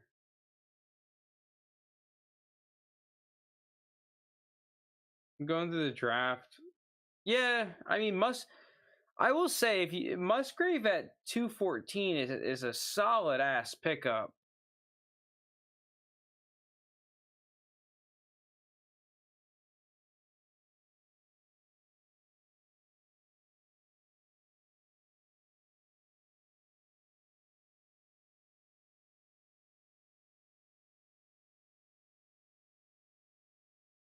Where do you think where do we think Hyatt goes in rookie drafts now? And yeah, like earlier, like PVR said Downs. I still think Downs goes like mid second, mid early, like 204, 203, 205. But what about Hyatt? Because like Hyatt's worse perceived than Downs, because Downs has a profile that'll convince you.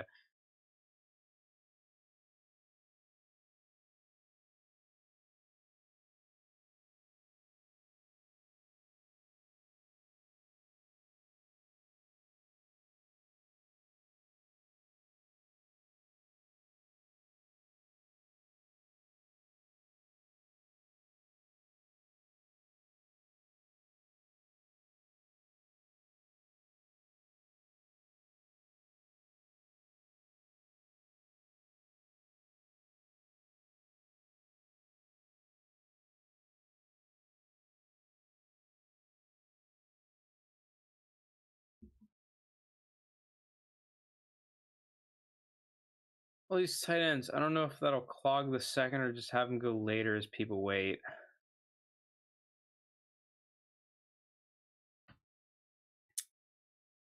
Right.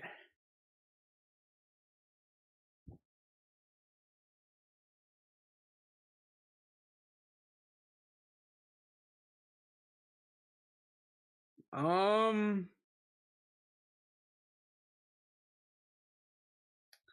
Well, the early ones, and by the early ones, I mean Sam Laporta, obviously Michael Mayer, Musgrave, and that's it. So those three are going in the second. Those three are going in the second 1000%. Their ADPs in the second. Shoemaker, Strange, I know for a fact is going to be late third ADP. I know for a fact Britton Strange is late third at highest. Shoemaker, I don't really know. I feel like Shoemaker ends up in the third, not in the second. From the past, right? Like from remembering the fact that Cole Kmet's a third, Shoemaker, I think, is a third round pick.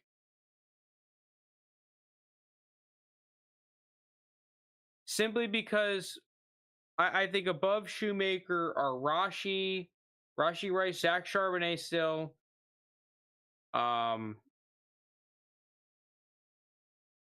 Mingo, obviously. Sorry, I'm looking at the draft board and making sure I'm not missing anyone that's gotten drafted.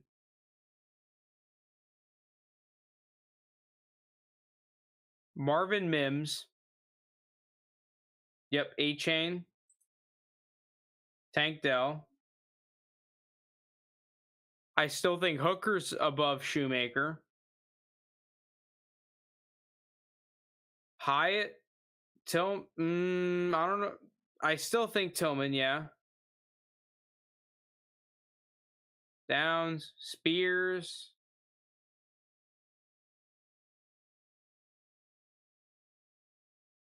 Probably Tank Bigsby.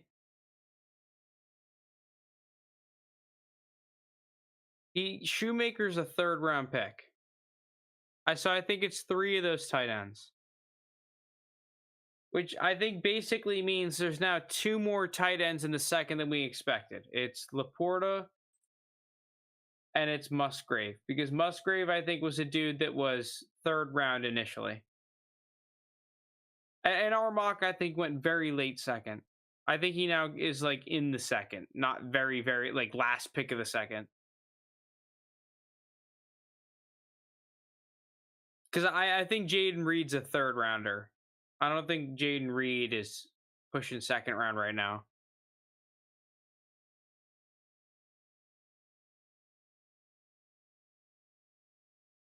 Wait, a kicker just went?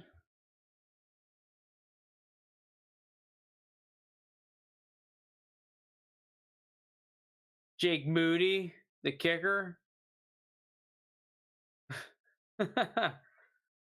That's great. I'm curious, Jake. What do you think of this landing spot for Tank Bigsby? Do you like this landing spot? I mean, I thought the Jags needed it back pretty badly. Like from what I saw, they were giving a lot of reps to people that kind of sucked, and they kind of had to give ETN a shit ton of carries. I don't think they necessarily wanted to.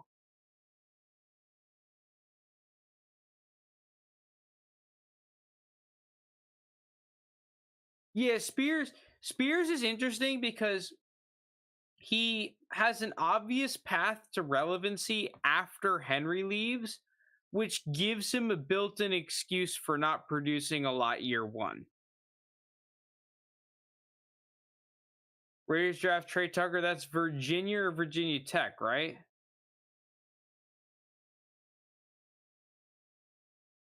I'm surprised that he's a third rounder. I guess it's late third, so glorified fourth, but still. I didn't include Kendrick because I thought Kendrick was a weird landing spot.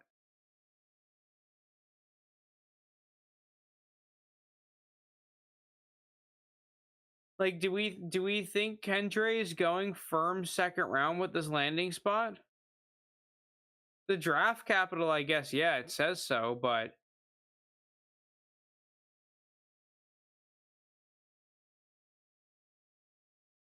okay, yeah, I've got Trey Tucker. I'm confusing him with Trey Turner, I believe, who may have been ahead of the draft last year.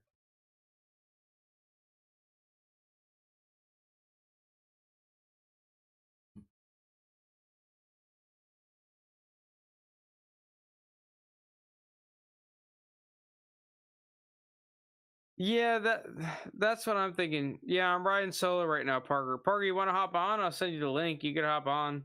Anyone in chat, you want to hop on? Send me your email. Have a quick conversation.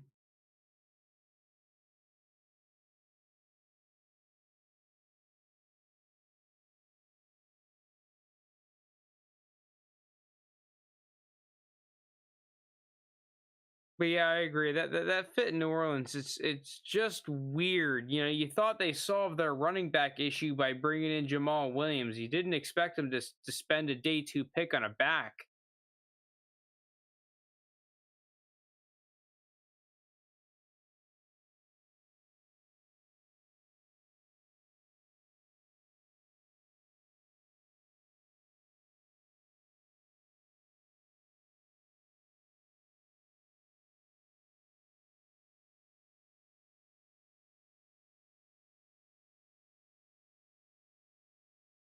All right, Parker, I'm sending you a link to your Gmail. Just have a mic or something in your camera.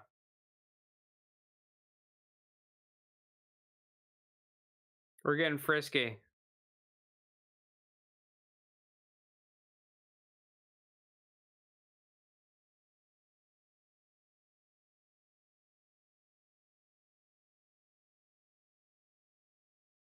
But yeah, we're towards the end of the draft here. I will say, I feel like the early second has gotten boned the most, / the very late first. I kind of said on the on the episode last week, I really liked 112-201. Right now, 112-201 took a big hit. Big hit. I guess part of it depends on how much you like Mayer, how much you still like Levis, and if you're willing to put either you don't care about Hyatt / Downs, the draft capital, you just give a shit about the landing spot, you still keep them up there. I guess similar thing with A-Chain, you're just like, yeah, I'll take that. Or if you don't care about the Will Levis, but I can't imagine that. Cameron Latu to San Francisco. Man, I'll tell you what, I think San Francisco sucks at drafting. What the fuck are they doing? Not that I think Cameron Latu is a fine player, but what the fuck are they doing?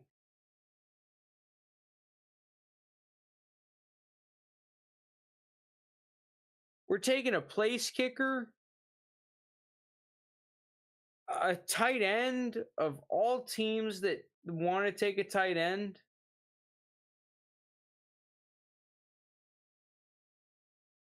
I don't mind the Jair Brown pick. They need a safety. I don't mind that one, but the other two, it's just like, what are we doing?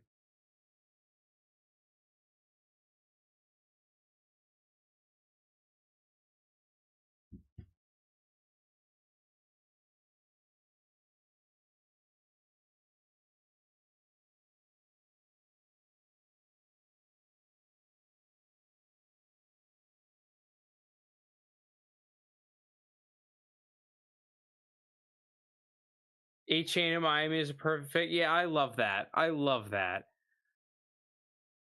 Trying to get a speed guy. He's like a younger Mostert.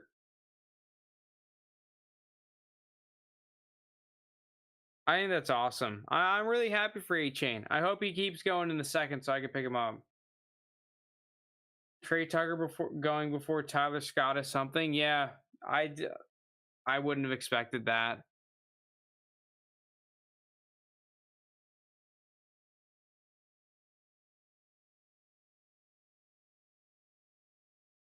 Thought people would have fell in love with Tyler Scott's athleticism more, right? We saw a lot of these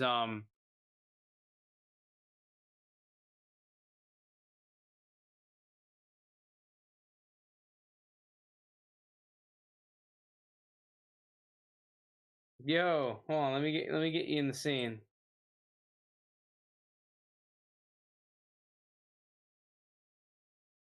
Who do you want to be? Jake Lunas or JT?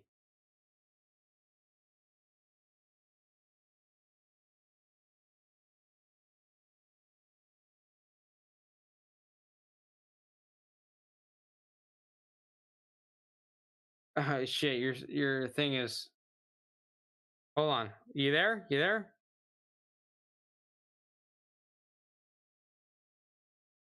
I can't hear you.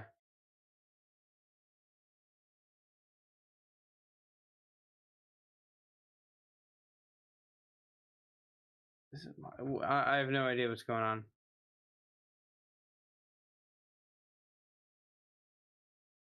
I'm not sure your mic is working. Say something.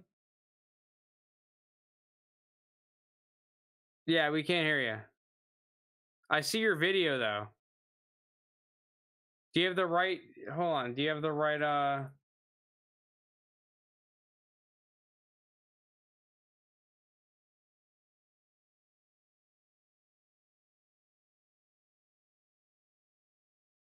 Can you try without the AirPods? Maybe that'll work.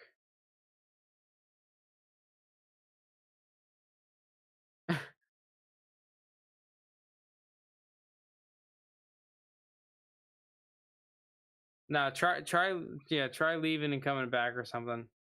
Sorry, having some technical difficulties with a new member.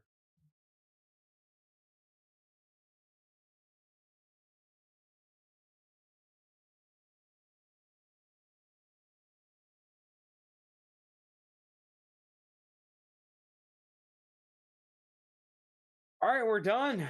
Mickey Blackman from USC. Last pick of the third round.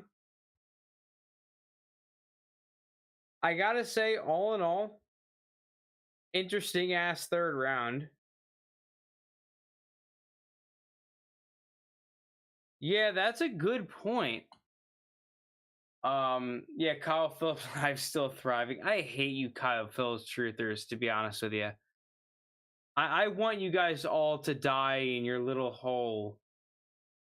Specifically because I have no Kyle Phillips, but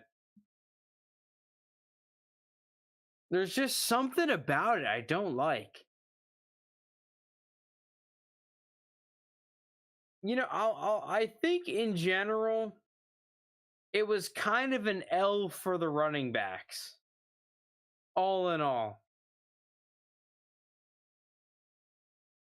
I think coming into this, not that it was like a huge L,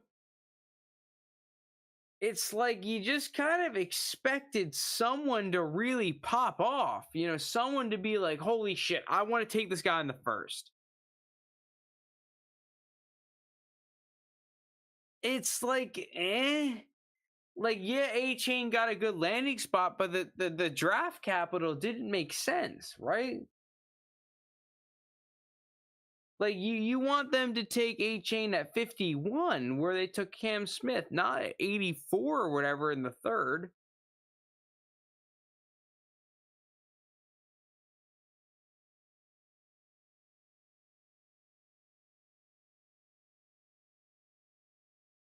Oh yeah, I can hear you. Here, wait, let me get you into the scene.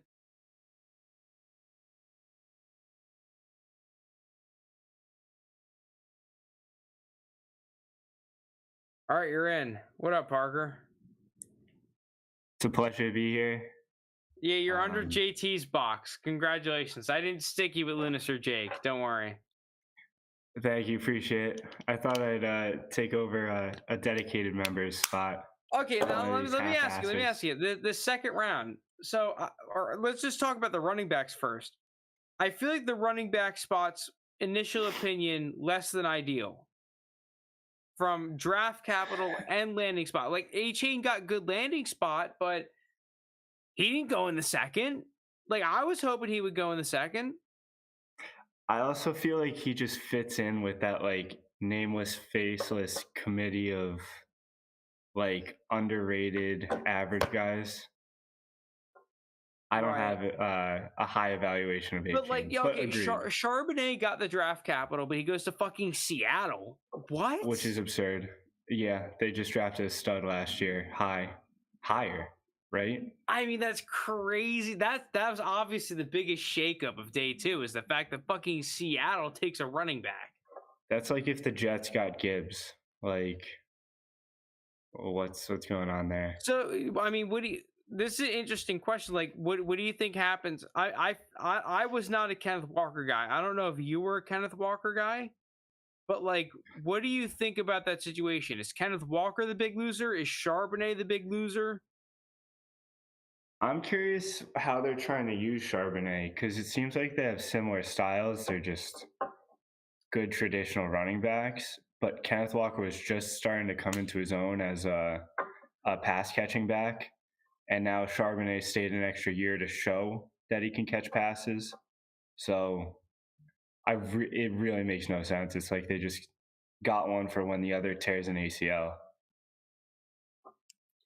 I think so one thing else, oh man, it's weird. Charbonnet is a better pass catcher. He's a better pass catcher. Is he better by the fact that you need to spend your 52nd overall pick? Yeah. No. I don't know. Like my only way that you justify that pick is if you have Charbonnet graded as a very early second, like late first caliber prospect, and you're like, oh my God, he's here at 52. 20 picks below where we would have picked him. Like, we just have to take him. Right? Like, I just... Yeah, but I don't know. You don't do that with like a quarterback. Like, you only keep one running back on at a time. Feels wild having they're the same age too now, right? Basically, yeah. Because I mean, I will say Kenneth Walker had a big deficit in the passing game. That's why they had those other running backs on the team, right? Like the guys like that freaking Miami kid who stunk. I can't remember his name. To pivot a little bit, what do you think about Bigsby going to Jacksonville? Like, I actually think that's a good fit. It stinks in terms of, is Tank Bigsby going to be the bell cow that because there was a range of outcomes for Tank Bigsby where a bell cow was part of that, right? Like, because if you look at his stats, his profile, everything, Tank Bigsby was an interesting prospect. He was, like I was saying beforehand in the stream, Tank Bigsby was one of my toughest evaluations because of that. Now it seems like coming into the league, he's like just kind of that power back that, okay, we're going to bring him in when ETN needs a rest. More so You than, think? yeah, that's what I think. You don't think you don't think he'll dump ETN to more of a pass catching role? No, I think ETN is too talented to be a scat back.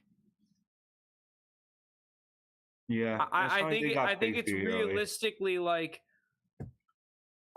who was the dude that they were playing last year in the playoffs?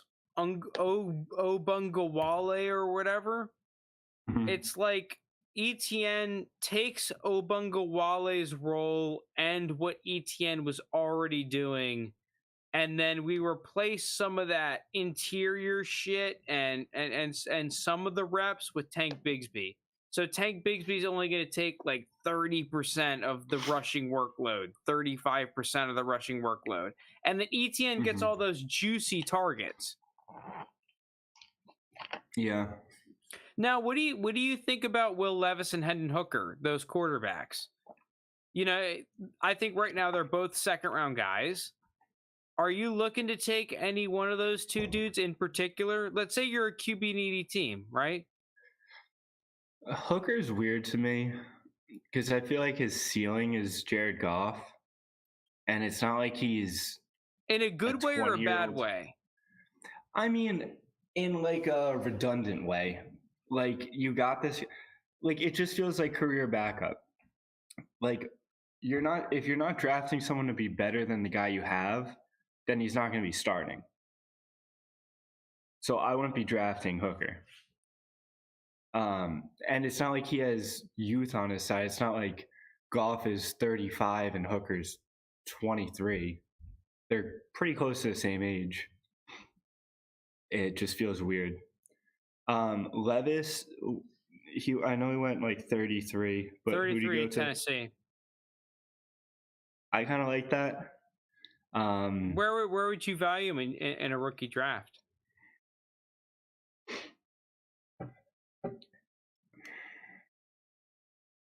Late first. I Still. think. Yeah. I mean, it's pretty close to the first round. I will say one thing that's really helping him is the fact that there wasn't really a running back that usurped his value, right? Like Charbonnet got fucked, even though he got good draft capital. There's still argument for Charbonnet over Levis, but it's not a slam dunk. Charbonnet is like guaranteed for everyone everywhere that you want to take him over Will Levis, which is kind of what was expected, right? Like you think Charbonnet goes 52, you're thinking Eagles, you're thinking Chiefs, you're thinking someone, you're thinking Cardinals, where it's like they have a running back that's either, even the fucking Titans, where it's like, okay, in 1 year he's the starter, or this year he's the starter. Not like, wait, he's a timeshare for the near future? Yes. What the fuck? It's whack. But with Levis, I know JT was mentioning top 15, otherwise they're replaceable. But Tannehill has been talked about being on the way out. He can develop behind Tannehill. And kind of like with Breece Hall was just outside the first round. What are you chomping on over there? I gotta know. No free ads, but an Apple snack bar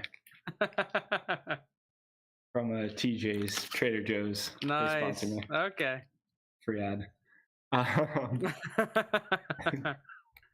don't know. It was just close enough to the first round that I'm willing to keep my hopes up if I'm a Levis believer. Which, like, well, there were teams trying to trade into the first, apparently, but like, so for the Eagles, for example, I thought that y'all were going to be the team that would trade out, but Nolan Smith ends up in your lap, and you're like, okay, let me just collect another Infinity Stone instead of get an extra whatever pick. Kansas City should have traded out. I mean, who the fuck was that they picked at 31? They took another pass rusher. I think it makes sense, right? Because you saw, I'm not sure if you saw the reports, but the Steelers were asking for a fuck ton to move back from 32. To move back from, like out of. Yeah, to move. Well, like I think that the Titans ended up trading back from like 41 or whatever. And they were trying to ask for like a future first type value. Kansas City was trying to ask for that. The Steelers at 32. I could only That's weird. imagine the picks above what they were asking for, right? True. Because if you're valuing that pass rusher at a first round grade, I'm just speculating a little bit. Because Nolan Smith, especially, because I think the Eagles are a team, unlike Kansas City, they're more willing to take the value to trade back. But you have Nolan Smith, a guy that a lot of people had being taken at least in the top 20, let alone the top 15, right? You're the Eagles. Why not? Right? Why not? Whoa, you're getting some bullshit offer that's not a future first involved. Give me the pass rusher. That, and they've been taking the value for like 3 years now. It's about time to cash in. You made the Super Bowl I think last you can year. make the same argument with the Chiefs. It's like they have a pass rusher that they took. What if they valued him at a Nolan Smith level? Yeah. I think now you add that context, it makes sense to where they're like, dude, we need some serious fucking value, or we're gonna take a pass rusher that we have valued really highly. I think the draft is also in Kansas City. They just won a Super Bowl. They're drafting a hometown kid. Kansas State. They want to pop off. They wanted that. Yeah, that's hype. a good point, PDR. I mean, that's kind of what Parker was saying. Goff is barely more than 3 years older than Hooker. I don't really know about that fit. I mean, maybe you just think that Hooker has more upside, but Goff was the number one fucking pick in the draft, right? Like, I don't know. The reason I see it, Hendon Hooker certified kneecap biter. Like, that's what it's got to be. That's what they did all draft. They took dudes. They took 2 players from Iowa. Iowa's the school of kneecap biting. Like, gritty guys. Yeah, just gritty. You know, the type of guys that would work in the Congo mining lithium for batteries, right? Like, just for some that's old the bread. kind of value they add to your football team. Like, listen, I want the type of dude, I give him a piece of rebar, he mines the most lithium, he mines the most this. That's who I want on my football team. Like, maybe Hendon Hooker is good with a fucking thing of rebar in his hand. Probably not. It doesn't make sense to me either. It doesn't make sense. You got some wheel spins tonight? I don't know. Should I do another JMO shot? This is to help with the tequila hangover from yesterday. The tequila was rough yesterday, dude. The Jameson's way better. Yeah. So did you start the night? Did you go the whole night solo, or did you start with them earlier? No, it was me and Lunas the whole night. Okay. And then Lunas hopped off because he's going out. Oh yeah, priorities. Want to be world famous, but gotta get. I just wanted to shoot the shit some more about the draft. I mean, you talk about a fascinating second day. It was weird because I think for as many receivers as we had massive uptrends, right? You take a guy like Rashee Rice getting drafted by the Chiefs at 55. You have a Jalen Hyatt going in the 3rd round, but yet getting a good landing spot by the Giants. And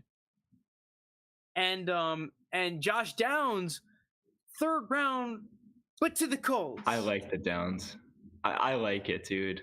I like it too, because it reminds me a lot of Amon-Ra. Just a team like being like, wait, whoa, this guy's here? Fuck yeah. That, and I'm hopping on the Anthony Richardson bandwagon. I was hoping he would go to the Colts. I love that fit. And then give him like I was watching something, they were evaluating Quinn Johnson and how he's like 50% on his 50-50 balls. But Josh Downs is like 17 of 19 like he's a fucking baller. He's a baller. He'll get separation. He'll make it easy. He's a fucking football player, man. That's the thing about Josh Downs. That's why I'm surprised he fell. It's like this dude to me is just a fucking dude you want in your team. Like, okay, at least like Michael Carter gave me the same vibes, but I can make the reasons why Michael Carter's a day 3 pick, right? He's a smaller running back, struggled in pass pro, this, that. Josh Downs, it's like smaller receivers have had success.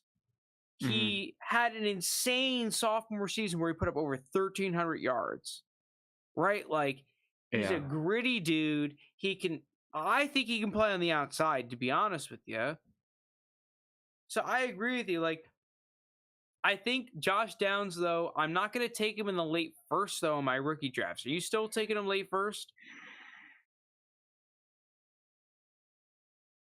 It's tough to take him late first. I think he'd have to be early second. Because he's definitely behind Kincaid. What about Downs versus Myers? And A-Chain. Raiders? Myers went 35 to the Raiders and A-Chain 81 to the Dolphins. What do you think about those two versus Downs? And let's throw in Hyatt, too. Let's throw in Hyatt to the Giants. I think Hyatt's just like speed bait. Yeah, but the Giants are such an opportunity there. Yeah, you guys were saying that, but like, I don't know. You don't buy it? No, I don't buy it. No, he'll stretch the field, make it easier for the other receivers, for Shepard, for that other dude. That Waller would probably be a benefit. Yeah, Waller's gonna ball out. I think he's speed based. I'm sure he'll have like he'll be boom bust, but I don't think he's anything consistent. A-Chain's nice. I'd put him right behind Downs just because of the potential upside. But I liked Downs better before, and I don't hate him developing with Anthony Richardson. I saw Ballard, right, their GM, the Colts GM, talking, basically saying like, yeah, we were pumped he fell to us. We know he has a lot to develop, but he just does shit that like not everyone can do. Steichen's pumped about him. Ballard's pumped about him. I think they're prepared for him to make mistakes and then just turn into a beast. And if they could do that, like I was hoping David Bell would develop with Watson in Cleveland. Bell fucking sucks now, but I have high hopes for Josh Downs. Well, that's another interesting receiver room to talk about is Cleveland, because Cedric Tillman goes to Cleveland at 74, but that's a crowded room right now. There's just too many. That's a situation where there legitimately is too many mouths between Amari Cooper, Elijah Moore, Tillman, and Njoku, and David Bell. Which, yes, I agree. David Bell is definitely the odd man out. I don't think he's not going to play. I think he's still going to see some snaps. I mean, but you could argue Elijah Moore could be odd man out also. Like, there's a reason he got no pass attempts sent his way. I think Elijah Moore is the dude right now. Compared to David Bell, compared to Tillman, I think it is Elijah Moore is the dude. Yeah. I mean, then again, it's weird because DPJ is there. DPJ was low-key productive. And then, what, Schwartz? He was pretty decent. I think Schwartz is done. I think whatever role Schwartz had, that's what Elijah Moore takes. Okay. But then again, it's like Tillman and DPJ fill the same role to me. Whatever you ask DPJ to do, you can ask Tillman to do, or vice versa. So there's a position battle right there. It's just there's a lot of competition there, and that could be a good thing. Yeah, I mean, you could argue if Tillman's just about as good as DPJ, they'll just drop him and then keep Tillman since he's on the better contract. I mean, are you more should we be more confident in this Browns offense as a whole? Because like when you start to look at this offense on paper, Are they keeping Hunt? no, I don't think so. Yeah, But I mean, regardless, like Nick Chubb is a beast. fine. You don't An need animal. a stud like Kareem Hunt to back up Nick Chubb. We all Just knew there was curious. just you didn't need that, right? You can have a Dearness Johnson or a Kenneth Mhm. Gainwell even, or whoever you draft on day 3. But from a receiver perspective, there is a legitimate argument that this team has a back end top 10 receiving core now. Yeah, it's not going to be as good as Cincinnati, where they have 2 like top crazy receivers. And the other receiving cores potentially in Minnesota, where if Addison is legit, fine, cool. They're above them. Eagles, Seattle, Eagles, Seattle, Miami. yeah, Miami. Are there any other where it's just like there's a clear top 2? I mean, maybe Dallas with Cooks, Gallup, and that. But like, I mean, Cleveland's got to be starting to get close to there, right? If Elijah Moore pans out, if He Moore plays pans like out, he did his freshman year, yeah, his or his, rookie season, yeah. oh, 100%, Then, yeah. 100%. But that's what I'm saying. It's like, okay, so there's 5 or 6 you can name off the bat, another 2 or 3 that you can speculate. Okay, yeah, they have a better core. But that being said, man, Watson. What about Watson, who has proven he's a legit quarterback? I mean, you're talking about a dude that's valued under Dak right now a good amount of the time. we probably, I mean, I'm pulling this out of my ass, but we probably haven't seen a quarterback go from like prime stud to leaving for 2 years, then coming back since wasn't Starback like in the Navy or something? Yeah, Rogers, I think he like went to go fight a war. probably probably since he went to go fight a war. That was before fantasy was being played. Yeah, I don't have those numbers offhand. But like I mean, it's gonna be a work in progress. He had a bad first year back, but I think it was definitely underwhelming. He showed He's got- flashes, but you can make an argument that Jacoby Brissett was cooking more than Watson was. well, also football players and athletes are big on the routines, so not like date raping new masseuse every couple weeks. Probably threw him off. Yeah, it might have thrown him for a loop. Yeah. Allegedly. But that offense on paper is insane. Now, on paper versus actual is always a different story, but there's got to be something to be said about that fucking team, man. Yeah. I mean, that's crazy what they've low key developed there. I mean, the fact that David Bell, the data analytics stud that people were saying should be in the first round, is your 5th receiver, 6th receiver. Mm-hmm. So, I mean, that begs the question: is their coaching just kind of dookie, or was it just Deshaun Watson? I don't know. We'll see. I mean, it's fucking Cleveland. They'll find a way to fuck even this up. Something interesting. I was talking to a buddy. He's a big Geno Smith guy, and then he got me hyped, so I reached out to our Geno Smith owner in our home league. I was willing to offer 2 seconds. He said he needed at least a late first. My buddy, who's the big Geno Smith guy, said that a late first is a steal. I disagree. Yeah? I disagree. Are all of those overpays to you? Yeah. Really? I am not going to give a late first for Geno Smith. I mean, I think they just proved that they're in on him, though. And they stacked his shit. JSN, Charbonnet, Did they went defense with their other picks, right? But I no don't think it's quarterback. horrible. I think it's the same thing. Would you trade a late first right now for Russell Wilson? That's my problem. I think that the competitive advantage you're getting Different. drafting a different position with a late first is That's you different. you though. mind holding this down real quick because I have to take a piss massively. I've had to take a piss for like the past hour and a half. Yeah, take your time. I'll start like babbling about stuff. Yeah, go ahead. Okay, I'll hop on the YouTube, see if there's any questions in chat. Just don't get us banned first somehow. I don't cuss. Mm, Throw any questions in chat.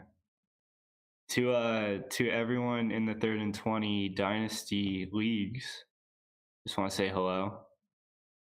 It's been a pleasure playing with you guys the last couple whatevers. Last couple years. Let's get some more trades going. Honestly, the league feels a little slow. Oh, I need to throw this off. Sorry, I was getting some playback.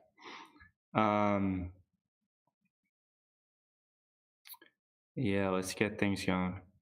I don't want to get sued. Hell no. Yeah, let's get some trades going. In the first 3rd and 20, dude, I'm stuck with Stafford and Wentz as my QB2. What are people's thoughts on the Rams players? Is PDR still in here?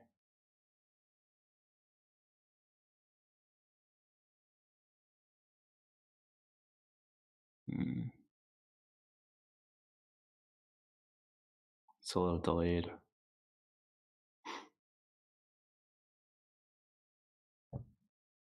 I'll check the draft. See if any more picks. Marvin Mims to the Broncos. Bet JT likes that. Actually, I bet JT fucking hates that.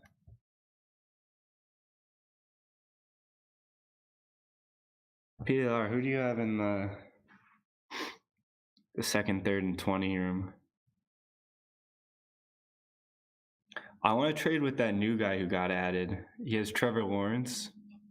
Dude, I want Trevor Lawrence so bad. I think he's finally at full price, though. Not worth Who's that? it. Trevor Lawrence. Yeah, probably not worth it. You got the worst QB No. room ever in 2nd, 3rd, and 20. Yeah, I think everyone tried to get Lawrence from that guy. Who has Lawrence in the league? Dude left. The new, yeah, Dragons now. Also, Isley, if you're in here, I'm still trying to make that trade happen. You just kind of left me on red. Quarterbacks are always fucking annoying, dude. I mean, that's part of the reason why every single draft I do, I take a quarterback in the first 2 rounds. Like literally every single Superflex startup I've ever done, I've taken a quarterback in the first 2 rounds. Then again, You gotta. the thing is, P to the R, you've got value. You have the best receivers by far in the league. It's unfortunate that might be the position that gives you the least competitive advantage, but in terms of value and like, let's say if you can't move them, you need to hold them. Those are fine players to hold. Oh my God, think. yeah. Now, let me ask you this, Parker. Of all the 2022, because I've been thinking about this heavily, and I really don't know the answer. And we actually have this problem in our league that we did together, that best ball league.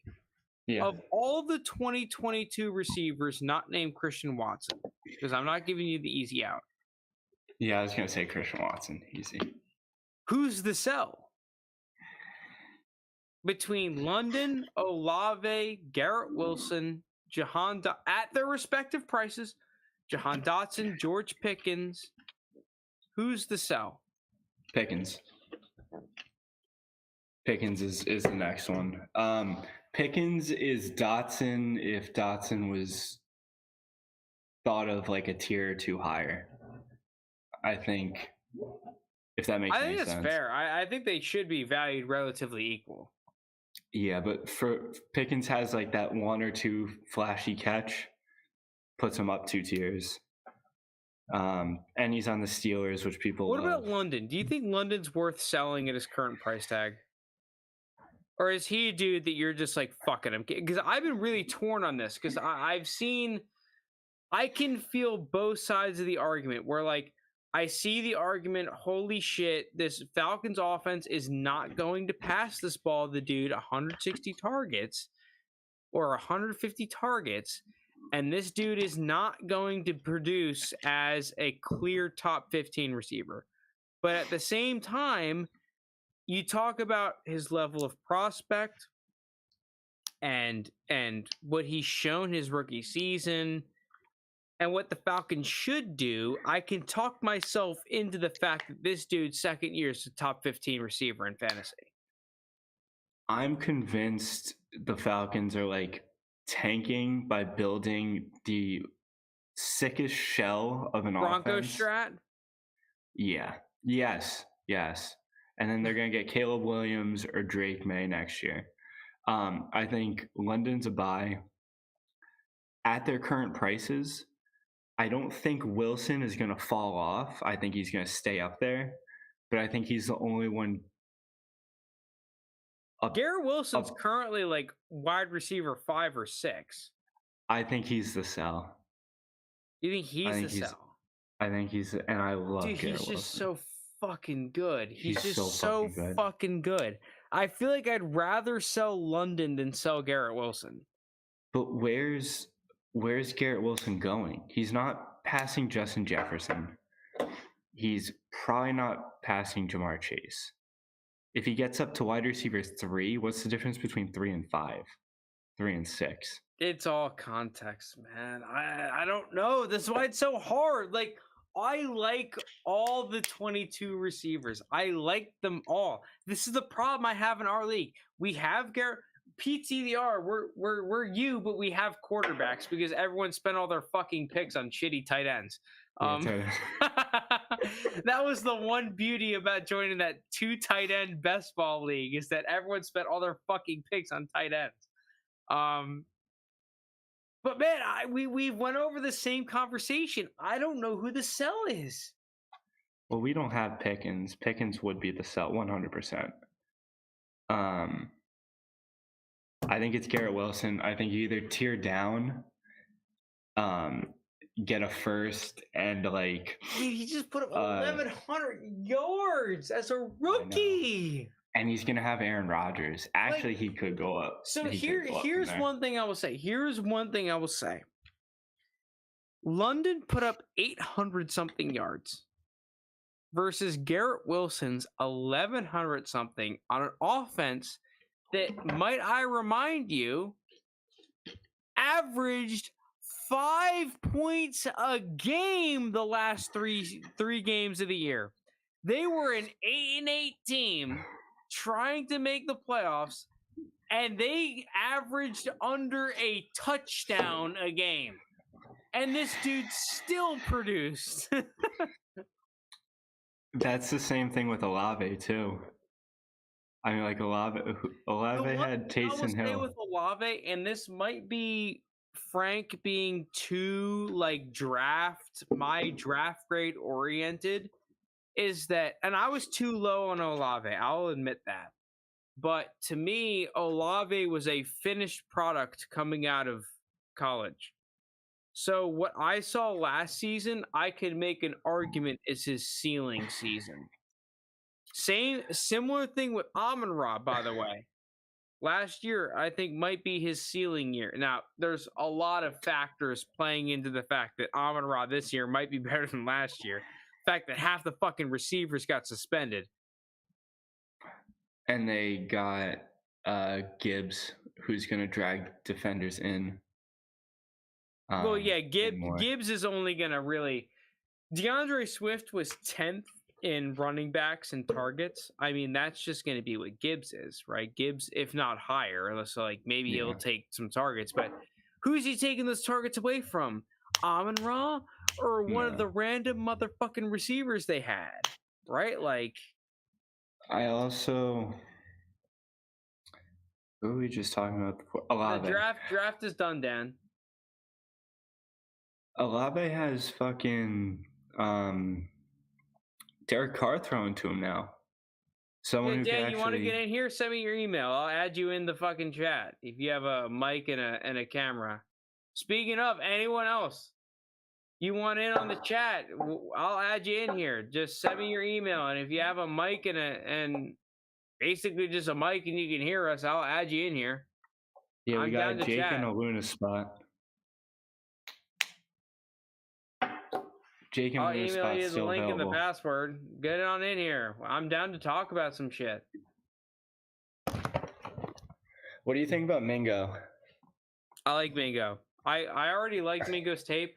It's unfortunate because I was hoping to grab Mingo later in the draft.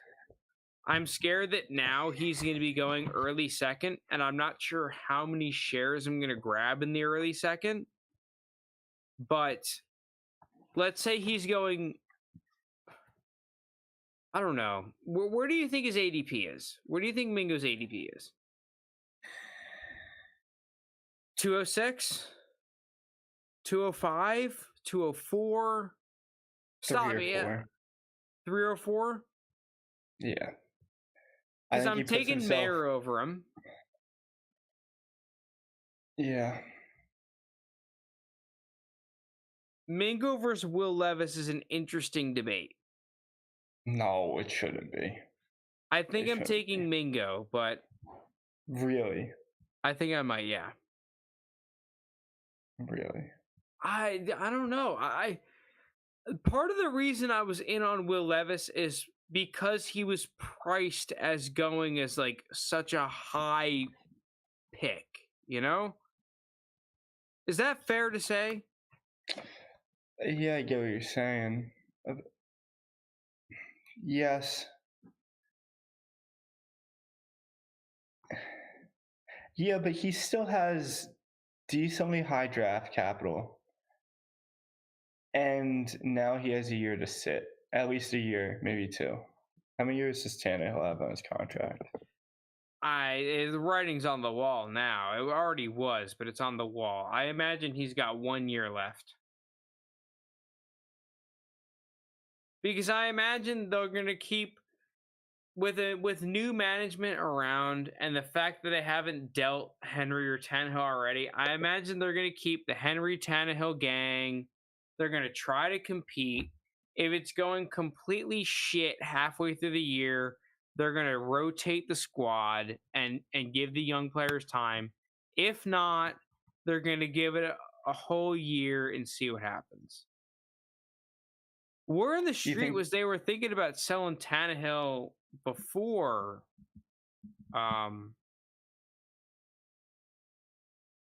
like if they did draft a quarterback, selling Tannehill. Do you buy the stuff that Levis was injured this year and his tape the year before is closer? Okay, that's a loaded question. His tape last year was better than this year, but Yeah. I'm not buying an injury as an excuse for why this year didn't go well. Okay. Because the problem I have with Will Levis is something I learned from what's his name, the quarterback last year that was supposed to go to the Steelers, Malik Willis. When you have a dude that has some misses that are misses by like 15 plus yards, that's kind of rough. You know, there's a difference between, oh, I'm Justin Herbert and I was throwing a screen pass and I threw it in the dirt, but when you look at the miss, it's like 5 yards, right? If I threw it 5 yards further, it's a catch. Which I think you make the same argument for Anthony Richardson. Some of those balls that are easy completions in the dirt, it's like, okay, if that was 5 yards further, that's a completion. It's fine. No one gives a shit. Maybe it's a slightly low throw. No one cares. when you have Will Levis on some throws, he throws it 15 yards into the stands. That's a whole 10 yards more margin of error, right? Yeah. Which is, if you're thinking about just percentage wise, that's significantly higher. That's like, yo, that's a what? I'm not doing the math off the top of my head, but from 5 to 15, it's like 300% Yeah. more of a miss. That's part of the issue that I have, is that you have Will Levis throws that were way outside the margin of error. And I disregarded that because the media and the community was like, yo, this dude's going top 10. This dude's going to the Colts at 4. Now that is not happened and he went 30 fucking 3, he's a Drew Lock to me. He's a Drew Mhm. Lock. Yeah, I Yeah. see the upside. Yeah, he could pan out. Why would I take that over A-Chain, Charbonnet, even fucking Jalen Hyatt and Josh Downs went third? Like, what's the hit rate from them compared to Levis? Why should I believe in Levis compared to them? Yeah. No, you're not I mean, wrong. listen, you can convince me, but I think it'd be a little bit easier if I liked Levis more without him being priced in going at 4. You know? Yeah. I don't know. When people were talking about him going 102, that felt like bait. But I am surprised he fell out of Out of the the first top was crazy. 15. Yeah. Yeah. Not even just the top 15, the first round. I think that goes into what you're saying with Nolan Smith dropping so far. I thought the Eagles would be the team to trade out. Yeah. But yeah, if Nolan Smith is there, if they think he's a top 15 player, like, why would you trade out? You're trying to win Super Bowls here. Yeah, not accumulate picks.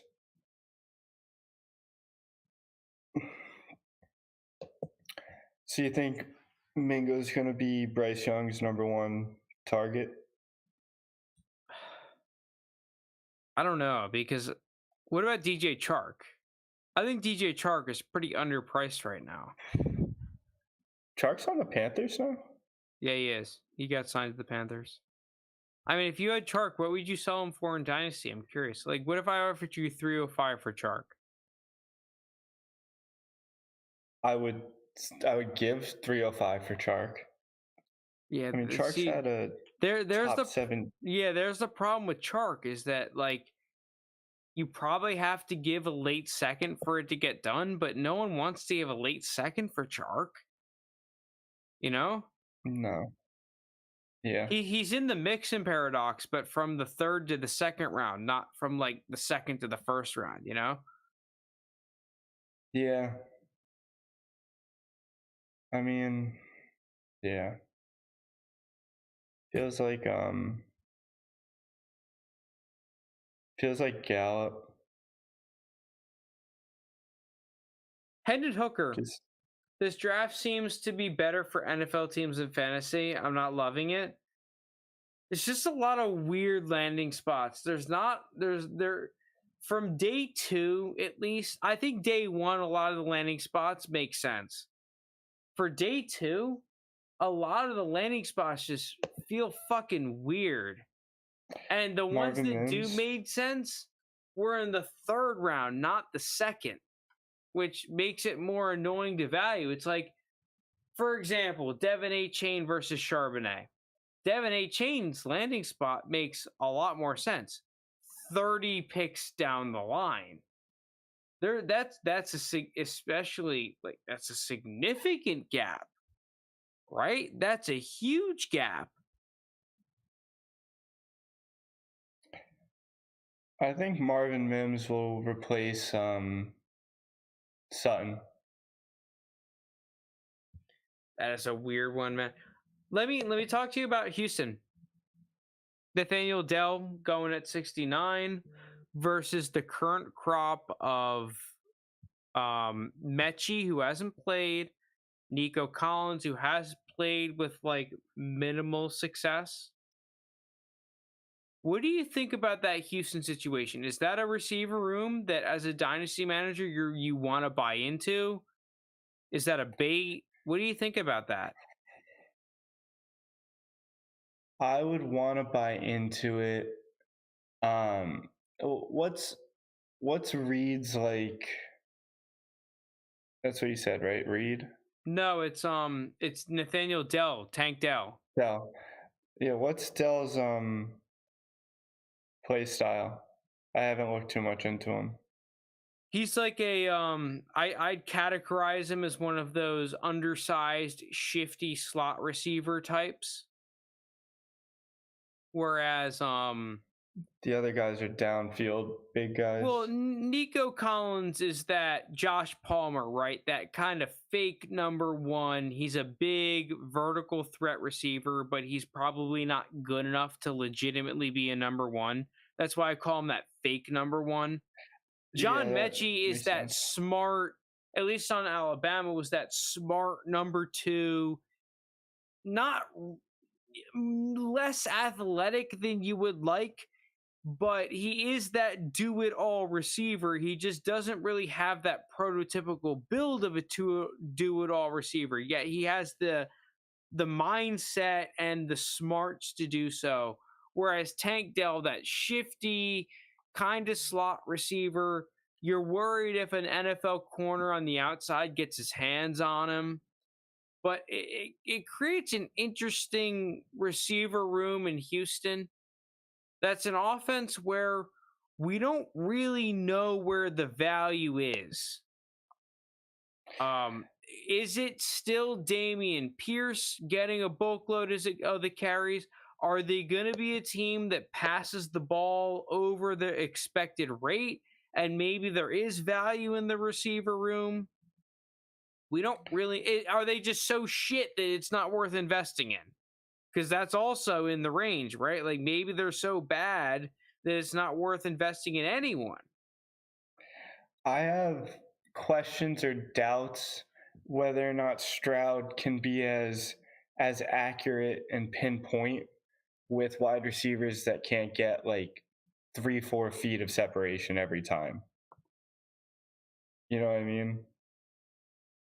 No, I I mean, listen, I agree with if you're talking about the receiver talent of Ohio State compared to the receiver talent of the Houston Texans. I think everyone's taken Amika Ugba, whatever the fuck that motherfucker's name is, Marvin Harrison Jr. I mean, JSN didn't play, but add JSN in there. Whoever the fuck you want to name on Ohio State is better than what they got in Houston. Yeah, And you're playing I mean, better defenses. Yeah, so for that reason, they don't have a clear alpha. It seems like it's just gonna be a struggle of a year to me.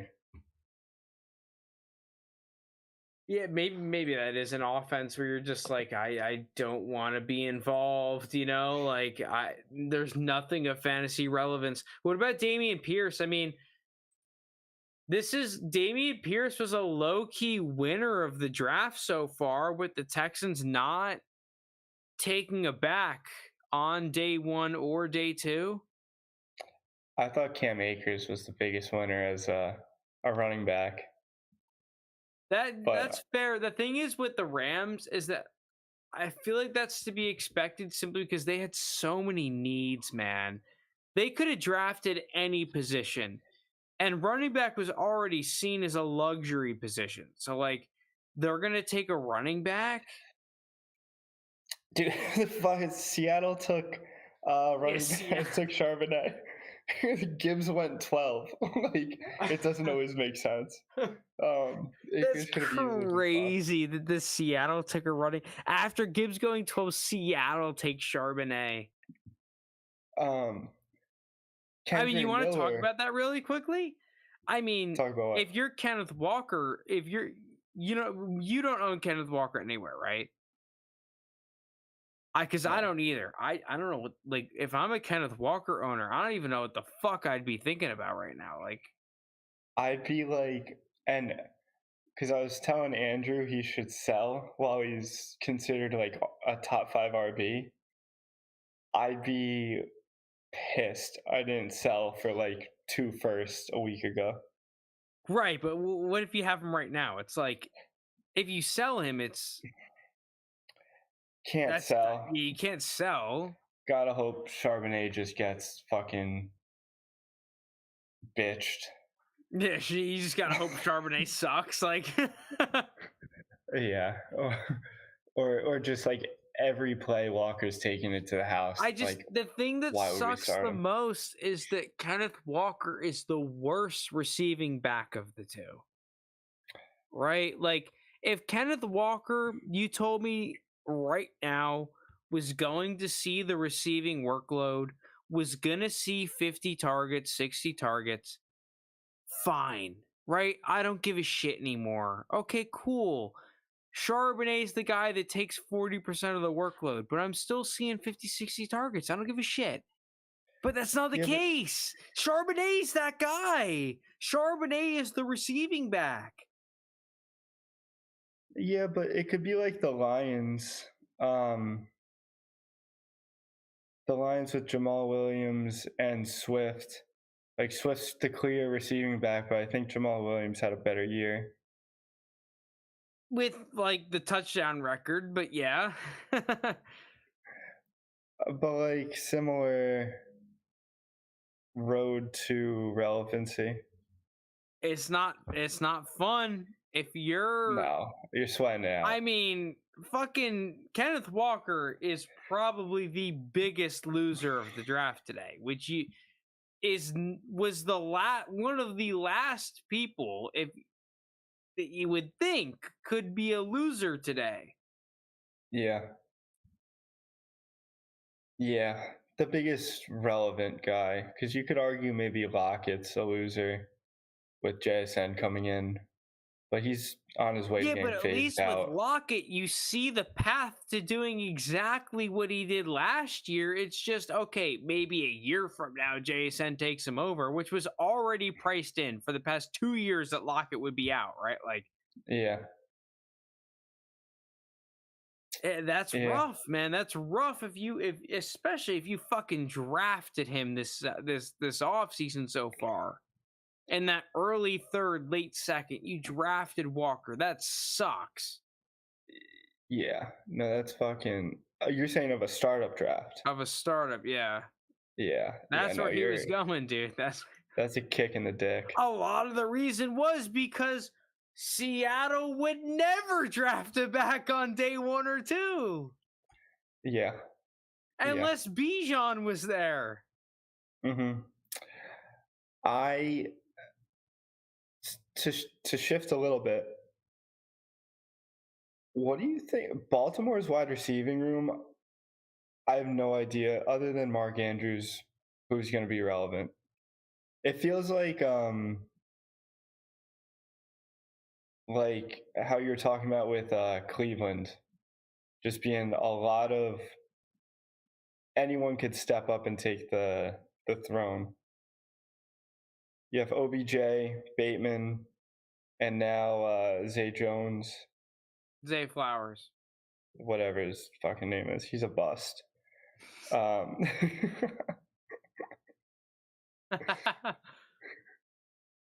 But I don't know. You think Bateman's a loser with Flowers? Definitely, yeah. Because now, part of that, I think Bateman was a loser before the draft, right? Mhm. Just with OBJ coming in. And fact of the matter is, it's looking like Bateman is the Jalen Reagor of that draft class, where he had hope going into the offseason and every single thing has gone wrong. And come the start of the season, yeah, there's a chance that fucking might as Bateman. well be Jalen Reagor, Rashad Bateman comes out and steals the show. But you think the Ravens are confident in that with all the moves that they made? You think Lamar Jackson's like, No. yeah, Bateman's the guy I want as my number one receiver? Fuck no. The dude tomorrow is like, can we trade for D Hop? Like, after adding Zay Flowers and OBJ? Yeah, D-Hop. D-Hop should go to Buffalo, dude. If I had Rashad Bateman, I would be looking to trade him for a late second if I could. I am scared. Really? I'm shivering my timbers. I think that this is the falling knife, and I'm letting someone else catch the falling knife. Mm-hmm. The knife is already starting to fall. The knife is already fallen. If I could give it to someone else for anything, that's fine. Because let me ask you this. Is this Jalen Reagor, or is this a legitimate fantasy relevant receiver? If you're a betting man, you have to put your life on it. What are you choosing? Reagor. It's Reagor. It's fucking Reagor. This is exactly what the Eagles did after they drafted him. This is exactly what every single team that drafted a bust receiver did after drafting them. They spent another first round pick on a receiver. They also addressed it in free agency. This is not that situation where Bateman turns it around. If it is, go ahead and buy him. Because I could be wrong. But I've seen this before, and it's already too late. It's already too late. The time to sell Bateman was 6 months ago. But if you can get someone to still pay that late second, I think they're catching the falling knife. I don't know who would, though. I think there's a chance you could pay. You want to see what his... Let's take his price on Keep Trade Cut right now and discount it by 200 points. Okay. Also, let's talk about Kendre Miller, because that's a dream spot for him. Dude, he's priced at an early second right now, Bateman. You discount him 200 points, you get a mid-second.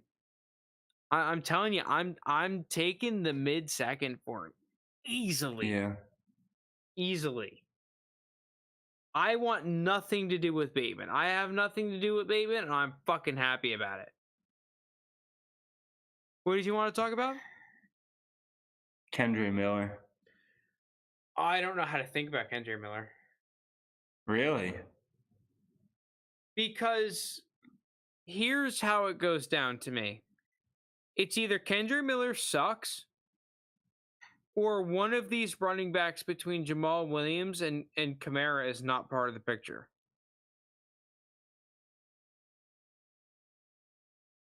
There's not enough room for three of them. You're saying what's someone's more out. likely? Someone's out. Someone's out. Yeah, but it's. I mean, I guess this isn't a typical running back situation where like running back fills the shoes after a year. I mean, that's pretty much only been Derrick Henry. But he is coming into a backfield with a 28-year-old Williams and Kamara's 26, 27. Could take over the year after. But I see what you're saying. I will say about Kendre Miller. I think there's a good argument to be made that Kendre Miller is more talented than Jamal Williams. And if Kamara is the odd man out because of all the field issues or whatever issues between him and Jamal Williams, you take Kendre Miller. But what is that price in rookie drafts right now? A mid-second? I mean, the way you're phrasing it, it feels like a late second, early third. Because I really don't know what his price is right now. Because the part of the problem is that he got good draft capital. So there might just be people who don't give a shit about the landing spot. And they're just like, yo, this dude was RB4 draft capital. I'm taking a mid-second. I'm not going to think about it. Yeah. What would you take? Kendre Miller with that landing spot or Will Levis? Levis. I think Levis But- is the consensus pick. I don't know what I would do. I'd probably lean Levis right now, but I'm not fully committed to that answer. I think at mid-second or later, if you can potentially get 208. a- How about 208, 209, somewhere around there? for Kendra? Yeah, Will Levis goes 207. You're picking 208, 209, and Kendre's a heavy consideration there. Yeah. Or maybe like 206. Will Levis goes, and you're at 207. Sue me. Yeah, but I don't think you can let on the Will Levis page. I don't think you could let a potential guy who's going to start get past like the mid-second. Like I think I got Hurts in the third his rookie year. Not that he was potentially going to start, but like Right. anyone with that kind of upside. Also, him versus Malik Willis. Wasn't Willis drafted in the third? Right. You're completely right about that. Like Will Levis should be more highly valued than Malik Willis. And I think Malik Willis is going like 204 to 207. One thing to say about Malik Willis, people were trying to price in that rushing upside. Right? The fact of the matter is, if he did start, that his rushing ability was crazy. People did not price in the fact that he literally could not throw to the outside of the field. Yeah. Like he was Yeah. that bad. He could not throw there. Maybe they'll start running a bunch of 2 QB sets or 3 QB sets. Tannehill, Levis, and Willis. Yeah, I think looking back, and after what we saw, Malik Willis is better off pouring the Gatorade cups than anything. How do you like Probably the role in Porter your pick? football team. What's up? How do you like the Porter pick? Loved it. Loved it. Yeah. I think the Steelers. I don't know about our interior defensive line dude we drafted. We did need that. I don't know if he's good or not. But Mhm. Porter and Broderick Jones, I was both really hoping we would get at 17, and we got both of those motherfuckers. Broderick Jones, especially, I think is exactly what we needed. Joey Porter, I think he's a fantastic football player. I think we got two dudes that can contribute to this football team day one. So, yeah, agreed. You guys had a nice draft. To bring it back to fantasy a little bit, I want to ask about the 4 receivers taken in the first round. Sure. What do you want to Um, ask?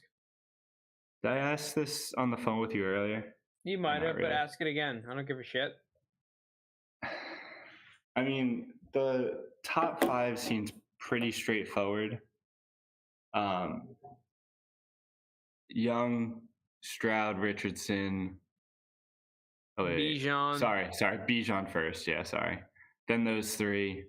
Gibbs. Right. Seattle for JSN. Feels like a fine landing spot. It's a little Chargers. awkward for day one production. Yeah. I think that's Um, the big issue with people. Yeah. And I think most people would agree with you about Geno Smith just being a weird quarterback also.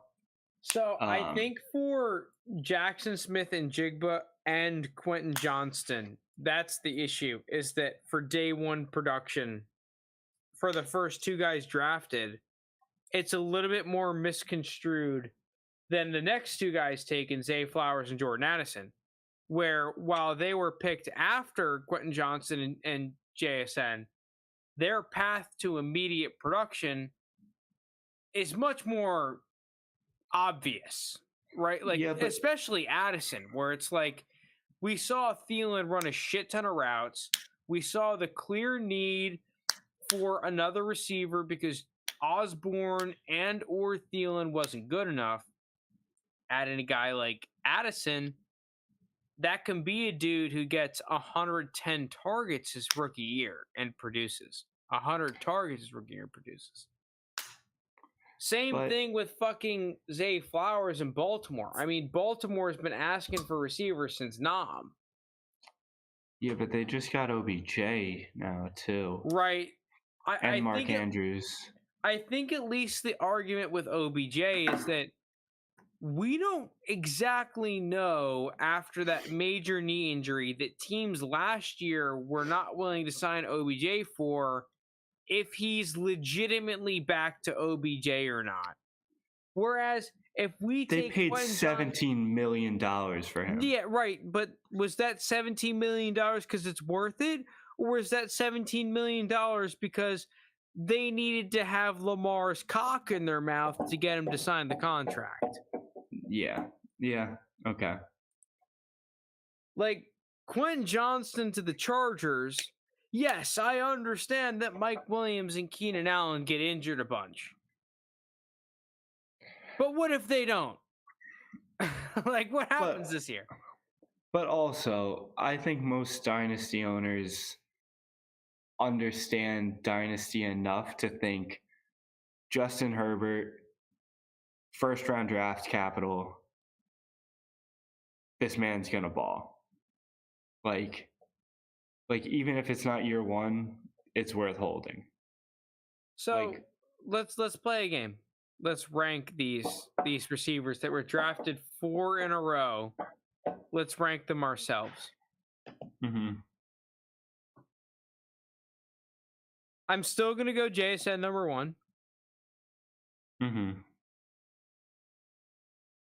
I'm gonna take Addison number 2. Why? And then I'll give my reason.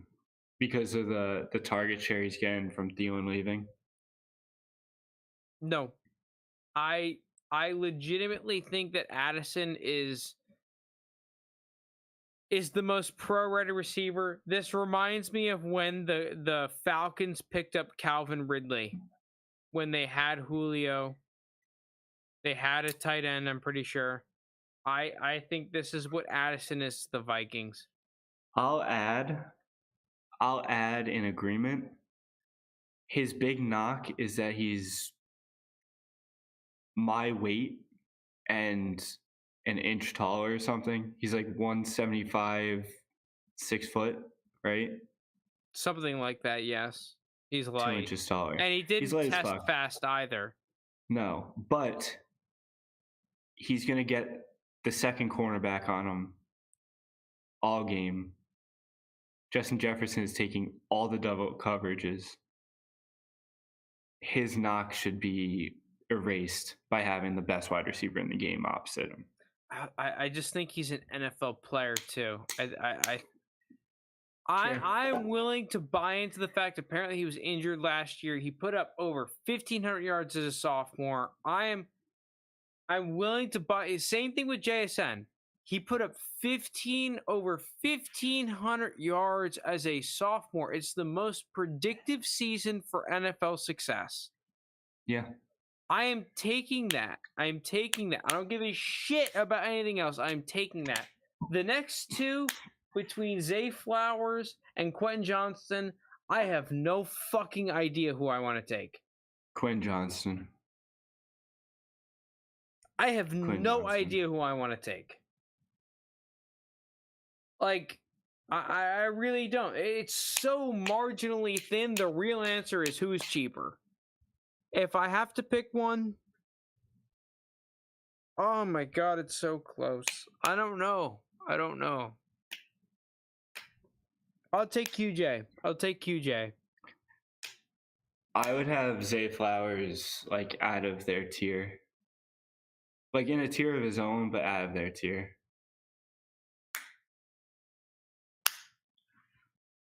But If that makes any sense. nonetheless, all of these guys, the big positive from a rookie draft perspective, all of these receivers that were drafted in this first round have a very clear path to relevance long term. They can stick around and develop and have a clear path to relevance long term. Yeah. Zay Flowers developing with Lamar Jackson could be nasty. Yeah, I mean, You he think- could produce day one pretty easily. I think Zay Flowers is one of the players like Jordan Addison that can play in the league immediately. So, what was the draft? Sorry to swap the topics a little bit. Go ahead. I think it was 2020. You had Swift, Dobbins, Akers.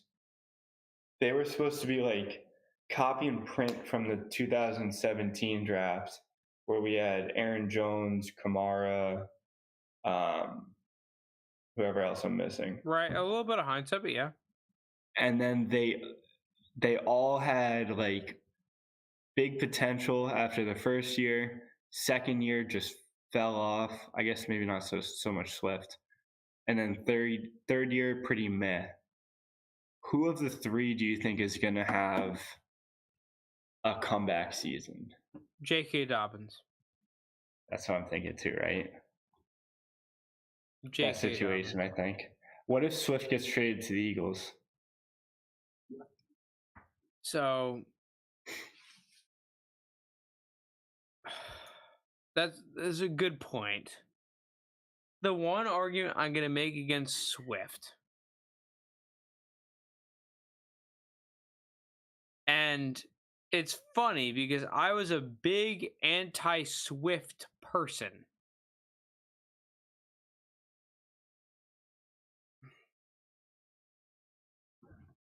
I don't know if I want to make this argument because what's interesting, Parker, is that what I wanted Swift to be, I saw at the very end of last year. Mm-hmm. And I didn't think he was going to achieve that.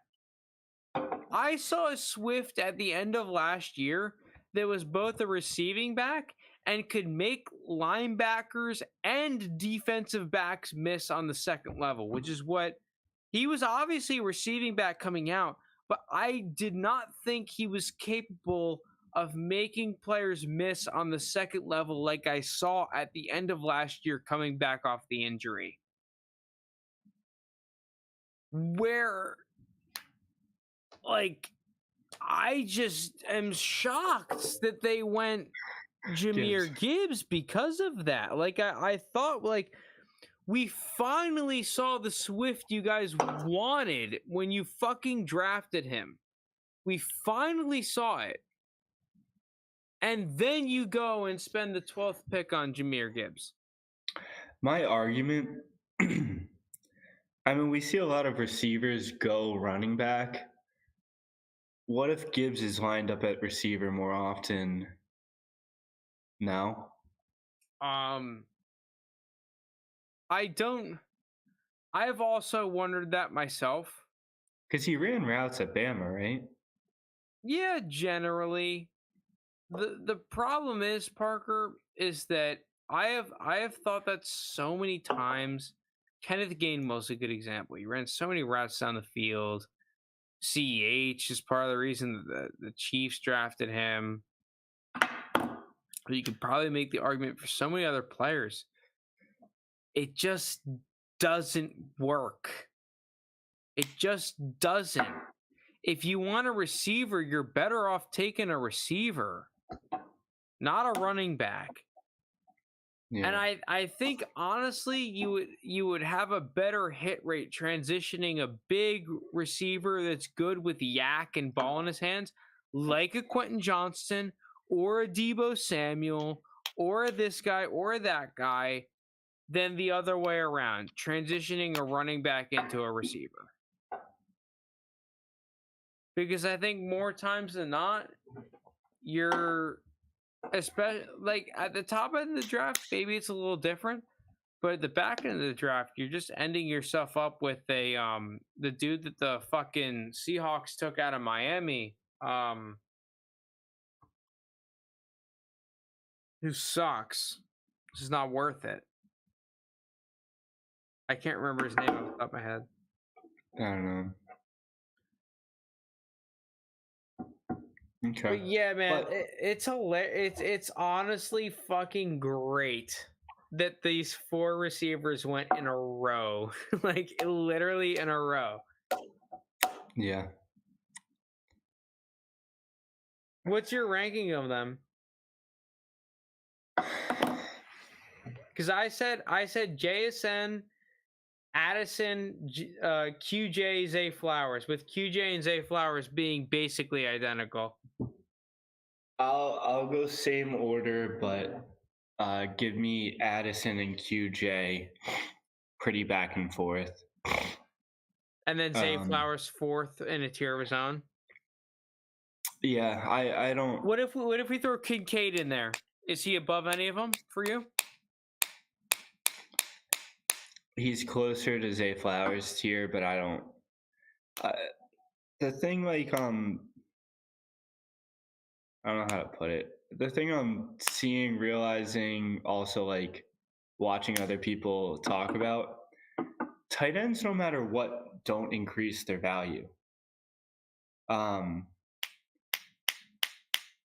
Even like if I draft this guy and he's sick, you're still like, it's gonna. Yeah, do you take mind not clapping your sorry, your thing? AirPods. Sorry. No, all good.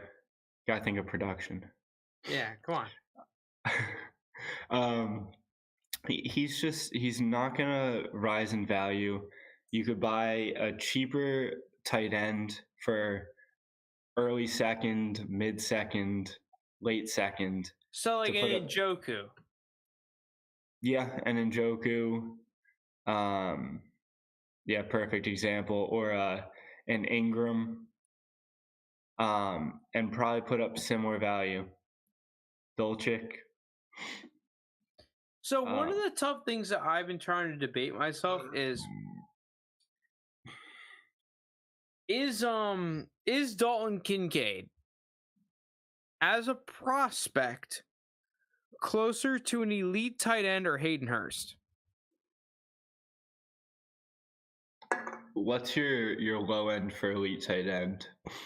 I don't Goddard? really know that, and that's part of the issue is that like we've seen in recent times the NFL miss on tight ends so much that what is that first round low end tight end, right? Well, it's also hard to call it a miss because at least with tight ends, if they don't hit in our version, catching touchdowns, receptions, they could still be good blockers, and that's a hit for them. Right, but Dalton Kincaid, if you remember, his whole shtick is he's a catching, good receiver. One of his Yeah. weaknesses is he sucks at blocking. Yeah. So like, hey, listen, if you're drafting to be a block merchant, you fucked up. Yeah. Yeah. And with this landing spot in Buffalo, right? We compare Dalton Kincaid's landing spot in Buffalo to the 4 receivers that got drafted above him.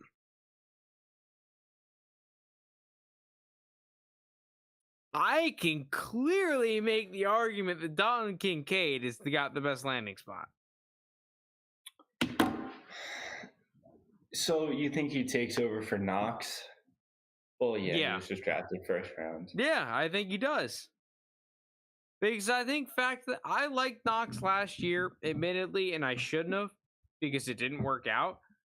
But I thought Knox was going to be second in targets on that team. I thought he was in the position to, and he wasn't. And I feel like they just said, yo, Dalton Kincaid, we want you to be what we thought Knox was. If we want a blocking tight end, we'll bring Knox on the field to be a blocking tight end. But you're going to be our Travis Kelce. And I don't want to say that in terms of, oh, he's going to produce like Travis Kelce, because that's ridiculous. You brought up the same point. That's a ridiculous argument. He produces like a top 5 receiver does. Yeah, I was just looking at season average. Kelsey had a 21 point something average, point 0.8, so 22 point average. Next best was Kittle, 15.4. Yeah, Kelsey's a different breed. Like, yeah. But this is the issue that I'm running into. Is Dalton Kincaid closer to being an elite receiving tight end, or is he at Hayden Hurst? Is he a bait? Because I can see his pro comp being, yo, this dude is a Kelsey. Not in terms of, oh, he's gonna have that 22.8 level production, but yo, what if Dalton Kincaid puts up 14 points per game as at the tight end position? That's a huge dub. So the argument, let's say that's the case, that puts him 14 point whatever. Just that 14 straight. That puts him just below Dallas Goedert, just above Ertz. As a rookie, that's crazy good. You think he's gonna go up from there? 100%. I feel like they're only gonna bring in more offensive weapons.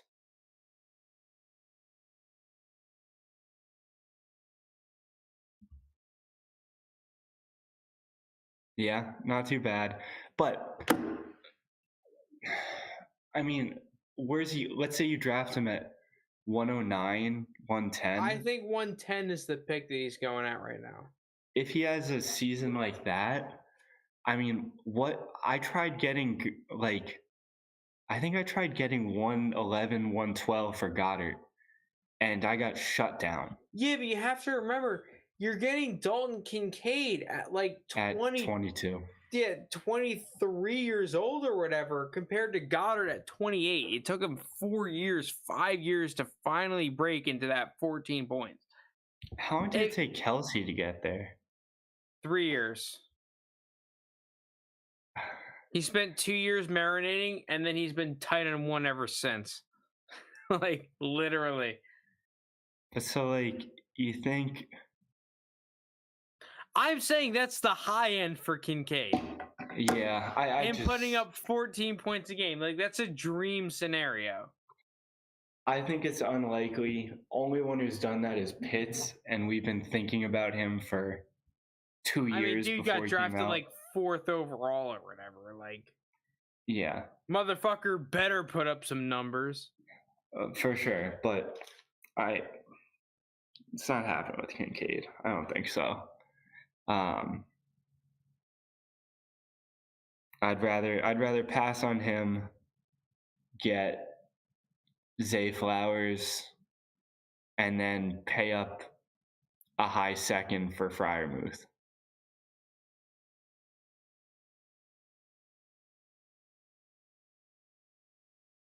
Yeah, it's just, I don't know, it's interesting because you can get him probably below these 4 receivers taken in a row. Below, like, later in the draft? I think at 110. Yeah. Right, these 4 receivers go, and then Kincaid is sitting there for you at 110. Have you watched anything about the Bills talking about Kincaid? No, but I know what they're going to say. Same bullshit. Yeah. But, all right. I think we're going to end it here. If you made it this far, thank you so much for listening to this. Thank you so much for watching. Really appreciate it. Parker, really appreciate you coming on, subbing on in a time of need. Anytime. Appreciate having you on. Different opinion. This is Parker, not JT. JT doesn't look like this. Yeah, if JT did look a whole lot like this, I mean, listen, this is a good-looking JT. We'd have like 500,000 subscribers if I was on every night. But yeah, thank you. Really appreciate everyone for tuning in. Not sure we're going to be on tomorrow, but fucking check Twitter. You never know. Thank you so much. Peace out. Have a good one.